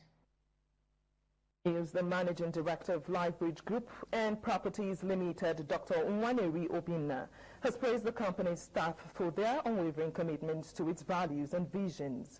Dr. Obinna made the remarks during the company's end-of-the-year party in Abuja. ITV's Abigail Adeyemi reports that the event also featured the official launch of Lifebridge Suites and Apartments, Lifebridge Logistics, and Lifebridge Foundation. Lifebridge Group and Properties Limited, one of Nigeria's leading group companies, held an end-of-the-year party to celebrate outstanding staff for their exceptional performance and dedication to duties. The event also served as a platform to unveil the company's upcoming projects for the new year. The Group Managing Director and CEO of Lifebridge Group and Properties Limited, Dr. Nwaneri Obinna, in his remark praised the commitment of the staff and outlined the company's plans for Nigerians. The end of the year party is something we've done over the years. It's something we like to reward performance, and acknowledge, distinction among our people. So it's not just happening; it's been happening over the years. So this is just one of the things we've been doing. But this time around, we decided to come more public. We've been doing it in the office and in other ways. In the past, we've gifted out cars for highly performing staffs. There's a Qatar trip for the pinnacle performer. You understand? This and the NDCU award for the year. It's based on a salesmanship. Next year, absolutely success. Giving back to the society under Lifebridge Foundation, and then Lifebridge Properties to be precise. The winner of the all-expense-paid trip to Qatar, Mr. Ibrahim Bolaji, shared his inspiring experience and gave glory to God. I would like to say I just give thanks to the management of Lifebridge and the MD. Like, you are making sales, giving us training and the likes. That's what I want to say about that. So you just made a trip to Qatar, no criteria, that is what yes, well, alhamdulillah, there are some challenges, but I give thanks to God. The Lifebridge Group has continued to grow as an institution, showcasing a range of initiatives designed to improve the lives of Nigerians. These include Lifebridge Estates, Lifebridge Suites and Apartments, Lifebridge Logistics, and newly launched Lifebridge Care Foundation subsidiary and uplift. Abigail Adeyemi, ITV News. On to the network news on Independent Television. We now join our Benin Network Center for the continuation of the news. Over to you, Sonny. Thanks, Joyce. You can watch ITV Live online at www.itvradio.ng.com/live. Follow us on all our social media platforms: Facebook, X, IG, YouTube, and TikTok at ITV Radio NG. The governor of Edo State, Senator Monday Okpebolo, says development can only be achieved by focusing on the needs of the people, while attributing the steady progress at the ongoing Ramat Park overhead bridge to effective funding and timely payment of contractors. The governor made the comment when he inspected some ongoing infrastructural projects in Benin City. Government House correspondent Kingsley Uchegbu reports. The weekend's inspection of projects was greeted with jubilation by residents in the areas visited, as they turned out in large numbers to welcome and commend Senator Monday Okpebolo's infrastructural revolution. Governor Okpebolo, after inspecting recent developments at the Ramat Park overhead bridge, described progress on key infrastructural projects as evidence of his administration's commitment to people-oriented development aimed at opening up the city and improving living conditions of residents. I can't imagine within 9 months that we've gone this far. This is the landing and taking off. It's also completed. It's just now they have to start filling this place. I'm just too amazed with this level of work going on here. Just as I keep saying, the success we are recording is because we have a president that cares, and as he continues to fund us and we continue to pay our contractors, the work will continue to move fast. Governor Bolo, after inspecting progress of work at Oba Market, expressed satisfaction, assuring that the project will be completed within 5 to 6 months. The contractor is promising 6 months from now this job will be delivered. That means these people will come back to the market. They will shade on the street anymore.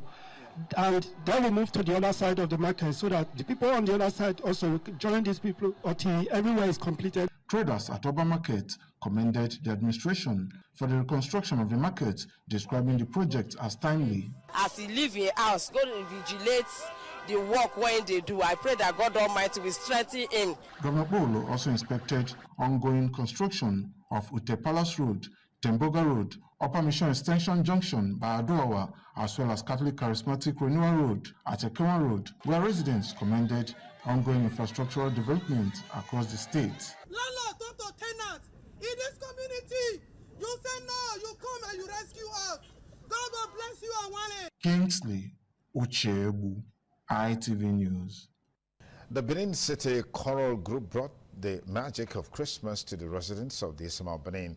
Sir Chief Dr. Gabriel Sawawi Benedion with a soulful rendition of the 2025 Christmas carols and 3 powerful Bible reflections. Pius Usoho reports. Dressed in white, the choristers joyfully enveloped the revered patriarch in the spirit of the season, celebrating his lifelong commitment to uplifting humanity. It was an evening rich with traditional melodies as the Esama of Benin basked in the warmth and unity of the gathering.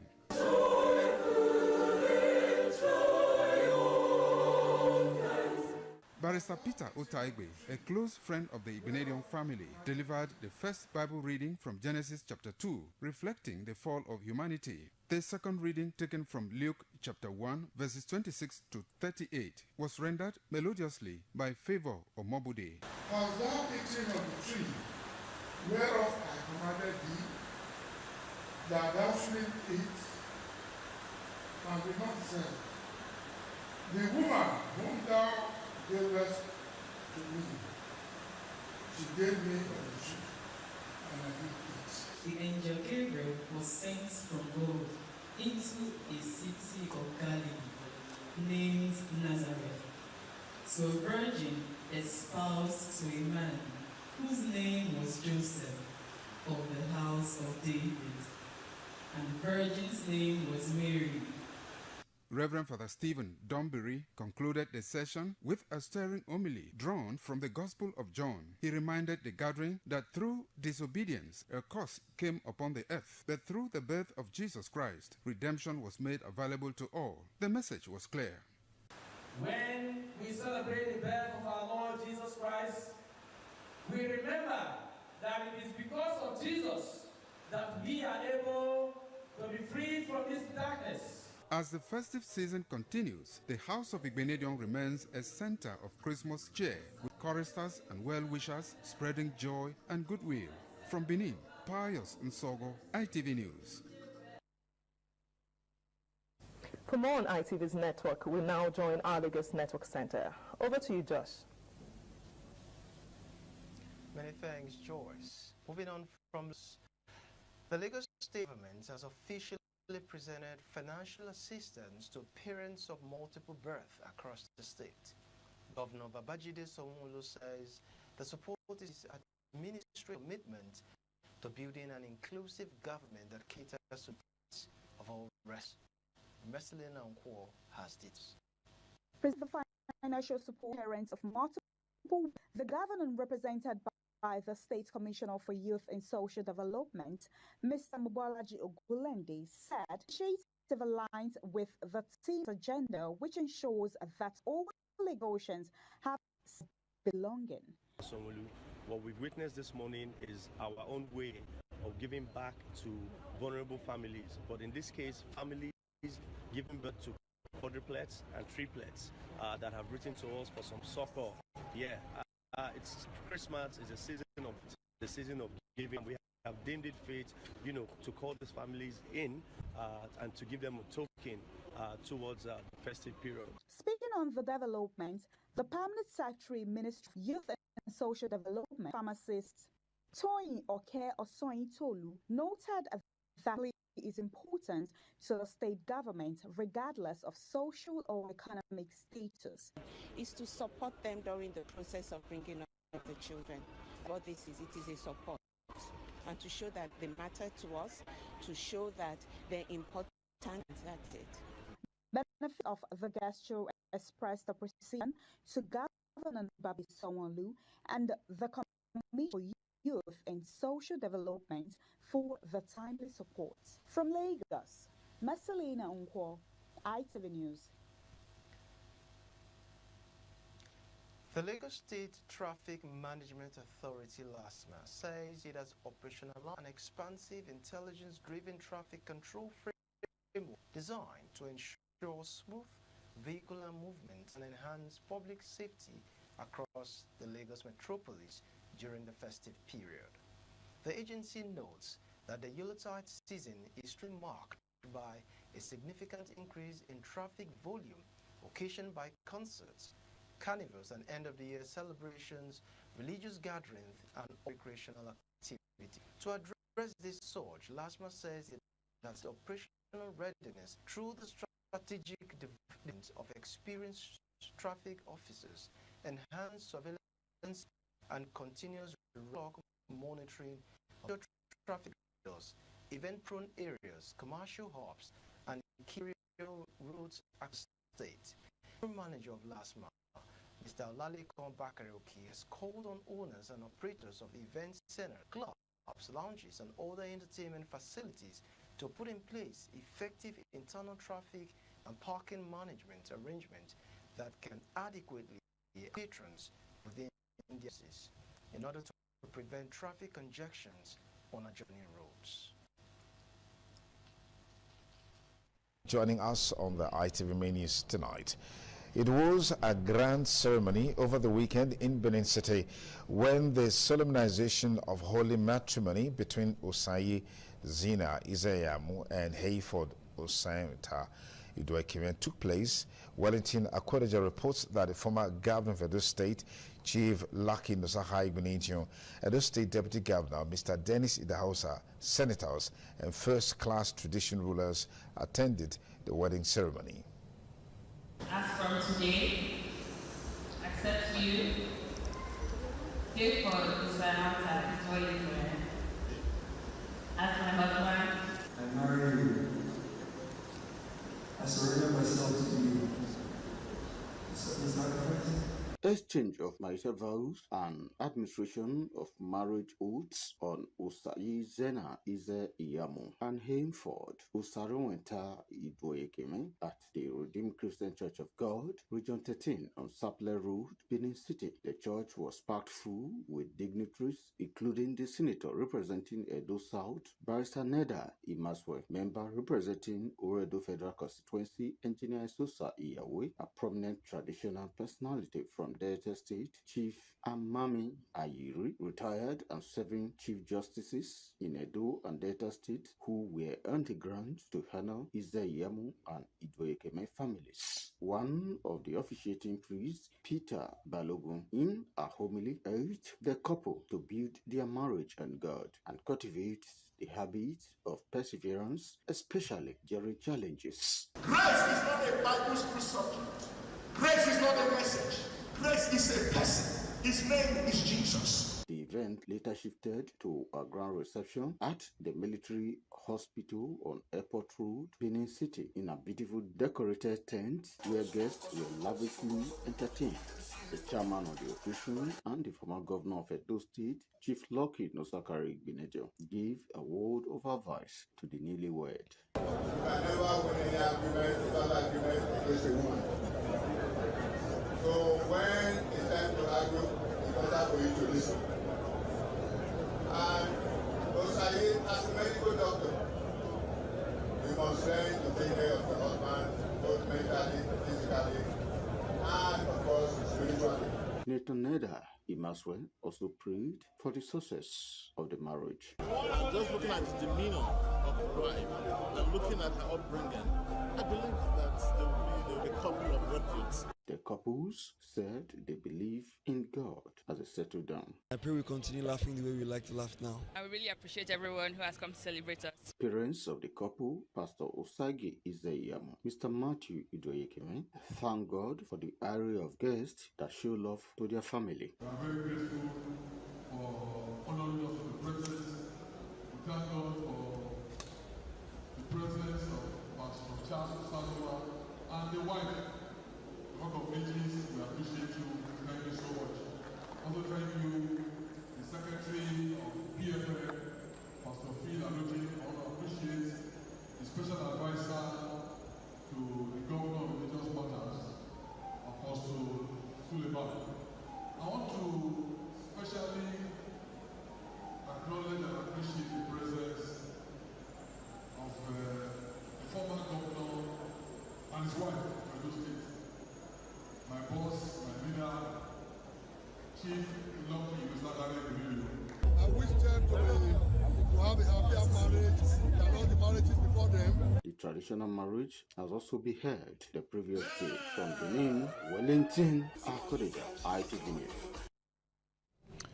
The 2025 Annual Harvest Thanksgiving Service of House of Favor International Church London has been held amidst testimonies and heartfelt worship by members of the congregation. ITV foreign correspondent Ruslan Eborame, who captured highlights of the service, reports that it was a moment of deep reflection on the faithfulness of God to families and the entire church, marked by gratitude, praise, and renewed faith. Melodious praise by Edo gospel artist Adorable set the theme for the 2025 Annual Harvest Thanksgiving Service of House of Favor International Church, London, as worshippers celebrated God's unending grace and faithfulness.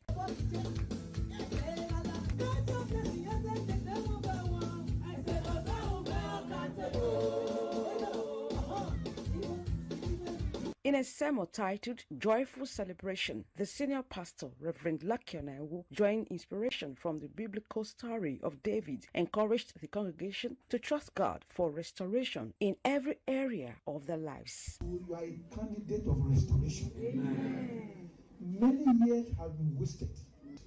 Those resources you should have got in those years, God will make you receive them in the name of Jesus.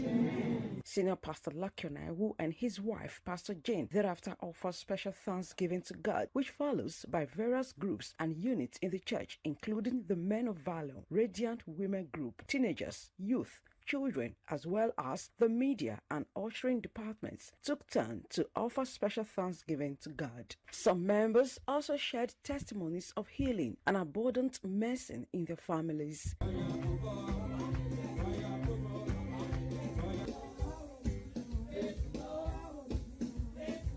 Thanksgiving is the day of end of the year for you to celebrate, to give thanks to God for all what He has done for you. We have the reason to thank God every day of our lives. It has been a blessed year for every one of us in the church, and the pastors and our family as well. The Thanksgiving service also featured special song ministrations by the children and the church choir, adding color and joy to the celebration.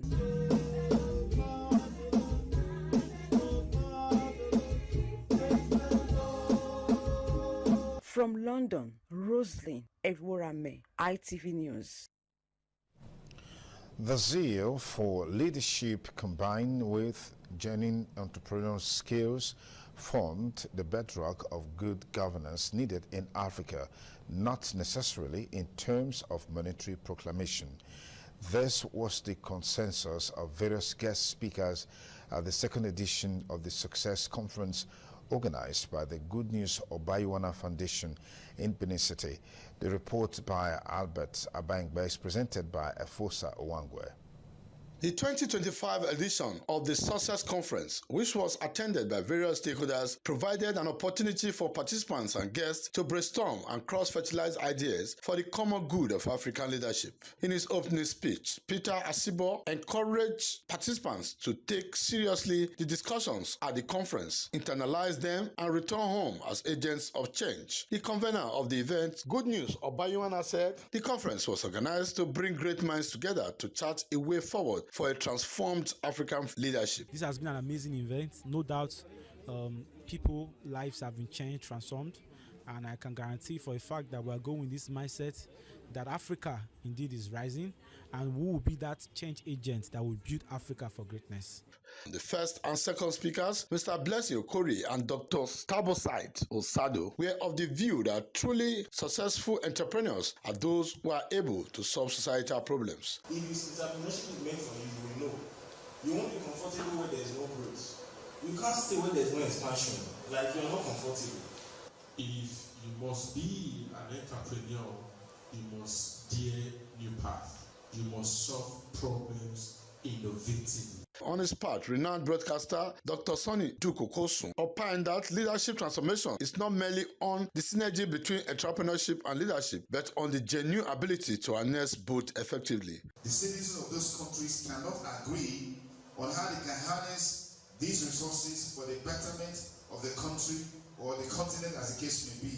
You also have the Western world influencing what is happening in these countries so that they can exploit these resources for their benefit. The second edition of the Success Conference themed Leadership and Entrepreneurship, the prerequisite for African transformation, was organized by the founder, Good News Obayuana. From Benin, Efosa Wangwe, ITV News.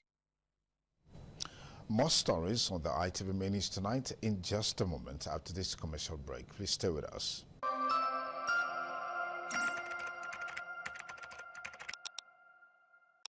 Thanks again for rejoining us on the ITV main news. A civil society group, Talakawa Parliament, has kicked against what it described as unfriendly tax legislation by the federal government, expected to take effect from January 2026, despite the prevailing economic hardship faced by many Nigerians. This resolution was reached by the group's end-of-year press conference. The report filed by Ogbomo Osamoyi is presented by Efosa Uwangwe. According to the proposed law by the federal government, all citizens above a specified age are expected to pay a certain percentage of their income as tax, irrespective of the nature of their employment. Speaking at the press conference, the Speaker of Talakawa Parliament, Mazis Kola Edokpayi, described the legislature as an imposition of additional fiscal stress on Nigerians, both economically and socially. That federal government of Nigeria should urgently reconsider, suspend, and engage in expansive consultations with civil society organizations, labor unions, and other critical stakeholders prior to the imposition of the law, as the people are supposed to be carried along for in policies formulated on their behalf. The Speaker also criticized the state government over the rising cases of kidnapping, describing private initiative to curb the menace in the presence of a constituted government as a bad omen. Members of Edo State Security Network should be comprehensively heard, meticulously trained, and adequately positioned within a codified legal framework to effectively and efficaciously safeguard their respective communities, as the only way out of this quagmire is effective community policing. That the vigilante units be redeployed to the indigenous communities, leveraging local intelligence to confront insecurity. On the issue of electric power supply in Edo State, the Talakawa Parliament expressed disappointment, accusing the Benin Electricity Distribution Company (BDC) of failing to meet expectations and plugging major city centers into darkness. During the event, a drone inspector carried out a test demonstration in the presence of members of the Talakawa Parliament and other attendees. To round off the year on a positive note, members of the group later hosted a reception. From Benin, Efosa Wangwe, ITV News. Evangelist Rosemary Ewoma has marked her 75th birthday anniversary alongside her daughter, Mrs. Sandra Igbenegio, who also celebrated her 45th birthday.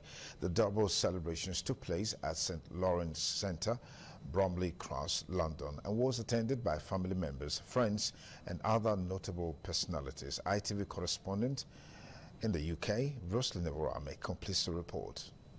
Joy and thanksgiving filled the atmosphere as the celebrant, Evangelist Rosemary Ewoma, surrounded by her children and well-wishers, was led onto the dance floor. The celebration came alive with melodious rendition by popular gospel artist Vivi Melody, also known as Obi Juju King.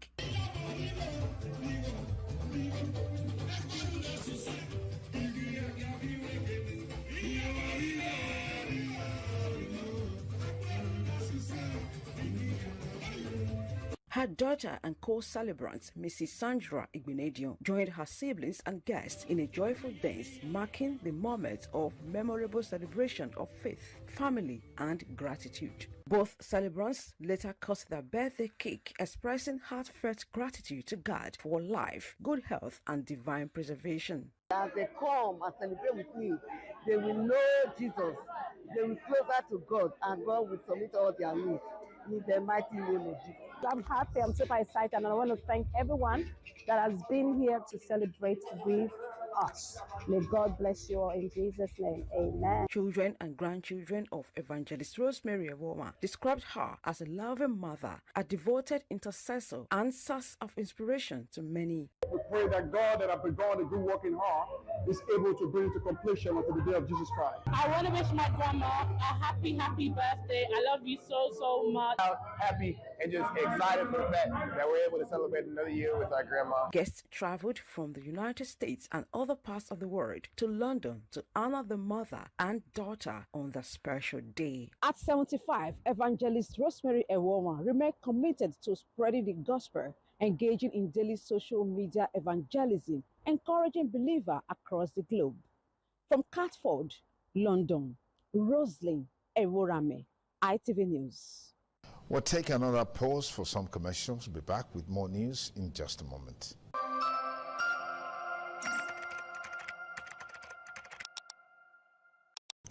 Thanks again for staying.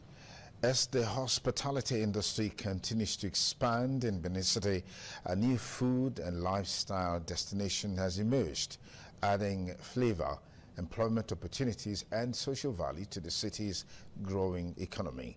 It is against this backdrop that Still Be Restaurant and Lounge has been officially opened along Ogunwe Road of Ugbo Central GRA, Benin City. Ofure Aneto reports.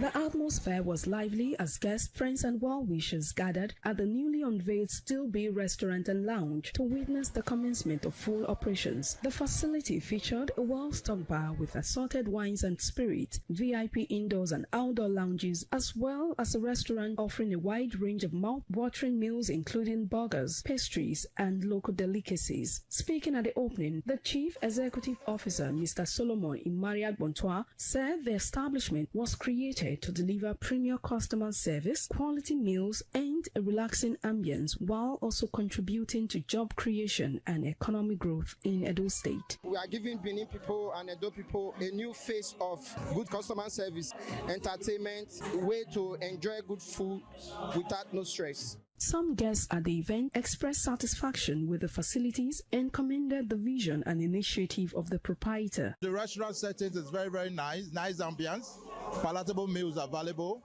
where you can come and eat your local delicacy, your cultural delicacy from every walks of life. It's where you come and just want to eat your cultural delicacy with a very friendly price. We are just here to do the betting of, Still Be, and it's a very beautiful place. Everything is top notch, 100%.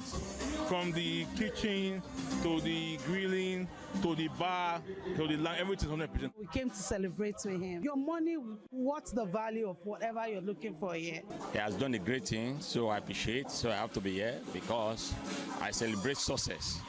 Still Be Restaurant and Lounge is located at number 23 Ogunwe Road off Ugbo Central, GRA, Benin City. From Benin, Ofure Aneto, ITV News. And now to conclude our ITV menus tonight, a bit of sports. The draws for the third edition of the CADA Unity Cup for military and paramilitary organizations, scheduled to kick off on the 1st of February 2026, have been conducted in Benin City. Efosa Wangwe captured highlights of the draw, reports that unlike the previous two editions, 12 teams will participate in this year's tournament, which is expected to last 2 weeks. And that's a wrap on the ITV menus tonight. Thank you for your time. Good night.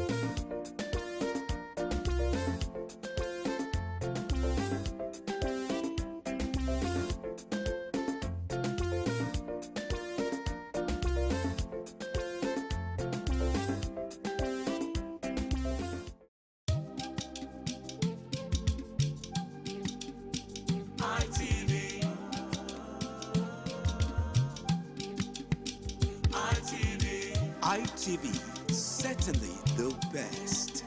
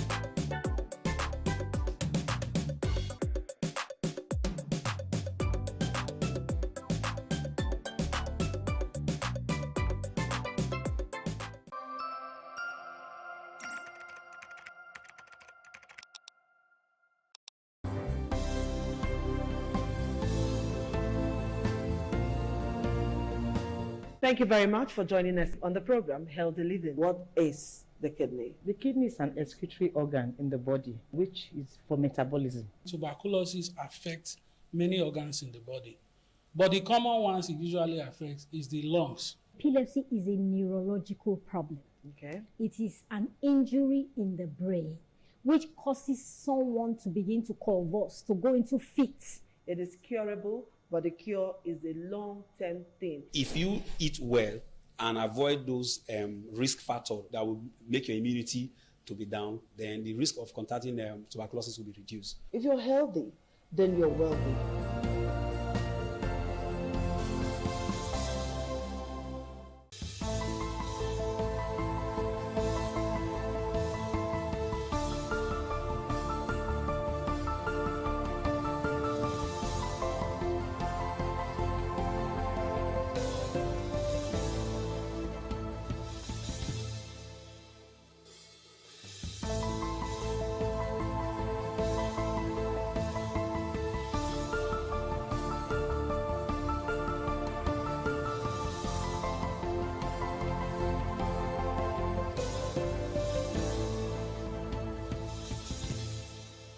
Hello there, thank you for joining us on this special interview series on independent television.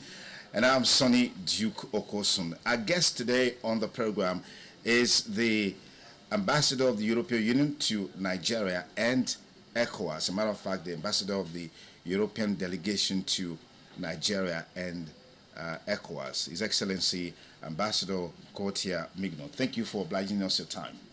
Thank you very much for your kind invitation, sir. Okay, how would you describe your presence in Benin so far? Is this your first time in Benin City?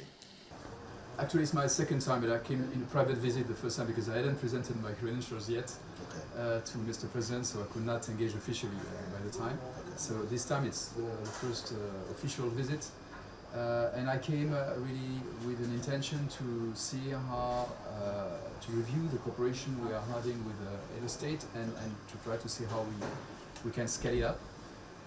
But I took the opportunity to visit yesterday to participate to a private preview of the Museum of West African Arts here in Edo State, which is a project I already saw last year when I came first to Benin City. Also, so how would you describe the level of partnership between the European Union and, of course, Nigeria, and particularly Edo State? Well, with Nigeria, the European Union, together with its member states and its development banks, which we call Team Europe, I think the first partner, is Nigeria's first partner in many areas, in trade and investment in particular, and also in cooperation in many areas. And we have 730 million euros in grants for bilateral cooperation with Nigeria between 2041 and 2027, plus also sizable amounts of loans, subsidized loans. And with Edo State, we've had good cooperation in several areas. I'm thinking in particular of support to migration governance and support to stranded migrants returning to Nigeria, and many of them are from Edo State. And in the last few years, we supported more than 23,000 people to come back and reintegrate into their communities nationally, and many of them in Edo State, just to name an example. So, voilà, we think we can do more in other areas. We're also working in digital economy, in renewable energy, and also in projects for communities. But I always come with states so important like Edo State with an idea of how to try to improve and strengthen what we are doing already. All right. What is the policy thrust of the European Union in terms of opportunities for young people as it relates to education? Well, for us, education is key, and young people are a cross-cutting priority in a country like Nigeria. So in all our projects, we integrate a dimension for young people and also for women. And in particular, as far as young people are concerned, we are funding a big national project called Nigeria Jubilee Fellowship Program. It's about helping young graduates to integrate into labor markets by funding a 12-month scholarship for having internships in medium and small size enterprises or public service to get a first professional experience. And this is something that we are now scaling up with the federal government. And we are also offering possibilities of studies in Europe, particularly through the Erasmus program. We have more than 100 Nigerians going every year to Europe to study a master in the framework of the Erasmus program. All right. What is the policy thrust of the European Union in terms of opportunities for young people as it relates to education? Well, for us, education is key, and young people are a cross-cutting priority in a country like Nigeria. So in all our projects, we integrate a dimension for young people and also for women. And in particular, as far as young people are concerned, we are funding a big national project called Nigeria Jubilee Fellowship Program. It's about helping young graduates to integrate into labor markets by funding a 12-month scholarship for having internships in medium and small size enterprises or public service to get a first professional experience, and this is something that we are now scaling up with the federal government. And we are also offering possibilities of studies in Europe, in particular through the Erasmus program. We have more than 100 Nigerians going every year to Europe to study a master in the framework of the Erasmus program in particular. Fantastic. If you just join us, we have with us the ambassador of the European Commission delegation to Nigeria and Africa, who is in Edo State currently on a private visit, engaging him on a wide range of issues, looking at the partnership between the Commission and Nigeria, and particularly Edo State. Ambassador Migno, let me quickly take you on a trending issue in Nigeria right now, which has to do with violence, extremism, and the talk around genocide against Christians is gaining momentum across the world, particularly in the US and several other places.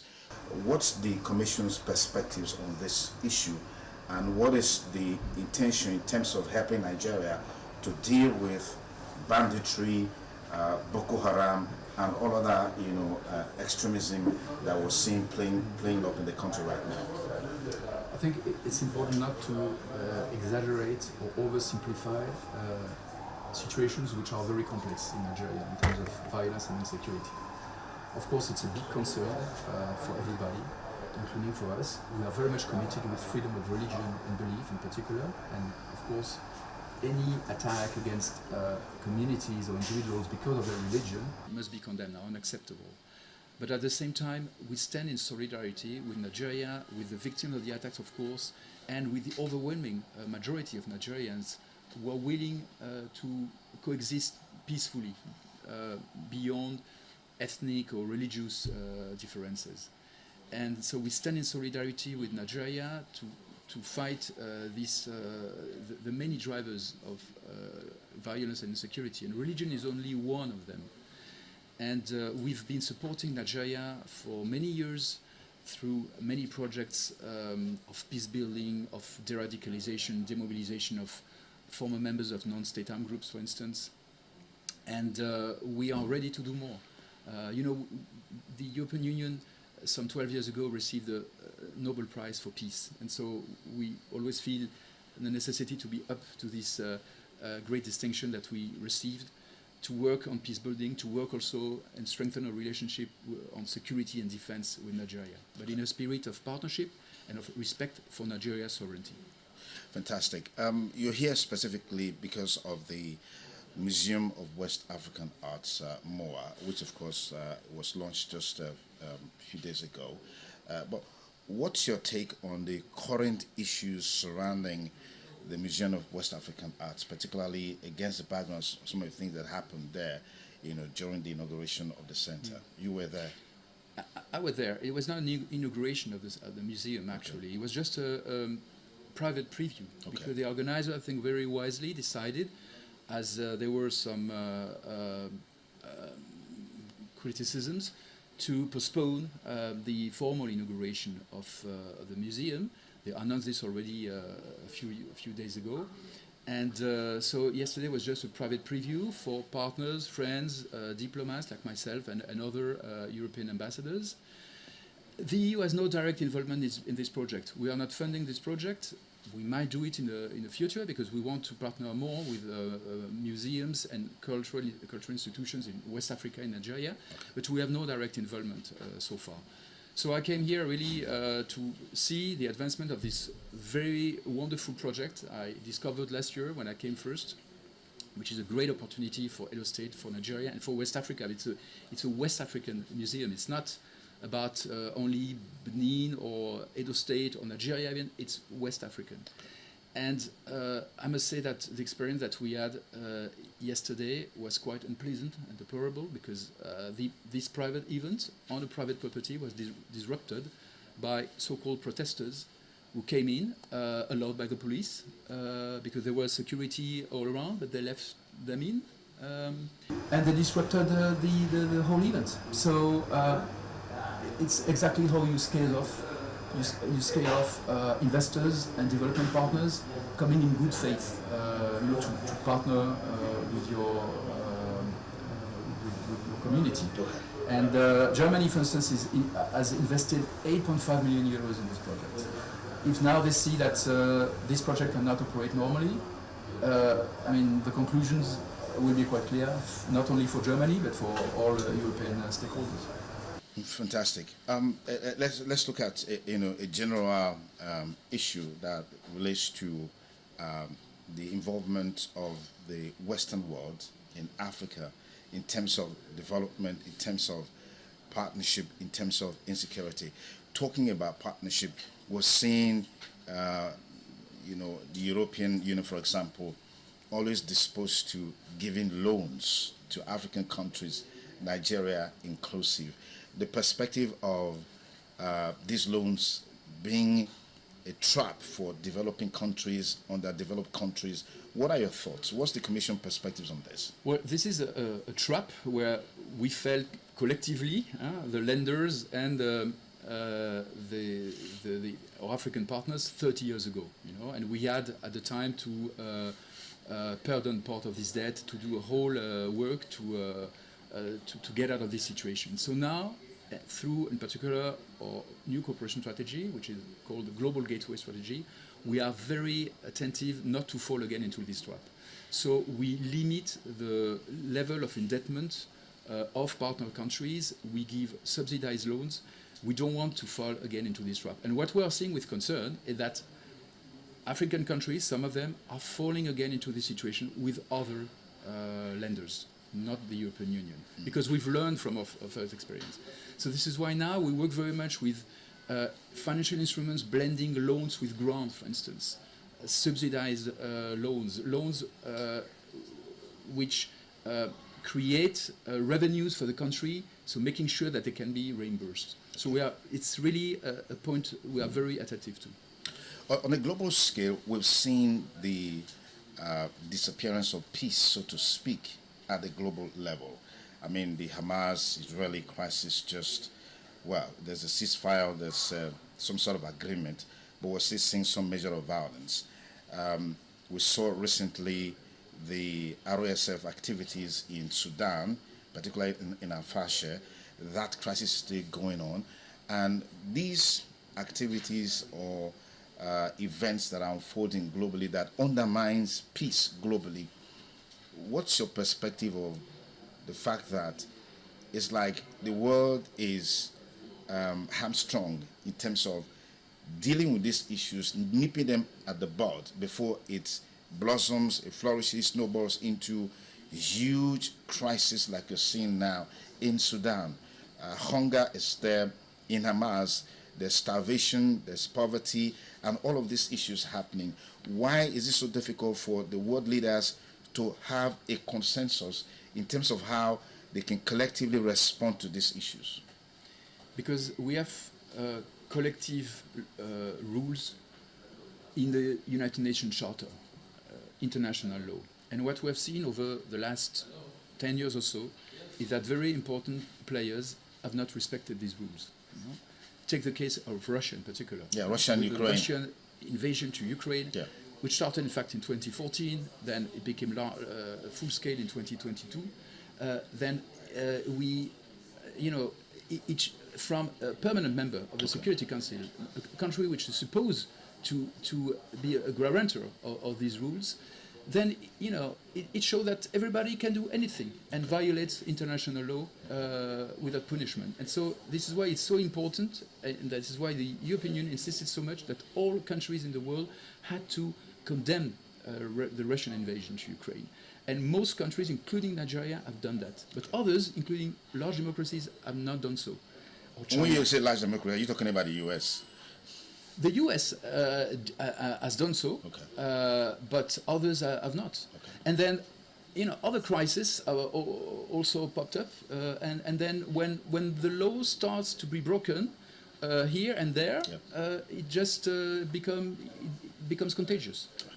Ambassador Gottner Mignot, thank you so much for your time. Truly appreciate this conversation. Pleasure. Thank you, sir. Okay, I've been talking with Ambassador Mignot, who is the head of the European delegation to Nigeria and Africa, is currently in Edo State on a visit, and we've been engaging him on a wide range of issues. Thank you for staying with us and have a beautiful day ahead. Bye for now.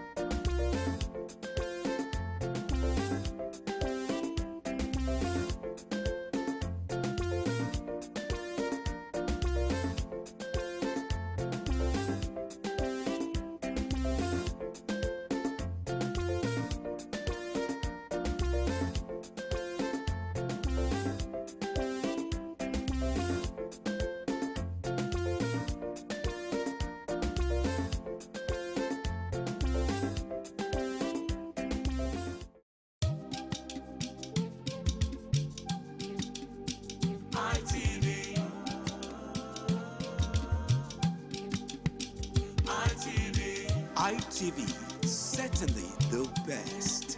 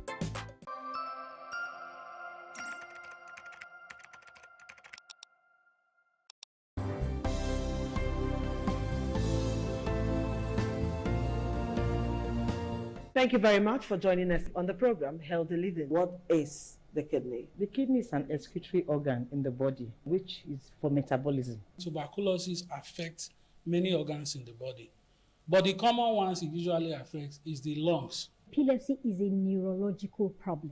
Okay. It is an injury in the brain which causes someone to begin to convulse, to go into fits. It is curable, but the cure is a long-term thing. If you eat well and avoid those risk factors that will make your immunity to be down, then the risk of contracting tuberculosis will be reduced. If you're healthy, then you're wealthy.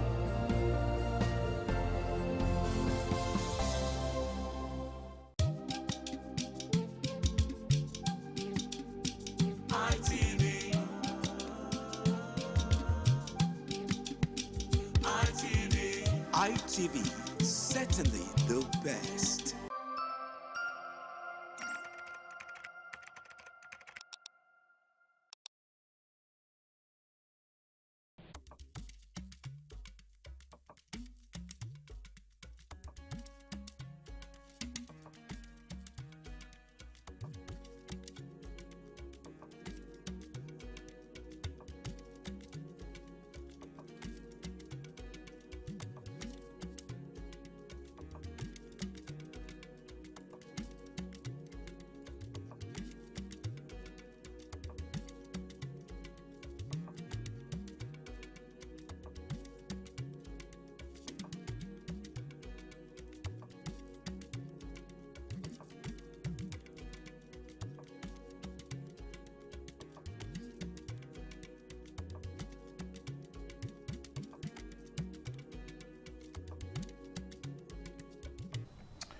All right, you're welcome to our program on television, African Discourse, the program that comes away at this time every Monday on independent television. My name is Heather Zunukogi, and of course I'm the host of this program. Well, today on the program, African Discourse, we are going to be doing something that you never expect, but it's part of you know, the discussions that we do, because when we talk about the program Africa Discourse, we look at issues on the continent of Africa. So today we are going to be talking about AFCON. I'm talking about the African Cup of Nations that started yesterday in Morocco.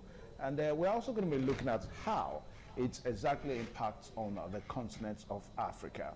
And to discuss all this with us this afternoon, we are so privileged to have an affairs analyst. And if you like, you can stretch it further to call him a foreign affairs analyst and also a sports enthusiast. He's also a political analyst too. Please join me to welcome Ahmed Mamadou. And Ahmed Mamadou is joining us virtually this afternoon, all the way from Houston in the United States of America. Mr. Ahmed Mamadou, good afternoon and welcome to the program. Good afternoon, Evans. Good morning to your viewers. Good afternoon, rather, to your viewers, and thank you for having me on the show.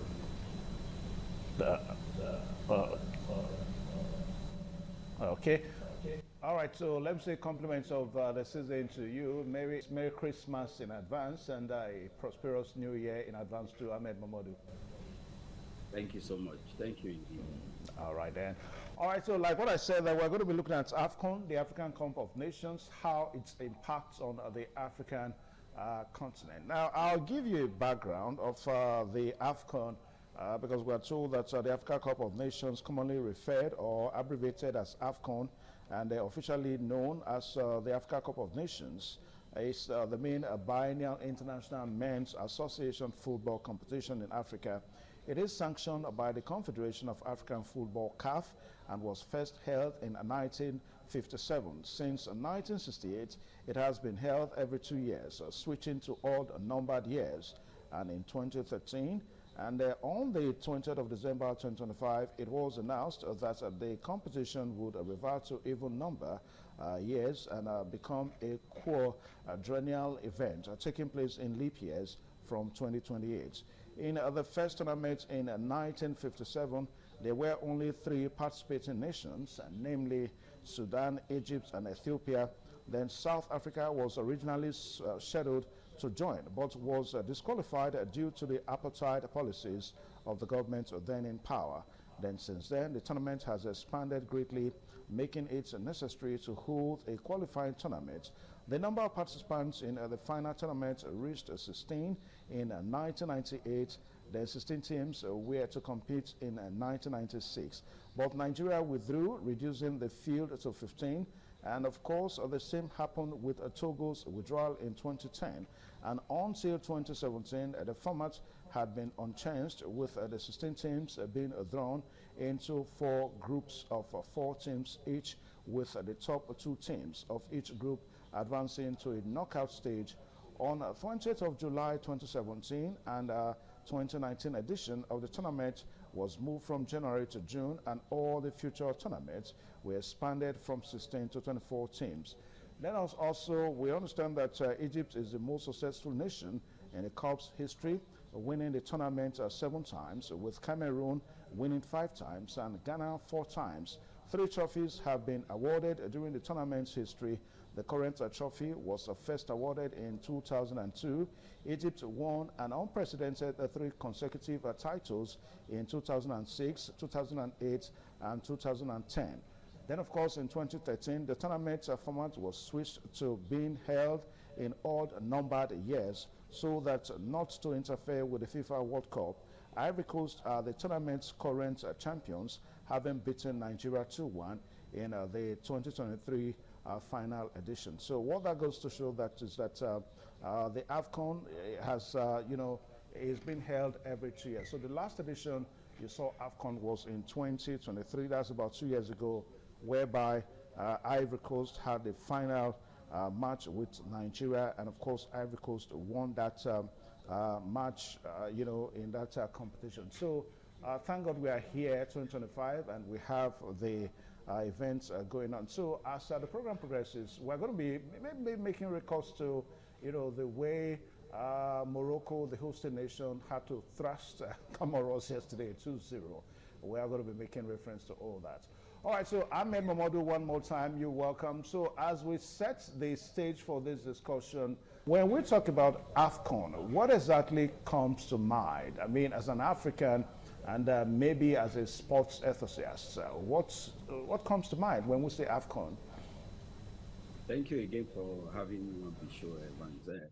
Good afternoon again to the viewers. And I think the AFCON is a celebration of the unity of the African countries in a sporting arena, similar to what is done in other continents, the European Union, the USA, etc., for example. And then it gives us an opportunity as Africans to engage in a form of brotherhood and celebration of our own sporting skills and abilities, and to bring to light some of the talents that the world stage will not ordinarily allow us to present them. And then also to showcase the skills, not just of the local players, but of the ones who may not necessarily have that kind of exposure on the global stage. It also gives us the chance to visit one another, to kind of fellowship, to understand a cross-cultural kind of visitation that allows the North, the East, the West. We're all one big continent, but if you look at the whole continent as a whole, we are very diverse from the North to the South, East, West, etc. Even the Central African countries. So we all come together this time. Now it's twice a year. It's also going to change and become every 4 years. And then it continues to give us the opportunity to celebrate one another, to celebrate our skills, and to showcase not just the talents, but the African continent, investment opportunities, etc., etc.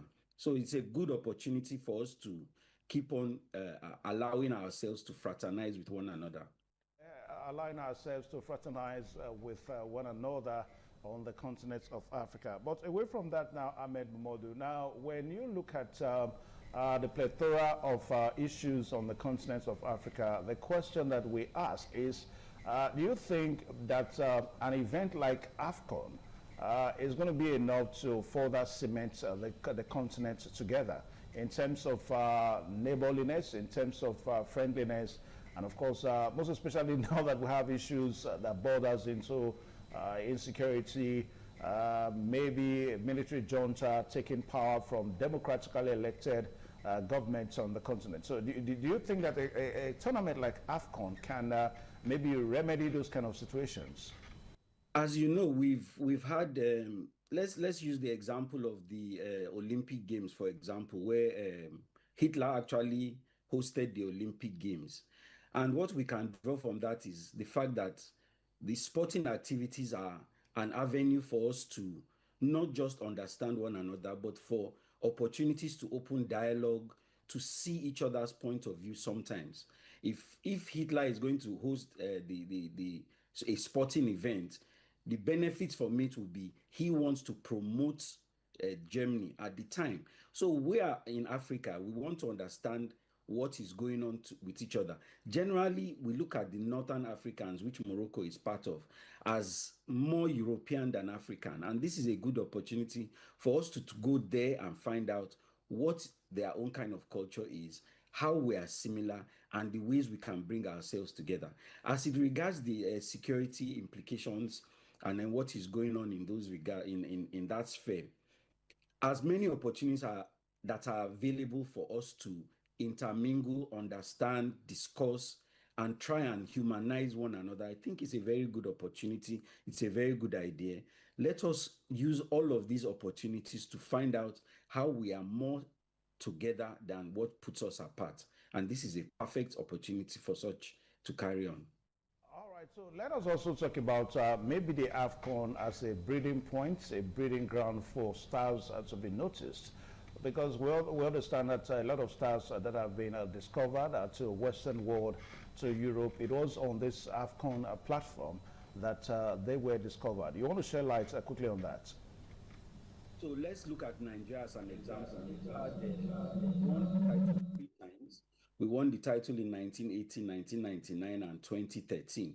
Unfortunately, that was the last time we won, and I'm sure you and everybody that is watching is hoping that that's going to change this year. But it has brought to light our local talents. It gave us the opportunity to showcase some of our local talents, and then not just present them to the world, but present them in a more comfortable format. There's such a thing as stage fright. So you have local talents who are suddenly thrust on the world, and then they are unable to perform to Europe, the cold, or they bring them to the Americas, and then the weather is different, etc., etc. But at home in Africa, they feel more at home. They are able to relate to the fans that are cheering them on, and then they are able to present their skills in their own natural environment without the pressures of being outside or taken away from home, working together with their own brothers who they've grown accustomed to playing with and practicing with, etc., etc. So it's a very good opportunity to showcase new talents in their own environment without the pressure of having to perform outside of their home, where they may feel different kind of pressures that they are not used to. Like what we saw yesterday, we saw Comoros, having it with Morocco, and at the end of the day, we saw Morocco beating Comoros 2-0. Now, it's also one thing that people, because like I told somebody yesterday, there are some nations, when you mention their name on the continent of Africa, you may readily agree that, okay, this country, it's an African country. Take, for example, if you say Ghana, you say Nigeria, you say Senegal, you say Burkina Faso, you say Ivory Coast and Liberia, you readily say that it is an African country. But when you begin to mention strange names, perhaps strange nations, Comoros, you begin to wonder, do we have this nation, on the continent of Africa? Perhaps the AFCON is also a way for us to really identify and begin to know the African nations, the African continent more. Quickly, let's also shed light on that. I agree with you 100%. I mean, when you talk about a country like Comoros, so like you've rightly pointed out, this has given also an opportunity to find out the geographical components of Africa. It's a good time to study, it's a teaching moment. I, for one, I've heard about Comoros, but when you talk about it, you wonder how good a country they are to be playing on this stage, to have defeated other countries to come to this point. But that's the beauty of it. By expanding the participation of the AFCON competition, it allows more people to come in, and it allows us to fraternize with far distant members of the African confraternity that we would otherwise not be able to fraternize with. So imagine a situation now where we have Nigerian players who have always been at home, mixing with the Comoros delegation or mixing with Equatorial Guinea, etc., etc. So these are new opportunities that we need to be taking advantage of, and they give us also the opportunity to showcase our own skills and talented young men and women. So again, the hosting nation now, Morocco, I remember it was on this program that you and we discussed when preparations were on top gear, about this tournament, this AFCON 2025. Now we saw Morocco almost turned into a country of war. I mean, it was the first time we saw a set of people known as the Gen Z2, population. In other words, young people in Morocco, young Moroccans took to the streets protesting, asking the government to pay more attention rather than hosting this kind of tournament. Now, I don't know, because it looks as if that some persons in Africa may not just be on the same page with the government of the day. What do you think is really going on in this regard? So I think opposition to spending in any regard is a normal thing. What the youth at the point in time, I think our discussion centered around that, was their insistence that this money should not be spent on outsiders when there are so many key parts of the economy that haven't been developed. They were talking about healthcare, they were talking about local infrastructural development, they were talking about access of funding, they were talking about job creation, and they were just generally talking about the whole quality of life. And they felt that the government at the time was spending too much resources to allow outsiders come and celebrate the AFCON. But what we have seen is that it can be a win-win situation where the government uses the money to create infrastructural development that is to be used beyond the celebration of AFCON. I think everybody feels a little more settled. All of those agitations haven't entirely gone away. But as you know, football always brings people together.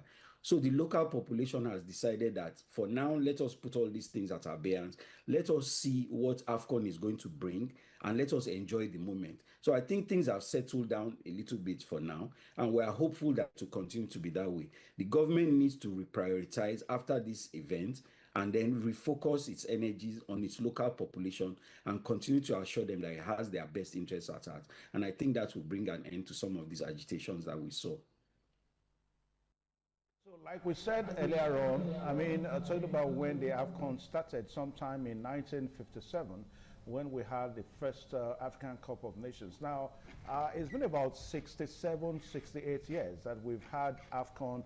There was a time that it was every 4 years, but for the fact that it would have to clash with the FIFA World Cup, then it was now reduced to every 2 years. So as it stands now, the AFCON tournament comes every 2 years, while the FIFA World Cup is every 4 years. But let's take our mind back to perhaps to when AFCON started. So what would you want to say are the maybe areas that AFCON may have developed for the past this past 67, 68 years of this tournament on?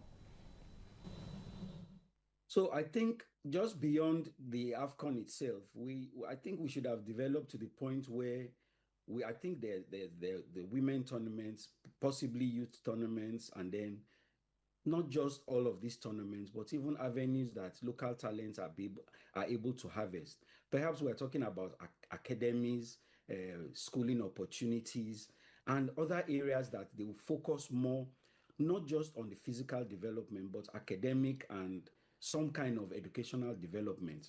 We have a few countries who develop their own programs to bring these children, bring players from the basic level, right from primary through secondary to the actual game level where they are now, where they'll be participating in AFCON. As you know, AFCON is an age-based tournament. So to bring it down to younger groups, younger players to reach into the countries and look for this talent and promote them and bring them out. That's something I would like to see the AFCON system develop better at. Young talents now, instead of having a tournament that only is for sports. So you are saying that the kind of competition should also be spread into some other aspects of life. Take for example, in education. Is that what you're saying? Yes, that's what I'm saying. I'm saying soccer academies that not just focus only on football, but they focus on other sports, academics, and even scholarships that allow them to, build the children, build players from the grassroots, build them soundly academically as well as physically for the sports. All right, so over the time that this competition has been for, I mean, for the past 68 years now, we understand that there are some nations that may have dominated this competition. Take, for example, a country like Ghana that almost dominated the 60s edition, to the disadvantage of so many other countries. And we've also had the like of DRC, Democratic Republic of Congo. Then also we have also had the like of Liberia. Then now we have the like of Morocco. These are nations that are said to have dominated even in the likes of Cameroon. We understand that between 1980 and 1990, Cameroon managed to reach the final of the Africa Cup of Nations 3 times in a row, winning the competition twice in 1984 and of course in 1988, and losing once on penalties against Egypt in the 1986 edition. And the other dominant team during this period was Algeria, along with their solid 1982 and decent 1986 World Cup appearances. Now, what we're trying to say is that there are some nations that have dominated this AFCON over the years. Like what I mentioned, we have Ghana has been mentioned there. Then even the likes of Morocco has also been mentioned. Now, what would you say? Because it appears that isn't necessarily the fact that some nations seems to have been more exposed to the prowess, to the ability of winning these tournaments, you know, at the disadvantage of other nations. Is that exactly the situation?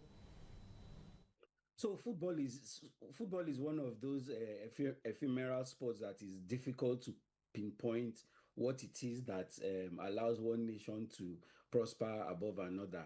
We have a large population, and one would think that our population will lead to dominance in that football field, but that has not been the case.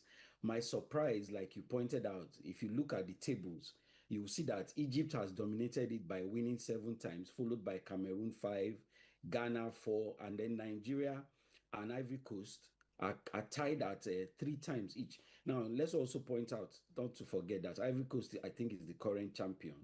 So, but when you look at a country like DR Congo that is also on the table of one of the frequent winners, and then Algeria, to the detriment of other countries that you think are powerful footballing nations, then you begin to wonder what is the main ingredient of it. To my mind, I would think it is some kind of affinity to the sport. Some of these countries have more of an affinity to football than any other sport. Some have it to cricket, some of them have it to basketball, etc., etc. So maybe that's one of the things. But I want to see Nigeria climb up this ladder and then come to be not just an economic powerhouse, but also a sporting powerhouse. We need to be able to compete with the likes of Egypt and find out what their secret is. Their secret to have held that title for 7 good years, 7 times, and then come up from third, only having held it 3 times. Possibly we are going to make it a 4th this time and then climb up better. But we need to do better to engage our sportsmen and women and to encourage them to bring out their talents at this level so that we are more competitive and that we are more successful when we go into competitions like this.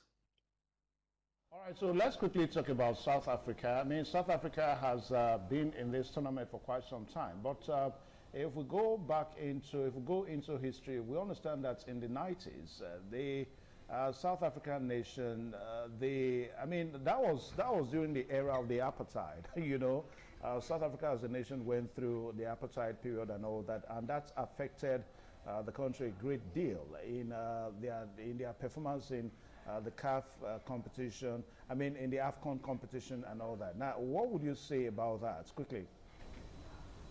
So South Africa has been in a unique place where it was dominated by foreigners who claimed to be Africans. And then the apartheid system did not even help matters. So you had some countries that were having economic blockades, sporting blockades, as a way of pressuring the regime at the time to come to terms with the fact that they were an illegal regime.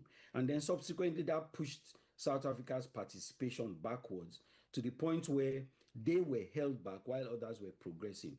Now South Africa is trying to catch up with some of these things. And in fact, they are dominating in a lot of sports. But I think a little time is going to come between when they are able to harness their full capacity and when we are going to see them be able to come out fully and dominate some of these sporting activities.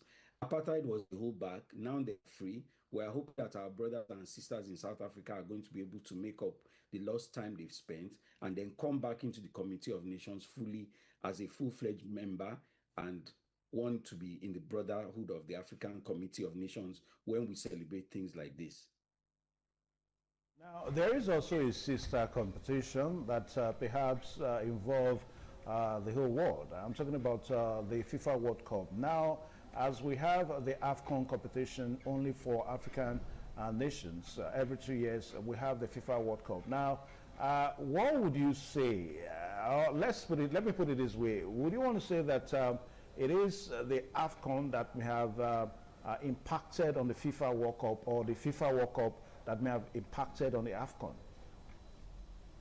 So if we look at the dominance of the players by ratio in AFCON versus FIFA, I want to say it's a symbiotic relationship, which is why we had to kind of make room for the clashes between AFCON and FIFA.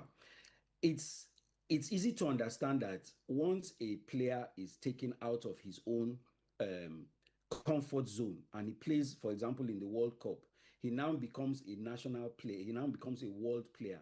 But the interesting thing is where you see players from one nation that are participating in another nation. For example, if you look at the World Cup players for France, you would think you are talking about an African country. It's predominantly dominated by African players of African heritage. So it becomes an interesting, when you put that example, is it AFCON that is dominating the FIFA, or is the other way around? I think it's something that keeps on going back and forth. If you look at France, we have a lot of African players they are not just thriving there, they've taken over the whole thing.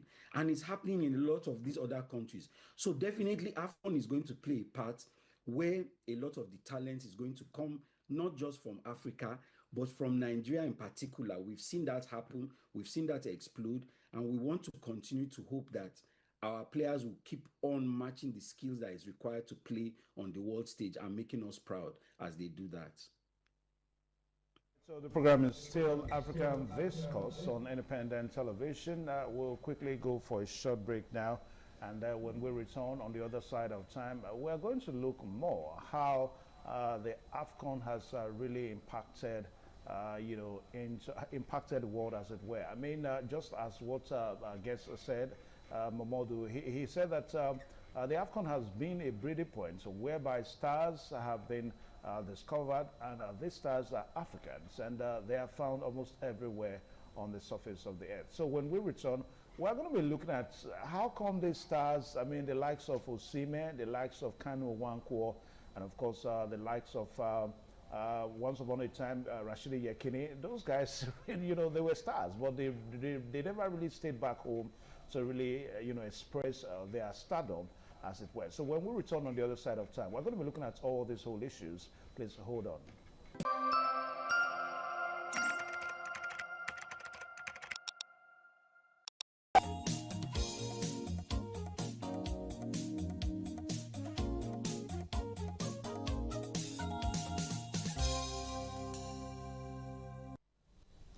All right, thank you one more time. In case if you just joined us, the program is African Discourse on independent television. And on this program, we look at issues on the continent of Africa. And today, our focus is the AFCON competition in Morocco that started yesterday. So we're actually in the line, and we've said from that right from 1957, when AFCON started, it's been a whole lot of issues. And we have looked at how the tournament started every 4 years. Once upon a time, it was every 4 years. Then it moved to every 2 years, and back again. And then finally, it settled at every 2 years. And there was also a time that the tournament was set for every odd years. Then also to every even years as it stands. But as it stands now, it's every 2 years, and I think that's the best arrangement so far, so that it does not coincide with the FIFA World Cup that is every 2 years. So we've been talking about that as the program started, and our guest on this program has been Ahmed Momodu, who is joining us virtually all the way from Houston in United States of America. Now, Mr. Ahmed Momodu, we have so many stars, African stars, football stars, and for the purpose of this, perhaps I may just mention their names. We have the likes of Kylian Mbappe, of who we understand that plays for Paris Saint-Germain in Europe. Then is an African, is of African descent. Then we also have the like of Godi Gakpo of Liverpool. He plays for Liverpool. Is of African descent. Then Antonio Roja is of Sierra Leone, and he plays for Real Madrid. And also we have the likes of Irelin Chouameni, and he plays for Real Madrid. And we also have the likes of Ansu Fati, who plays for Guinea-Bissau. And he's of Guinea-Bissau by descent, by origin, and plays for Barcelona. Then we've also had the likes of our Nigerian players, the likes of Finidi George, Kanu Nwankwo has been there. Then Gigi Okocha has been there and all that. Now, these guys made their home outside the continent of Africa. In other words, they never stayed back to, to be part of the stardom that eventually found themselves outside the continent of Africa. Now, what would you say in your own way of looking at it? What are those factors, those issues that have kept them away? Let's begin to itemize them so that has it been political factors, political issues, economic issues, and all that have made most African stars to have left the shores of Africa and find their stardom outside of the shores of Africa? So I think migration, for whatever reason, in this case, it's economic migration, is something that every human kind of aspires to. You want a better quality of life. You want to improve your skills to the best of your ability. You want to maximize your youthful years so that when you finally enter your retirement years, you are able to live a life of relative comfort and understand that you have a limited period of time to achieve these goals. So you'll find most of these players that you've mentioned, even when they've played and then they've exhausted their careers, they eventually come back home. But the question you're asking is, why is it that they are more attracted outside? I think it's the opportunities to showcase their talent, because we do not have as vibrant a local league as we do in some of these foreign countries. For example, the European League is one of the most vibrant, one of the busiest. It's so busy that sometimes the international world sporting competitions have to take into consideration their own schedule before they are planned. So you want to maximize your talent, you want to maximize the opportunity, you want to maximize the skills, you want to maximize all of the available information. Sports, for example, is way ahead in medicine, in terms of medicine. You have a footballer who injures his knee or has a fractured leg, and sports medicine will heal him faster than regular medicine. They are so far ahead, they are ahead in understanding how the human body functions, how the human body is expected to perform in certain conditions, and so on and so forth. So everybody wants to maximize the period that they are able to work and get the best out of their body. So you find a lot of migration to achieve that aim. One of the popular destinations besides Europe is also now, as is becoming more and more apparent, is the Middle East. You find a lot of people gravitating in that direction because they pay better. So in the twilight of some of their careers, after they've exposed themselves to the European League, they now retire back to the the Middle Eastern League, and then try and maximize those final twilight moments and reap as much financial benefits as they can. So let's not worry so much about how it is that they move or what it is that they do. But when the national call comes, and a lot of them answer the national call, we've had so many players who come, and unfortunately, we've even lost people who have come to answer the national call. If you recall the case of Sam Okaraji and so on and so forth. So we need to encourage, by and large, we need to encourage not just the local talent to build and fill in those gaps, but we also need to encourage the ones who feel greener pastures are where it is available for them. But whenever the national call comes, they come back and answer, as is the case as is going on right now with NAFCON. With AFCON. About national call, but that seems to have been an issue that sports, enthusiasts and analysts have, also bear their minds to. Because, I'm not really a football enthusiast, as it were, but at times, whenever I'm opportune to watch these guys play. Now, I see the level of dedication and commitment that they put to nations that are hosting them. Take, for example, a JJ Okocha playing for a foreign nation. Now, a JJ Okocha will not play for his foreign team the way he will play for Nigeria. I'm just trying to, cite an example here. I'm not trying to say that that was how JJ Okocha played, but I think it is evidently clear that the amount of dedication that we see that these African stars give to their foreign clubs, they don't give such dedication to national assignment, home call assignments and all that. Now, the question that we ask to that is that, are the leaders aware, the African leaders, are they aware of this? And if they are aware, what are they doing and what are they not doing? when we have the call, so the national call, some of the players don't give 100%. I say this with a little bit of reluctance because it's difficult for somebody that is outside to say that is not actually physically participating to say somebody doesn't give 100%. But we can only tell from the outside because it seems to be that they are a little bit reluctant. Reluctant in the sense that they don't get as much as they put in. This is also coming from the side of the local organizing committees, that sometimes you have issues about the payment of their bonuses. Sometimes you have the issues about the payment of their allowances. Sometimes you have where they are not able to transport themselves from one location to another, or the arrangements are inadequate and then the players have to come up. So there is a certain amount of reluctance because our own local organizing committees don't always meet the standard that is expected of them. They fall short a lot of times. So you find these players who come from organized societies, who come from situations where they are planning months ahead, and then you come to a local organizing committee where they cannot even plan the next day. It can be quite frustrating. And so you find that they don't give their 100% because there's a reluctance to put themselves out because they don't get the same amount of force back that they put into it.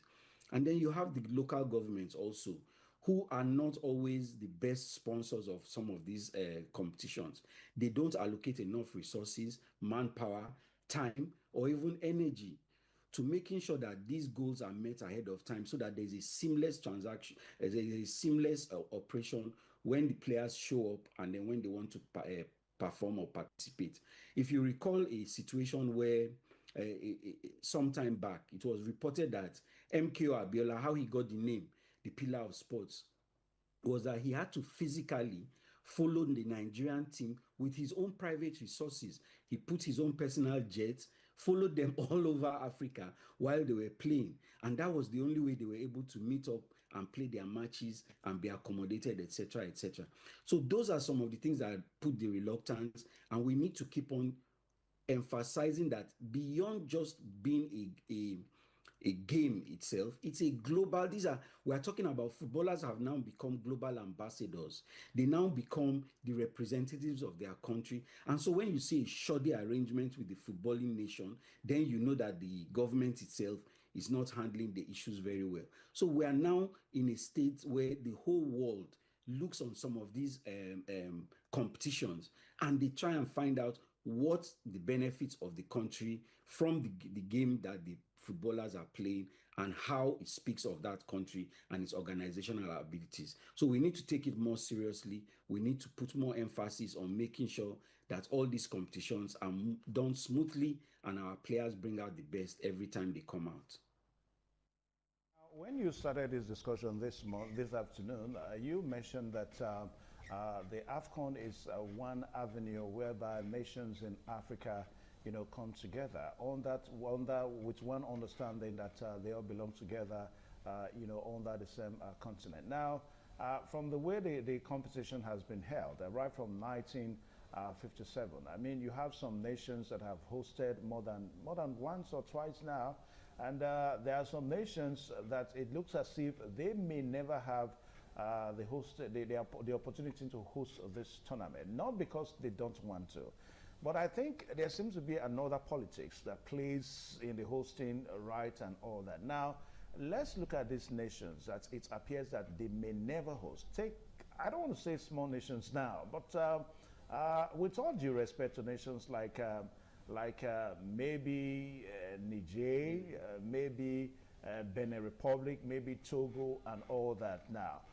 Do you see those nations hosting the AFCON, say, in the next nearest future?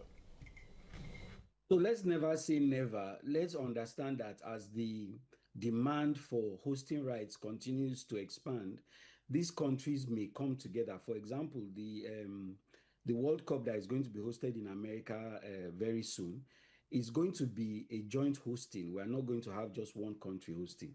So that's also an opportunity where it's also something that may be explored, where Benin, Togo, and some of those other African countries may do a joint hosting kind of situation, including even Nigeria. We will be able to assist them so that they can get the pride of hosting. Because it's a very important thing, not just to participate, but to be a hosting nation. If you recall, back in 1996, South Africa did everything after the fall of apartheid to be a hosting nation. And they went all out to host the competition, the AFCON competition at the time. They did so well that they even won the championship of the AFCON at the time. So it's a thing of pride that all these countries are looking forward to. We call them small nations, but they can come together to come and host. You can have 3 or 4 countries that are in the same geographical location come together and host this competition. So let's not just look at it from the point of view of the size. Let's look at what is possible, because as the world becomes bigger, it also becomes smaller when we have that partnership. That also allows that integration that we're talking about. Imagine a situation where Benin, Togo, and a few other countries around there decide that they want to host globally. Now you have the French speaking, you have the English speaking. Imagine the diversity of it. So it's a beautiful thing. I think it's something that we all look forward to, and it's possibly going to happen in the near future. All right, so quickly, as we comment at this end now, let's talk about 1 or 2 countries that are in this AFCON edition. Burkina Faso is there, the almighty Burkina Faso.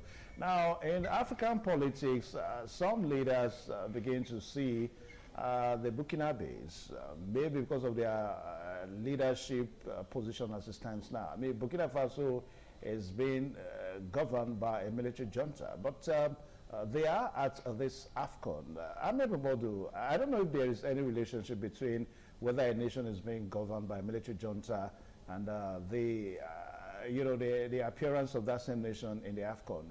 Is there any relationship? Is there anything that we should bother, or you think there's anything we should talk about, in that regard? So I think sports has generally been one of those areas where even juntas that take power and then come undemocratically onto their leadership stage have kind of shied away from involving themselves too much in. And even the regional bodies have kind of tried not to isolate countries that don't have democratically elected governments in place from pushing them aside, because it also forms an avenue, like we said earlier, it's a diplomatic avenue that needs to be explored. You don't just take away the pride, the sporting pride of a nation by refusing them access to some of these things. So yes, Burkina Faso is currently under a military dictatorship. Yes, everybody in Africa and West Africa in particular is saying this is not something that we want. But as much as possible, we still need to involve them in these things. And we still need to carry them along so that even the people don't feel neglected. They don't feel cast aside. They don't feel subjugated to the will of those who are bigger than them and able to dictate according to them. So some of these things, the politics is local. When you come to a regional or global stage, you want to put these things aside for the moment of those competitions, and then everything resumes as soon as the competition is over. So we'll welcome them for now. We'll keep having dialogue with them and hoping that things will normalize in those countries in the earliest possible time. Just wrap it up quickly on the economic value that you think that this tournament is going to bring to the continent, quickly. So you have so many, we have a global showcase, like we talked about. We're showing all of our players, we're showing all of our talents. There's infrastructural and economic growth particularly for the hosting nation. Morocco has used that to their advantage, and they are coming out to tell the world that these are their avenues and the things that you can come in and invest. We have the youthful population that is now exposing itself and its talents to the world. We have in economic and infrastructural growth. We have cultural and national pride. National pride is something that is very important to the hosting nation. So however you look at Morocco, beyond this, every time you think about Morocco, you will not think of them not just positively in the way that they hosted, but also the things that they were able to bring about cultural rebirth, and then how they promoted themselves to the world. Then you have also a global appeal. So now Morocco is being mentioned at least for the next 2 weeks. Everything Morocco, Morocco, Morocco. So everybody's focusing, everybody's looking, what is Morocco about? You have more interest in the national in what Morocco is able to bring to the world. So this is a time for them to promote themselves, and all the participating countries also have this opportunity to showcase themselves, their talent, what is good about them, and what they want the world to see. All right, I want to say a very big thank you to you, Ahmed Mamodu, our guest on the program today.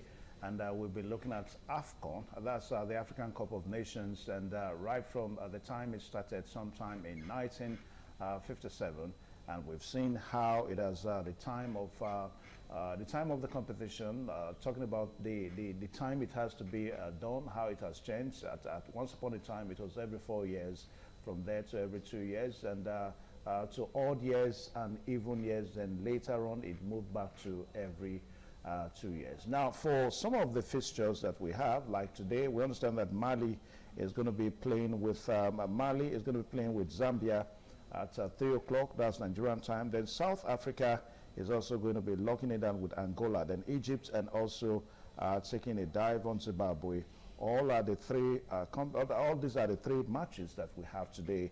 That's today, be 22nd day of December 2025. Well, we are going to keep tabs and see how it goes on. Well, Ahmed Mamodu, thank you one more time on the program today for finding time to be our guest on the show. I really enjoyed it. Thank you for having me on, Evans.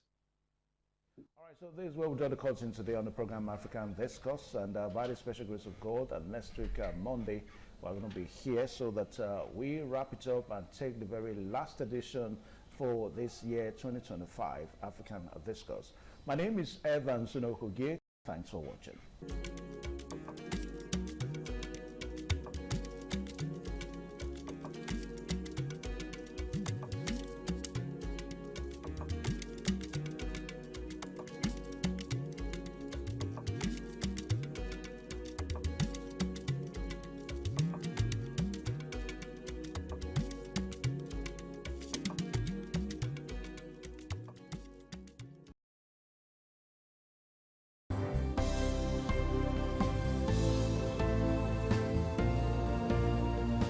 Thank you very much for joining us on the program, Healthy Living. What is the kidney? The kidney is an excretory organ in the body, which is for metabolism. Tuberculosis affects many organs in the body, but the common ones it usually affects is the lungs. Epilepsy is a neurological problem. Okay. It is an injury in the brain, which causes someone to begin to convulse, to go into fits. It is curable, but the cure is a long-term thing. If you eat well and avoid those risk factors that will make your immunity to be down, then the risk of contracting tuberculosis will be reduced. If you're healthy, then you're wealthy.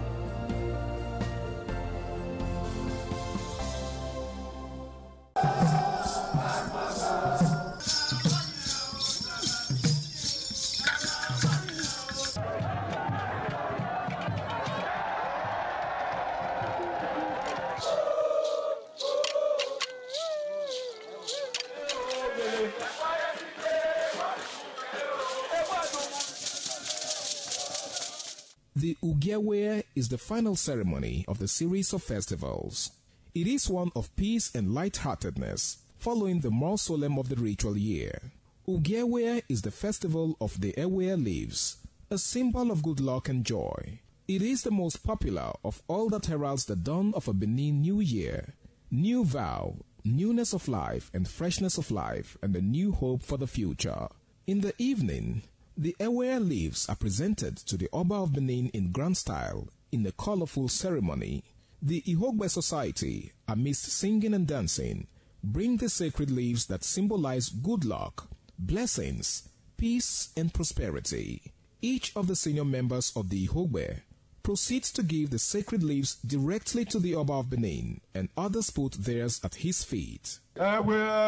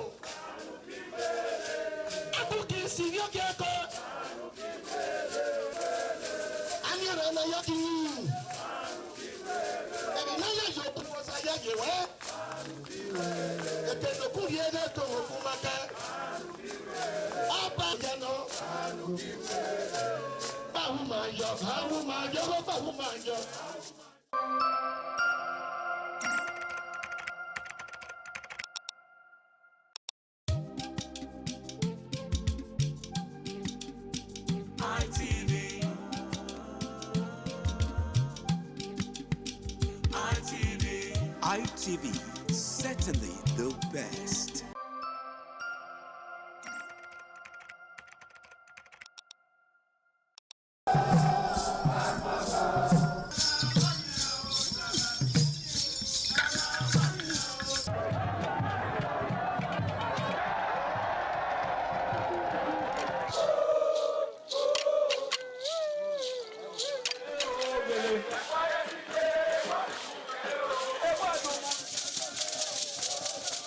The Ekoko masquerades from Ute village, whose cult is connected with Obaeware and his mother, Elere, appear on this occasion to bless the Oba. Ekoko is a ritual masquerade that dances to please the guests and the Oba.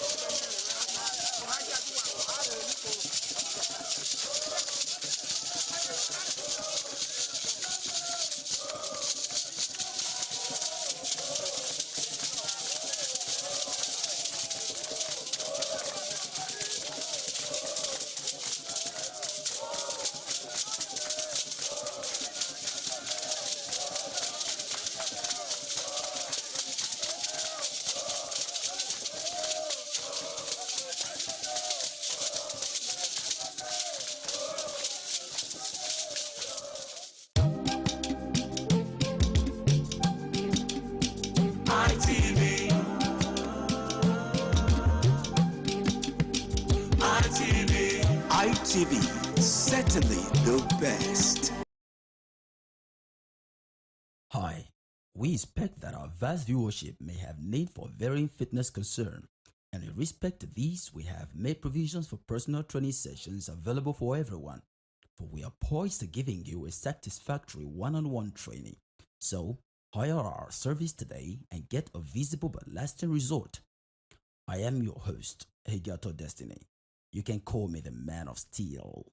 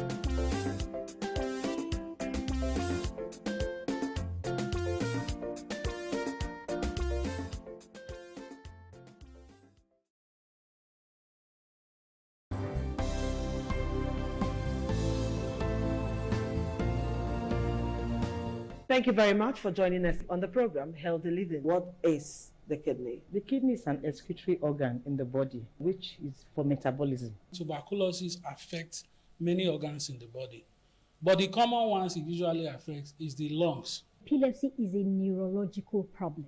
Okay. It is an injury in the brain which causes someone to begin to convulse, to go into fits. It is curable, but the cure is a long-term thing. If you eat well and avoid those risk factors that will make your immunity to be down, then the risk of contracting tuberculosis will be reduced. If you're healthy, then you're wealthy.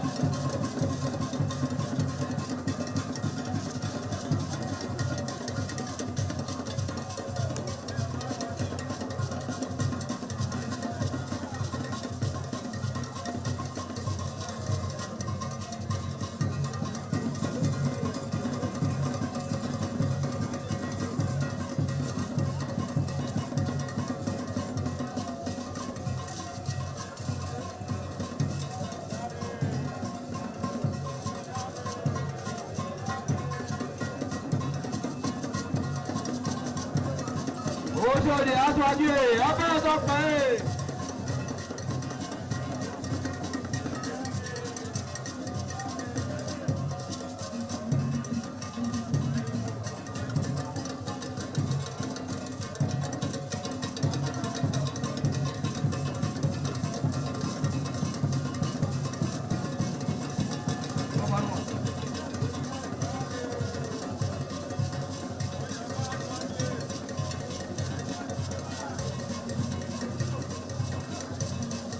Ayaba Atwaje, Abẹ́ẹ̀dọ́pẹ́.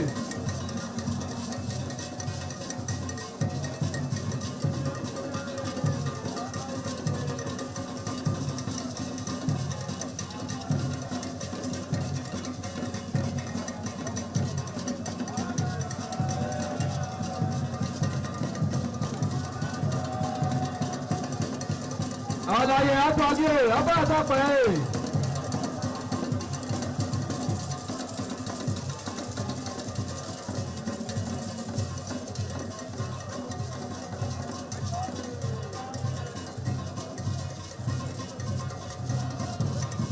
Ẹgbẹ̀júwà.